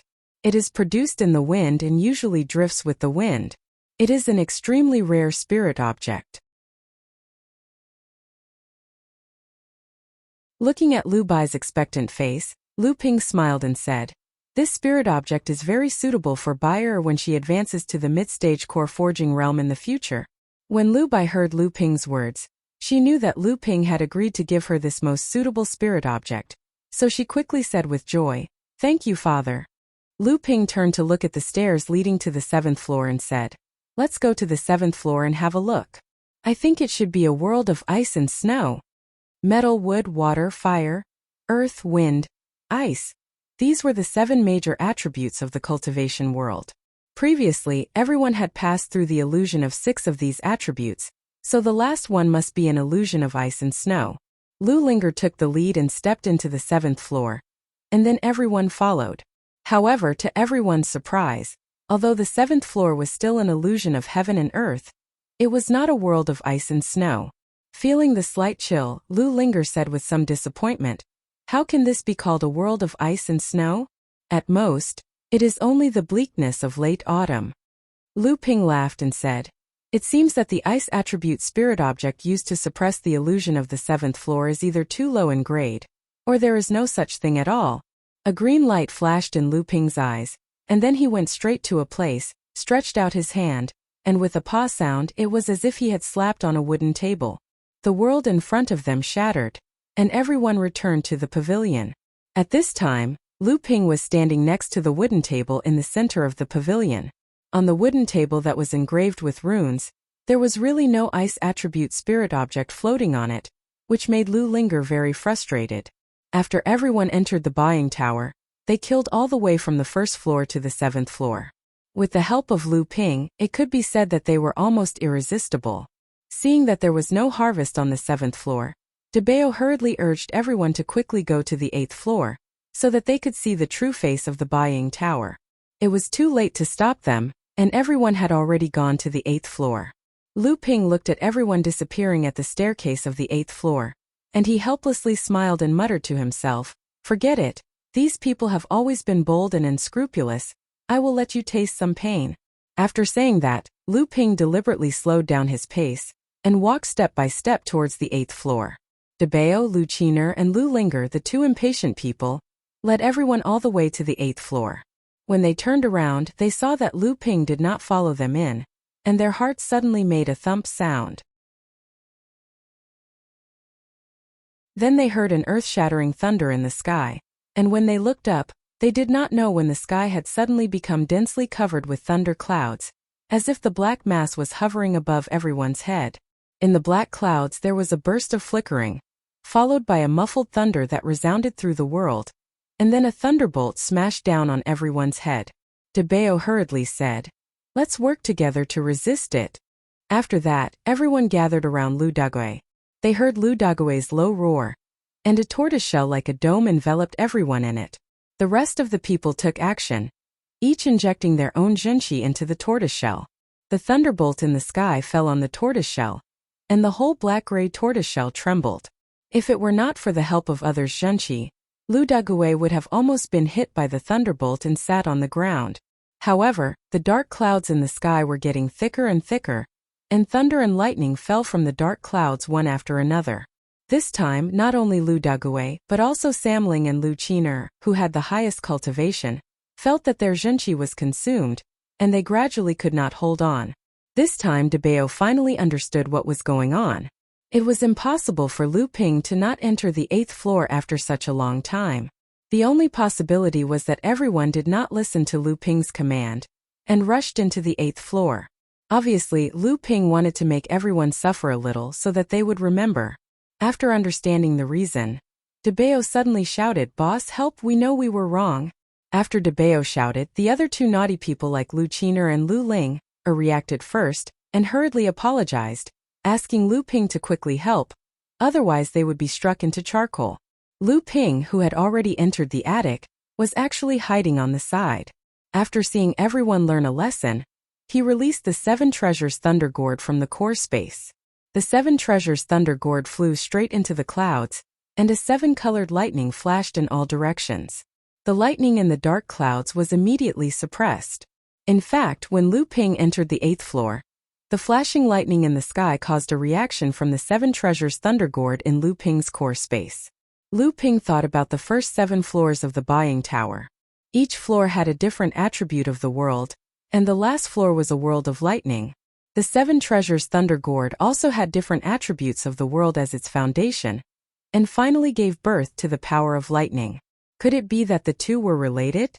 When Lu Ping entered the 8th floor, even though he hit himself, the lightning in the sky was still aimed at him. But at this moment, the 7 treasures Thunder Gourd in Lu Ping's core space shook. For some unknown reason, the lightning that was originally aimed at Lu Ping seemed to hesitate, and in the end it didn't strike down on Lu Ping. After Lu Ping released the 7 treasures Thunder Gourd, the entire thundercloud was suppressed. Countless lightning flashed with the 7 treasures Thunder Gourd as the center, forming a 7-colored lightning net. The giant net withdrew, and the 7 treasures Thunder Gourd fell back into Lu Ping's hands. The dark clouds in the sky also disappeared, and DeBeo and the others let out a sigh of relief. Then they saw Lu Ping standing not far away from them. Lu Ping reached out with his hand and drew out a bolt of lightning from the 7 treasures Thunder Gourd into the illusory world. The environment suddenly shattered like a mirror, and after everyone returned to the tower, they all looked at the wooden table in the center. This time there were no heaven and earth spirit treasures floating on top of the wooden table. Instead, the wooden table was evenly divided into 7 colors, and each color was engraved with mysterious runes. Even with Lu Ping's spiritual force, he couldn't clearly distinguish these runes. On top of the wooden table, there was a small pavilion that looked exactly the same as the real 8 scenic restaurant in the center of the 7-colored wooden table. In this small tower, aside from the 4th and 7th floors that were dark, the other floors were emitting spirit light. This was especially true for the 8th floor, which was flashing with traces of lightning. From time to time, lightning would come out of this small buying tower. Lu Ping knew that this small pavilion was probably the core of the large mystic treasure. So, he stepped forward and slammed his palm on the roof of the pavilion. A thick layer of bluish-purple true essence instantly covered the entire pavilion's surface. At the same time, the true essence seeped into the interior of the pavilion. Then Lu Ping's quintessential essence filled the entire first floor of the pavilion. The golden light on the first floor suddenly grew brighter, followed by the 2nd and 3rd floors, which also emitted a rich green and blue light. The 4th floor didn't have a fire attribute spirit object to suppress it, so Lu Ping's true essence refinement was especially fast. The tower only emitted a faint red light. The 5th and 6th floors were a little slower. Obviously, it was because the quality of the spirit objects was relatively higher. However, in front of Lu Ping's vigorous true essence, they didn't last long. After refining the 7th floor, Lu Ping's true essence filled the first 7 floors of the 7 treasures Thunder Gourd. He originally thought it would be the most difficult to refine the 8th floor, but after filling the first 7 floors with true essence, his true essence entered the 8th floor without any hindrance. This surprised Lu Ping.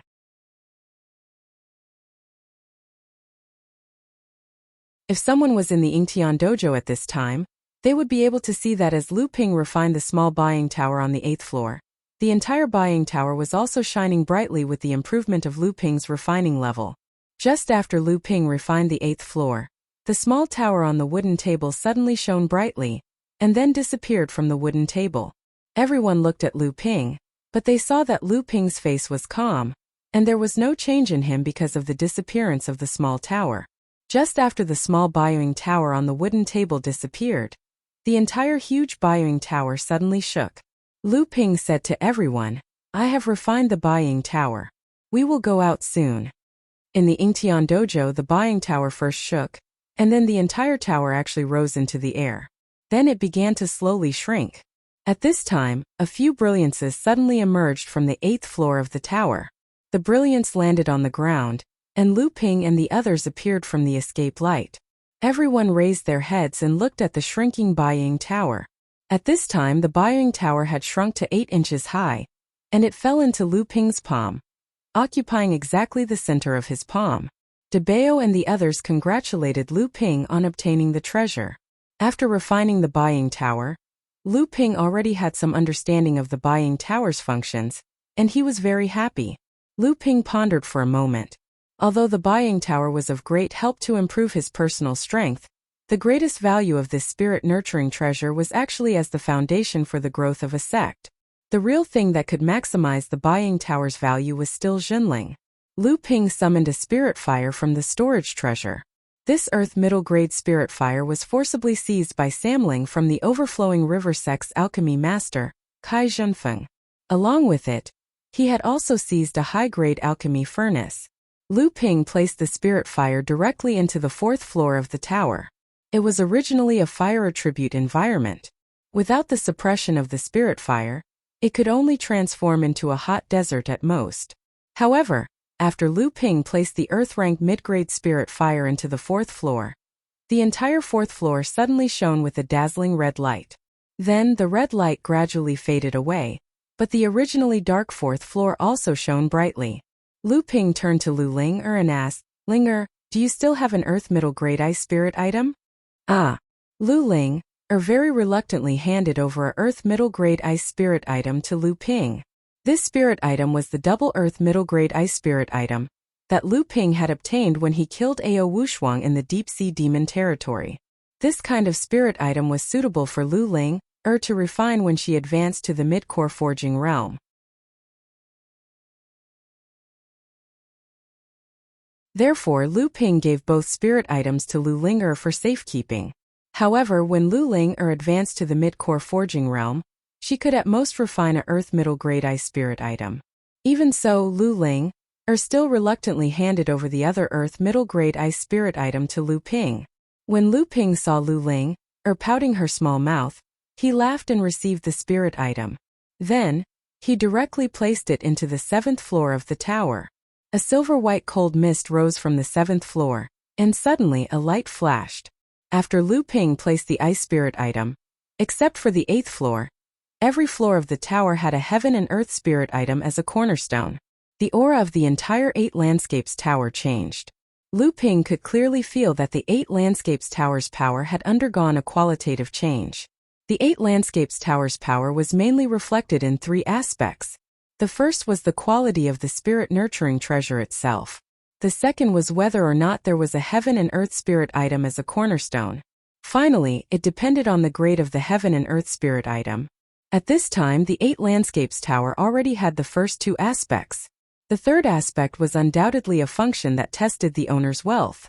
Lu Ping did not intend to use all of his wealth to upgrade the 8 landscapes tower. After all, the 8 landscapes tower would be open to all cultivators in Jinling in the future. Right now it was only for his own use. Therefore, he first used his own spirit items to fill up the 7th floor.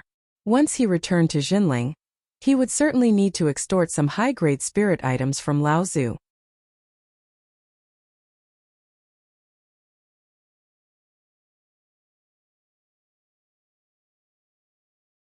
Chapter 640. Above the altar at the source of the surplus river, the spatial door opened once again. Lu Ping and Debao walked out from the door. Then the spatial door closed again, and the gray jar reappeared. Lu Ping took it out from the groove. Debao was still unwilling to give up. He asked, "Boss, are we not going to try the other forbidden areas? Even if we can't open them, don't you still have a 7-colored restriction-breaking talisman?" Lu Ping said unhappily, "The 7-colored restriction-breaking talisman is only used to break the 2 forbidden areas. Isn't that a huge waste?" Debao cried out, "There are still 3 areas covered by the 7-colored restriction-breaking talisman. The treasures there are definitely more important than the ones covered by the 2 forbidden areas." Lu Ping couldn't be bothered with this money grubber. He turned into a streak of light and flew towards the mountain range. Behind him, Debao immediately became anxious. He said, "Hey boss, wait for me. Where are you going? That direction isn't leading back to the cave." Lu Ping wasn't in a hurry. A moment later, Debao caught up from behind. Looking at the direction Lu Ping was heading in, Debao whispered, "Boss, are you going to take a look at that secret realm?" Lu Ping nodded and said, "We've already been here for 13 or 14 days. According to the speed of the Laozu of the northern sea sects, unless there were some delays along the way, the Laozu of the various sects would probably be here soon." Lu Ping paused for a moment, then continued, "According to the Du clan, the Yingtian sect's secret realm is very likely to be a grotto heaven treasure. With my current strength, if I forcefully take a grotto heaven treasure, I can barely take one below the spirit cultivation rank. However, it will definitely cause a huge commotion and attract the attention of the Ying He Ying Shan and Dao SpaceX Fa Xiang Laozu. Thus, my original plan was to wait for Martial Uncle Jiang to come and take it. This way, we will definitely be able to avoid the Laozu's eyes and ears. Looking at the slightly disappointed Dabeo, Lu Ping continued, however, according to the Du clan, that Ying Tian Sec's secret realm is very likely to be a grotto heaven treasure. Based on my current strength, if I were to forcefully take a grotto heaven treasure, a spirit cultivation rank or below would be barely enough. However, when the time comes, I will definitely cause a huge commotion and be discovered by the Ying He Ying Shan and Dao SpaceX Fa Xiang Laozu. Thus, my original plan was to wait for Martial Uncle Jiang to arrive and have him take it. This way, we will definitely be able to avoid the Laozu's eyes and ears from the various sections. Hearing Lu Ping's words, Dabeo's spirits were immediately lifted. That's right, that's right. Right now, that secret space is still ownerless. Naturally, we can do whatever we want with it. As Lu Ping flew, he would often use a spell to leave a few mysterious imprints in a few special corners. These imprints would be imprinted on the trees, on the surface of the rocks, or even on the ground. Lu Ping would even make a few hand seals on the surface of the river and send the imprints into the flowing river, disappearing without a trace. Dabeo asked curiously, "Boss, what are you doing? Why can't I sense the imprints you sent into the rocks or the trees at all?" While flying, Lu Ping sent another imprint into a cloud. Then he turned his head and said to Dabeo with a smile, "These hand seals are Jinling's secret communication imprints. Apart from high-level cultivators of Jinling's direct lineage, it is extremely difficult for ordinary people to discover them. Even if they discover them, they won't be able to understand the meaning behind these imprints." Dabeo understood something and said, "Boss, are you contacting Zhang Tianlin, Laozu, and the others?" Lu Ping nodded and said, "Naturally, the sooner I can contact them, the better. Maybe cultivators from other sects have already arrived. I have to inform Martial Uncle Tianlin of the situation in the Yingtian dojo as soon as possible so that the other martial uncles and martial uncles can prepare in advance. This way we can gain the upper hand in the competition with the other sections." The two of them followed the direction that the Du clan had pointed out and flew all the way to the northeast of the mountain range. After traveling more than 500 kilometers into the mountain range, Dabeo suddenly pointed to the front and said, "Boss, do you think that's the direction that the Du clan mentioned?" Lu Ping looked up and saw a silver-white waterfall hanging down from the mountainside. Although it was still more than 5 kilometers away, the rumbling sounds could already be faintly heard. The two of them descended in front of this huge waterfall. The deafening sound of the water was like the Milky Way descending from the ninth heaven, making it impossible for people to clearly hear other people's words when they looked at it from up close. However, this naturally didn't affect the conversation between Lu Ping and Dabeo. Dabeo looked at the deep pool of water in front of the waterfall and said, "This waterfall can be considered as an exceptionally beautiful scenery in this mountain range. I don't believe that no one has discovered this place before. How could no one have carefully examined the pool of water?" Lu Ping shook his head and said, "This is indeed a place that attracts people's attention. However, it is also because of this that many people believe that the Yingtian sect wouldn't set up their secret realm here. Moreover, the secret realm of the Yingtian sect is quite different from the others, so it managed to deceive countless cultivators over the past thousands of years." Dabeo asked curiously, "What's different about it?"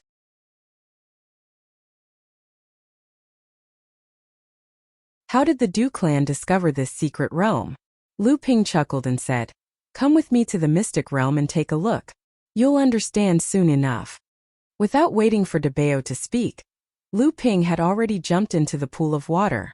Dabeo wailed and said, "No way, boss, we still have to enter the water?" However, in the end, Dabeo still couldn't resist the temptation of the secret realm's treasures. He gritted his teeth and jumped into the pool of water. After entering the pool of water, Dabeo immediately saw that Lu Ping was currently holding the jade water moon pearl above his head. Lu Ping was smiling as he clumsily moved through the water.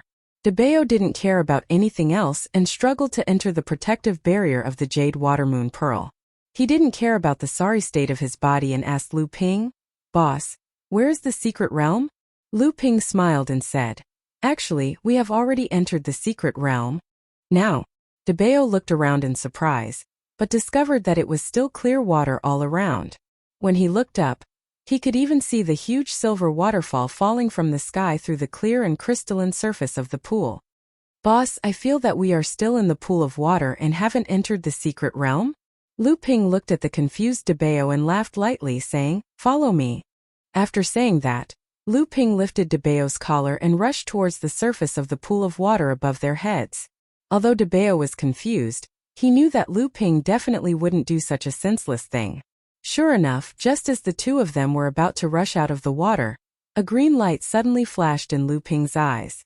Then, as if he had seen something, he stretched out an arm and stirred it upwards.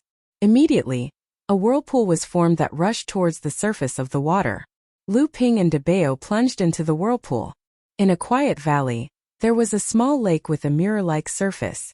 At the center of the small lake's surface, a whirlpool suddenly appeared.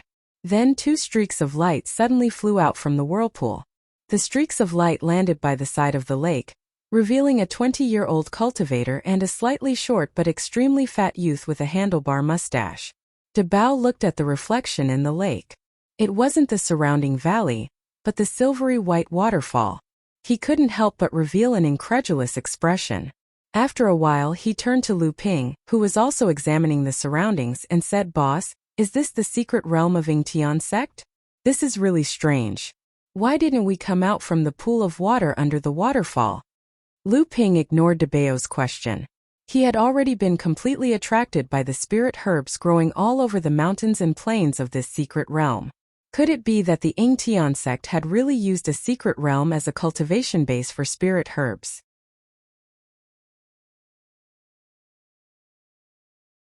Lu Ping's body slowly rose up and looked into the distance. He saw that the top of the mountain in the distance was emitting rays of light that shot into the sky. At this time, Debeo had also noticed the strange phenomenon at the top of the mountain in the distance. He immediately said with joy, "Boss, let's go there quickly. That must be an important place in this secret realm." Although Lu Ping's body was floating in midair, he could sense that this secret realm also had a flight restriction. Although he could float in midair, he couldn't fly towards the top of the mountain in the distance.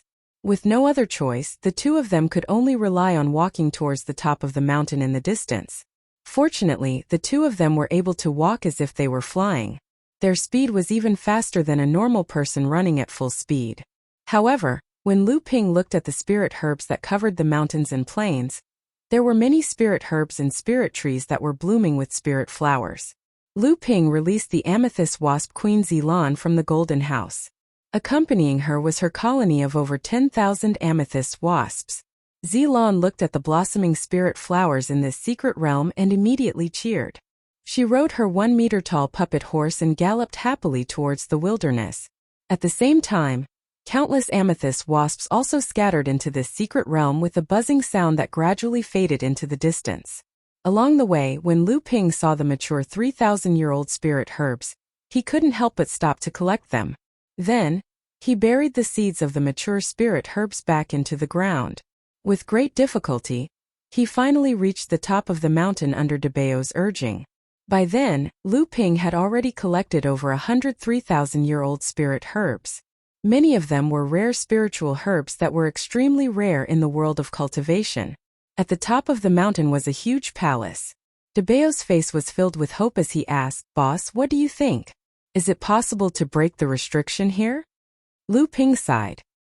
His hands formed several hand seals in succession and shot towards the palace in front of him. Like flowing water, a swaying restriction barrier suddenly appeared in front of the palace. On the surface of the barrier, a total of 28 colored lights constantly flowed, emitting a psychedelic light. 4 rainbow-colored restrictions? Debeo stared at the barrier in front of him dumbfounded. Then he became dejected. The 4 colored restrictions were not something they could break unless...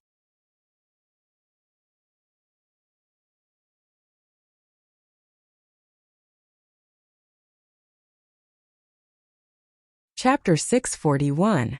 How could Lu Ping not understand Debeo's meaning when he saw that Debeo was suddenly looking at him with bright eyes, So he didn't even think about it and said, "Don't even think about using the 7-colored restriction-breaking talisman. Not to mention whether or not we can open it after using it. Even if we do open the barrier here, if we don't quickly subdue it, this Heaven's Cave will definitely lose the support of the illusion from before and will soon be discovered by others. And if I subdue this Heaven's Cave, it will inevitably cause a strong tremor in the entire Heaven's Cave. At that time I will still be discovered, so we can only wait for Martial Uncle Jiang to arrive." Lu Ping looked at Debao's dejected face and said with a smile, "However, other than this palace, this Heaven's Cave is not without treasures. You call yourself the treasure-seeking mouse, have you not discovered anything?" Debao listlessly looked at the spirit herbs growing around him and said, "Even if there are some precious spirit herbs, there are only 1 or 2 of them. What else can I discover? Moreover, although the spirit herbs in this Heaven's Cave are growing everywhere, the quality of the spirit herbs themselves is not very high. It is obvious that they have been growing on their own for thousands of years without anyone taking care of them. If that would Luan Yu was still here, this would be a place he would like to live." When Lu Ping heard Debao mention Luan Yu, he couldn't help but be startled. He didn't know how Luan Yu had been following Yan Wujiu and Lao Zu all these years, and whether or not he had found the inheritance of the Wood Luan clan. However, this thought only flashed in Lu Ping's mind for a moment. Then, Lu Ping pointed at a few trees growing at the foot of the back mountain and said to Debao, "Do you recognize those trees at the foot of the mountain?" Looking from afar, Debao couldn't clearly distinguish the dozen or so trees of different sizes. Lu Ping chuckled and walked towards the dozen or so trees at the foot of the mountain, and Debao hurriedly followed. Just when the two were only 300 feet away from the trees, the dozen or so trees suddenly began to sway without any wind. The swaying of the branches produced a whistling sound, as if it had turned into invisible sound waves in the sky, falling towards the heads of Lu Ping and Debao. Lu Ping seemed to have been prepared, and with a slight vibration of his enormous divine sense, he shattered the sound waves that were aimed at him. Debao didn't have Lu Ping's enormous divine sense, and was also caught off guard. His eyes immediately rolled upwards, and he was about to fall towards the ground with his back to the sky.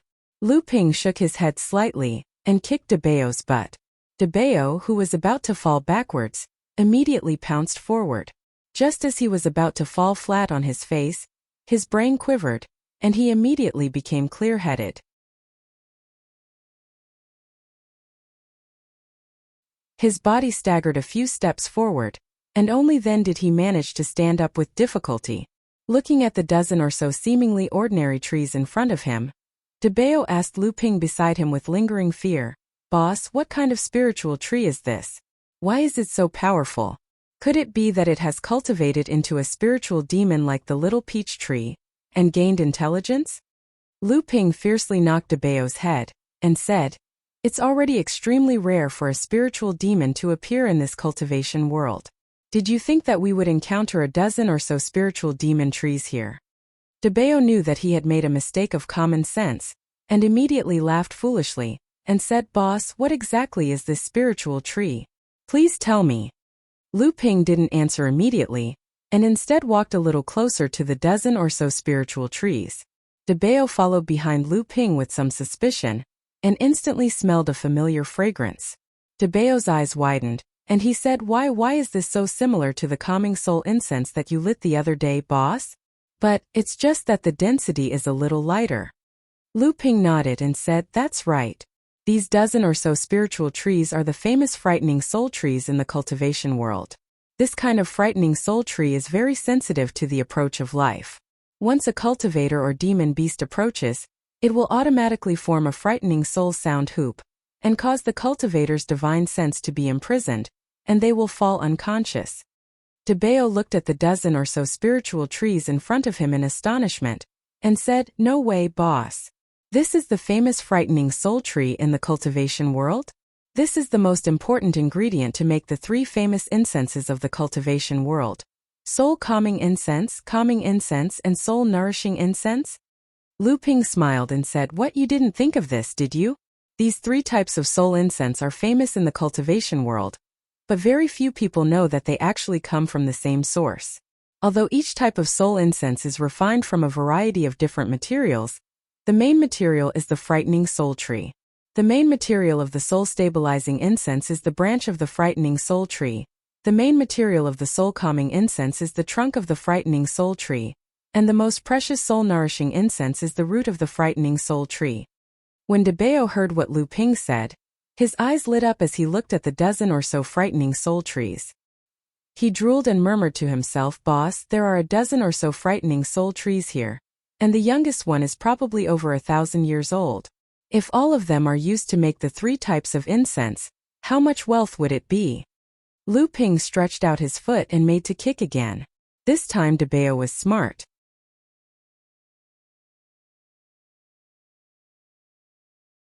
He quickly took a step forward and avoided Lu Ping's kick.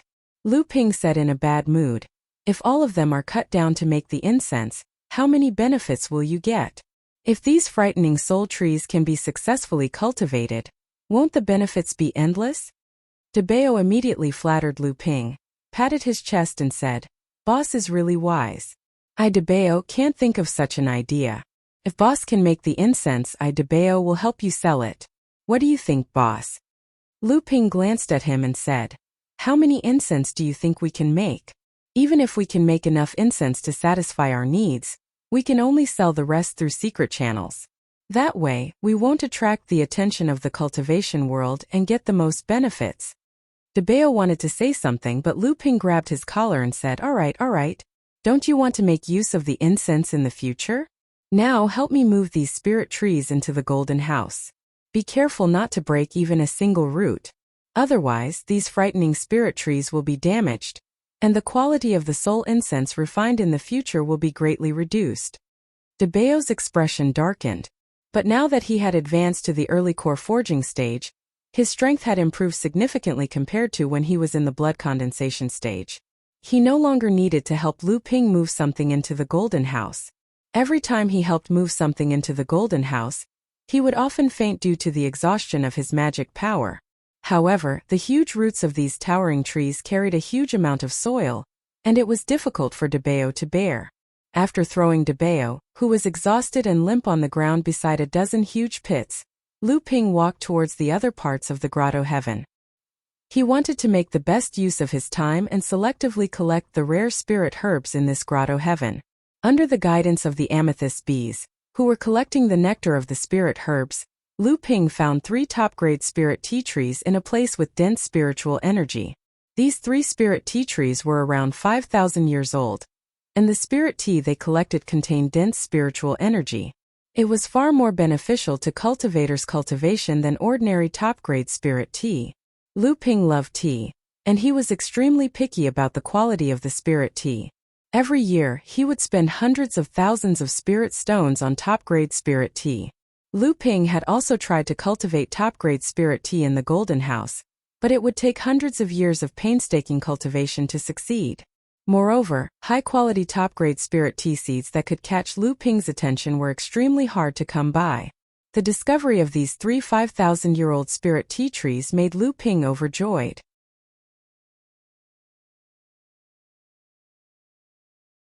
These 3 spirit tea trees could only produce around 30 taels of top-grade spirit tea in a year, but the enormous spiritual energy contained in these 5,000-year-old spirit tea trees made these 30 taels of top-grade spirit tea as valuable as 30 pieces of soul-nourishing incense.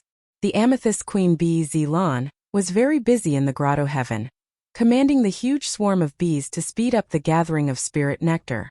She knew that this was a rare opportunity. She didn't know how many years it would be before she would be able to find an entire grotto heaven to cultivate spirit herbs again. If Zilan wanted to advance in her cultivation, the most important thing was not only the accumulation of long-term cultivation, but also the essence of hundreds of flowers that Zilan absorbed during the process of brewing the amethyst royal jelly. Previously, in the secret land of the perished archipelago, Zilan successfully broke through to the core forging stage because of the sea of spirit herbs there. However, the Longhui ancestor had already made it clear that unless there was a large spirit herb garden that had been accumulated for thousands of years for Zilan to command the amethyst queen bees to collect flower nectar in a short period of time, Zilan would no longer have any hope of advancing in her cultivation. The Longhui ancestor's words greatly disappointed Zilan. However, after Zilan had used the Sea of Flowers in the secret land of the perished archipelago to push her cultivation to the peak of the first layer of the core forging stage. Then, Lu Ping told Zilan that the Jinling sex Lao Zu had already agreed to let her collect all of the spirit herbs in the sex garden. Only then did Zilan see the hope of advancing in her cultivation. However, she didn't expect that this time, Lu Ping would directly find a grotto heaven in the secret land of the Yingtian sect that was specially used to cultivate spirit herbs. Although this grotto heaven had already lost the management of cultivators, the entire grotto heaven was growing in a disorderly state. However, this grotto heaven was rich in spiritual energy and had not been disturbed for thousands of years. The growth of the spirit herbs inside was abnormally dense. Nearly a third of the spirit herbs had reached a medicinal age of more than 1,000 years. After Lu Ping carefully moved a dozen frightening spirit trees and 3 5,000-year-old top-grade spirit tea trees into the House of Gold, another day had already passed. Zilan commanded the swarm of bees and returned to the hive of the House of Gold with an exceptionally happy harvest. Before entering the House of Gold, Zilan excitedly told Lu Ping that she was preparing to go into seclusion. This was because she felt that the nectar that she had collected in the grotto heaven contained the essence of 100 flowers.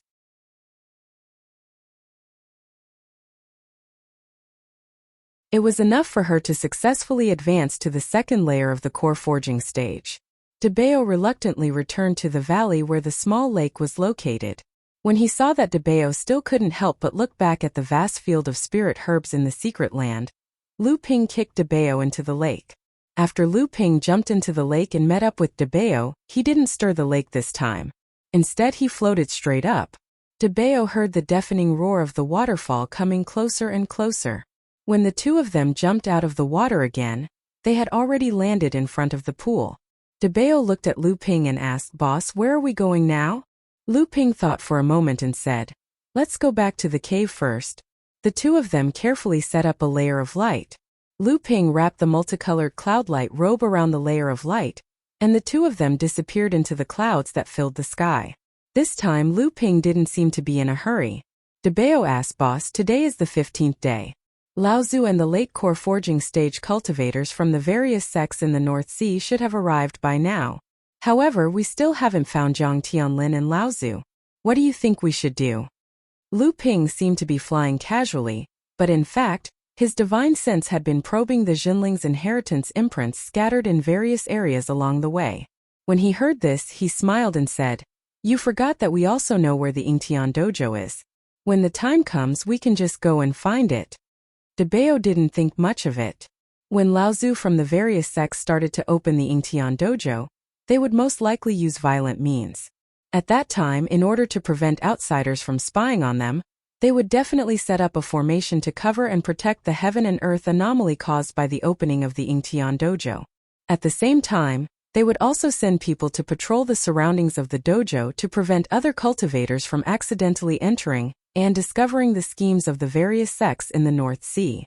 At that time, before Lu Ping could sneak in, he would probably be killed by Lao Zu from some sects with ulterior motives. Just as Debeo was about to say something, he saw that Lu Ping's expression suddenly became joyful. The Jinling's inheritance imprint that he had set up in one of the clouds had already been left with a similar imprint.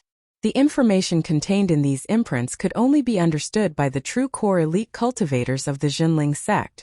After Lu Ping used his divine sense to check the imprint, he waved his hand to disperse the clouds and change the direction of the conveyance light, flying in the opposite direction of the Yinghe Valley. After a few dozen kilometers, Lu Ping passed by the skies above a forest.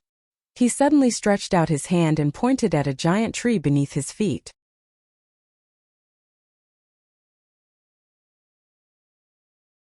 A ball of spiritual light exploded from the surface of a leaf on the top of the giant tree. Lu Ping's divine sense quickly scanned every spirit star before the exploded spiritual light dissipated. Thus, he raised his head to determine the direction and quickly disappeared into the sky once again. Under a cliff, Lu Ping's conveyance light had just landed when he was already enveloped by a vigorous wave of divine sense. At this time, Lu Ping's own divine sense was no longer weaker than that of an ordinary early Dharma adept. However, when this wave of divine sense approached him, a feeling of inferiority welled up in Lu Ping's heart. However, Lu Ping did not panic because the other party's divine sense far exceeded his own.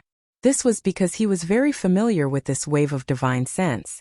It was the leader of the second generation of Jinling sect disciples, and could be said to be the true number one person among the second-generation disciples in the entire North Sea cultivation world. It was his teacher's partner Zhang Tianlin Laozu.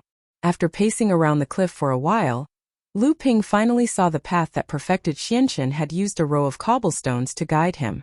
Following the direction of the cobblestones, Lu Ping had just bypassed the obstruction of the formation when he heard Zhang Tianlin Laozu's chuckling voice. I was just guessing that it was one of the disciples from our sect who had been traveling in the Central Plains. It was as if he had already known that our sect would come to the North Ice Plains and had left his legacy marks everywhere in advance. So it was you, kid. From the looks of it, the marks you left seem to have been left 1 or 2 days ago. Tell me, how did you get to the North Ice Plains before us? Lu Ping raised his head and saw 5 people sitting together. The leader was Zhang Tianlin Laozu, while the other 4 were perfected Xuanxu, perfected Xianxan, perfected Xianchen, and perfected Xuanju. Before he could answer Zhang Tianlin Laozu's question, Lu Ping was first shocked by perfected Xuanju's pale face. This was obviously a sign that he had suffered an extremely serious injury. You're tuning into the Li Mei's Wuxia Whispers YouTube channel. We're so grateful for your support, and don't forget to subscribe to join us on this incredible journey through captivating stories.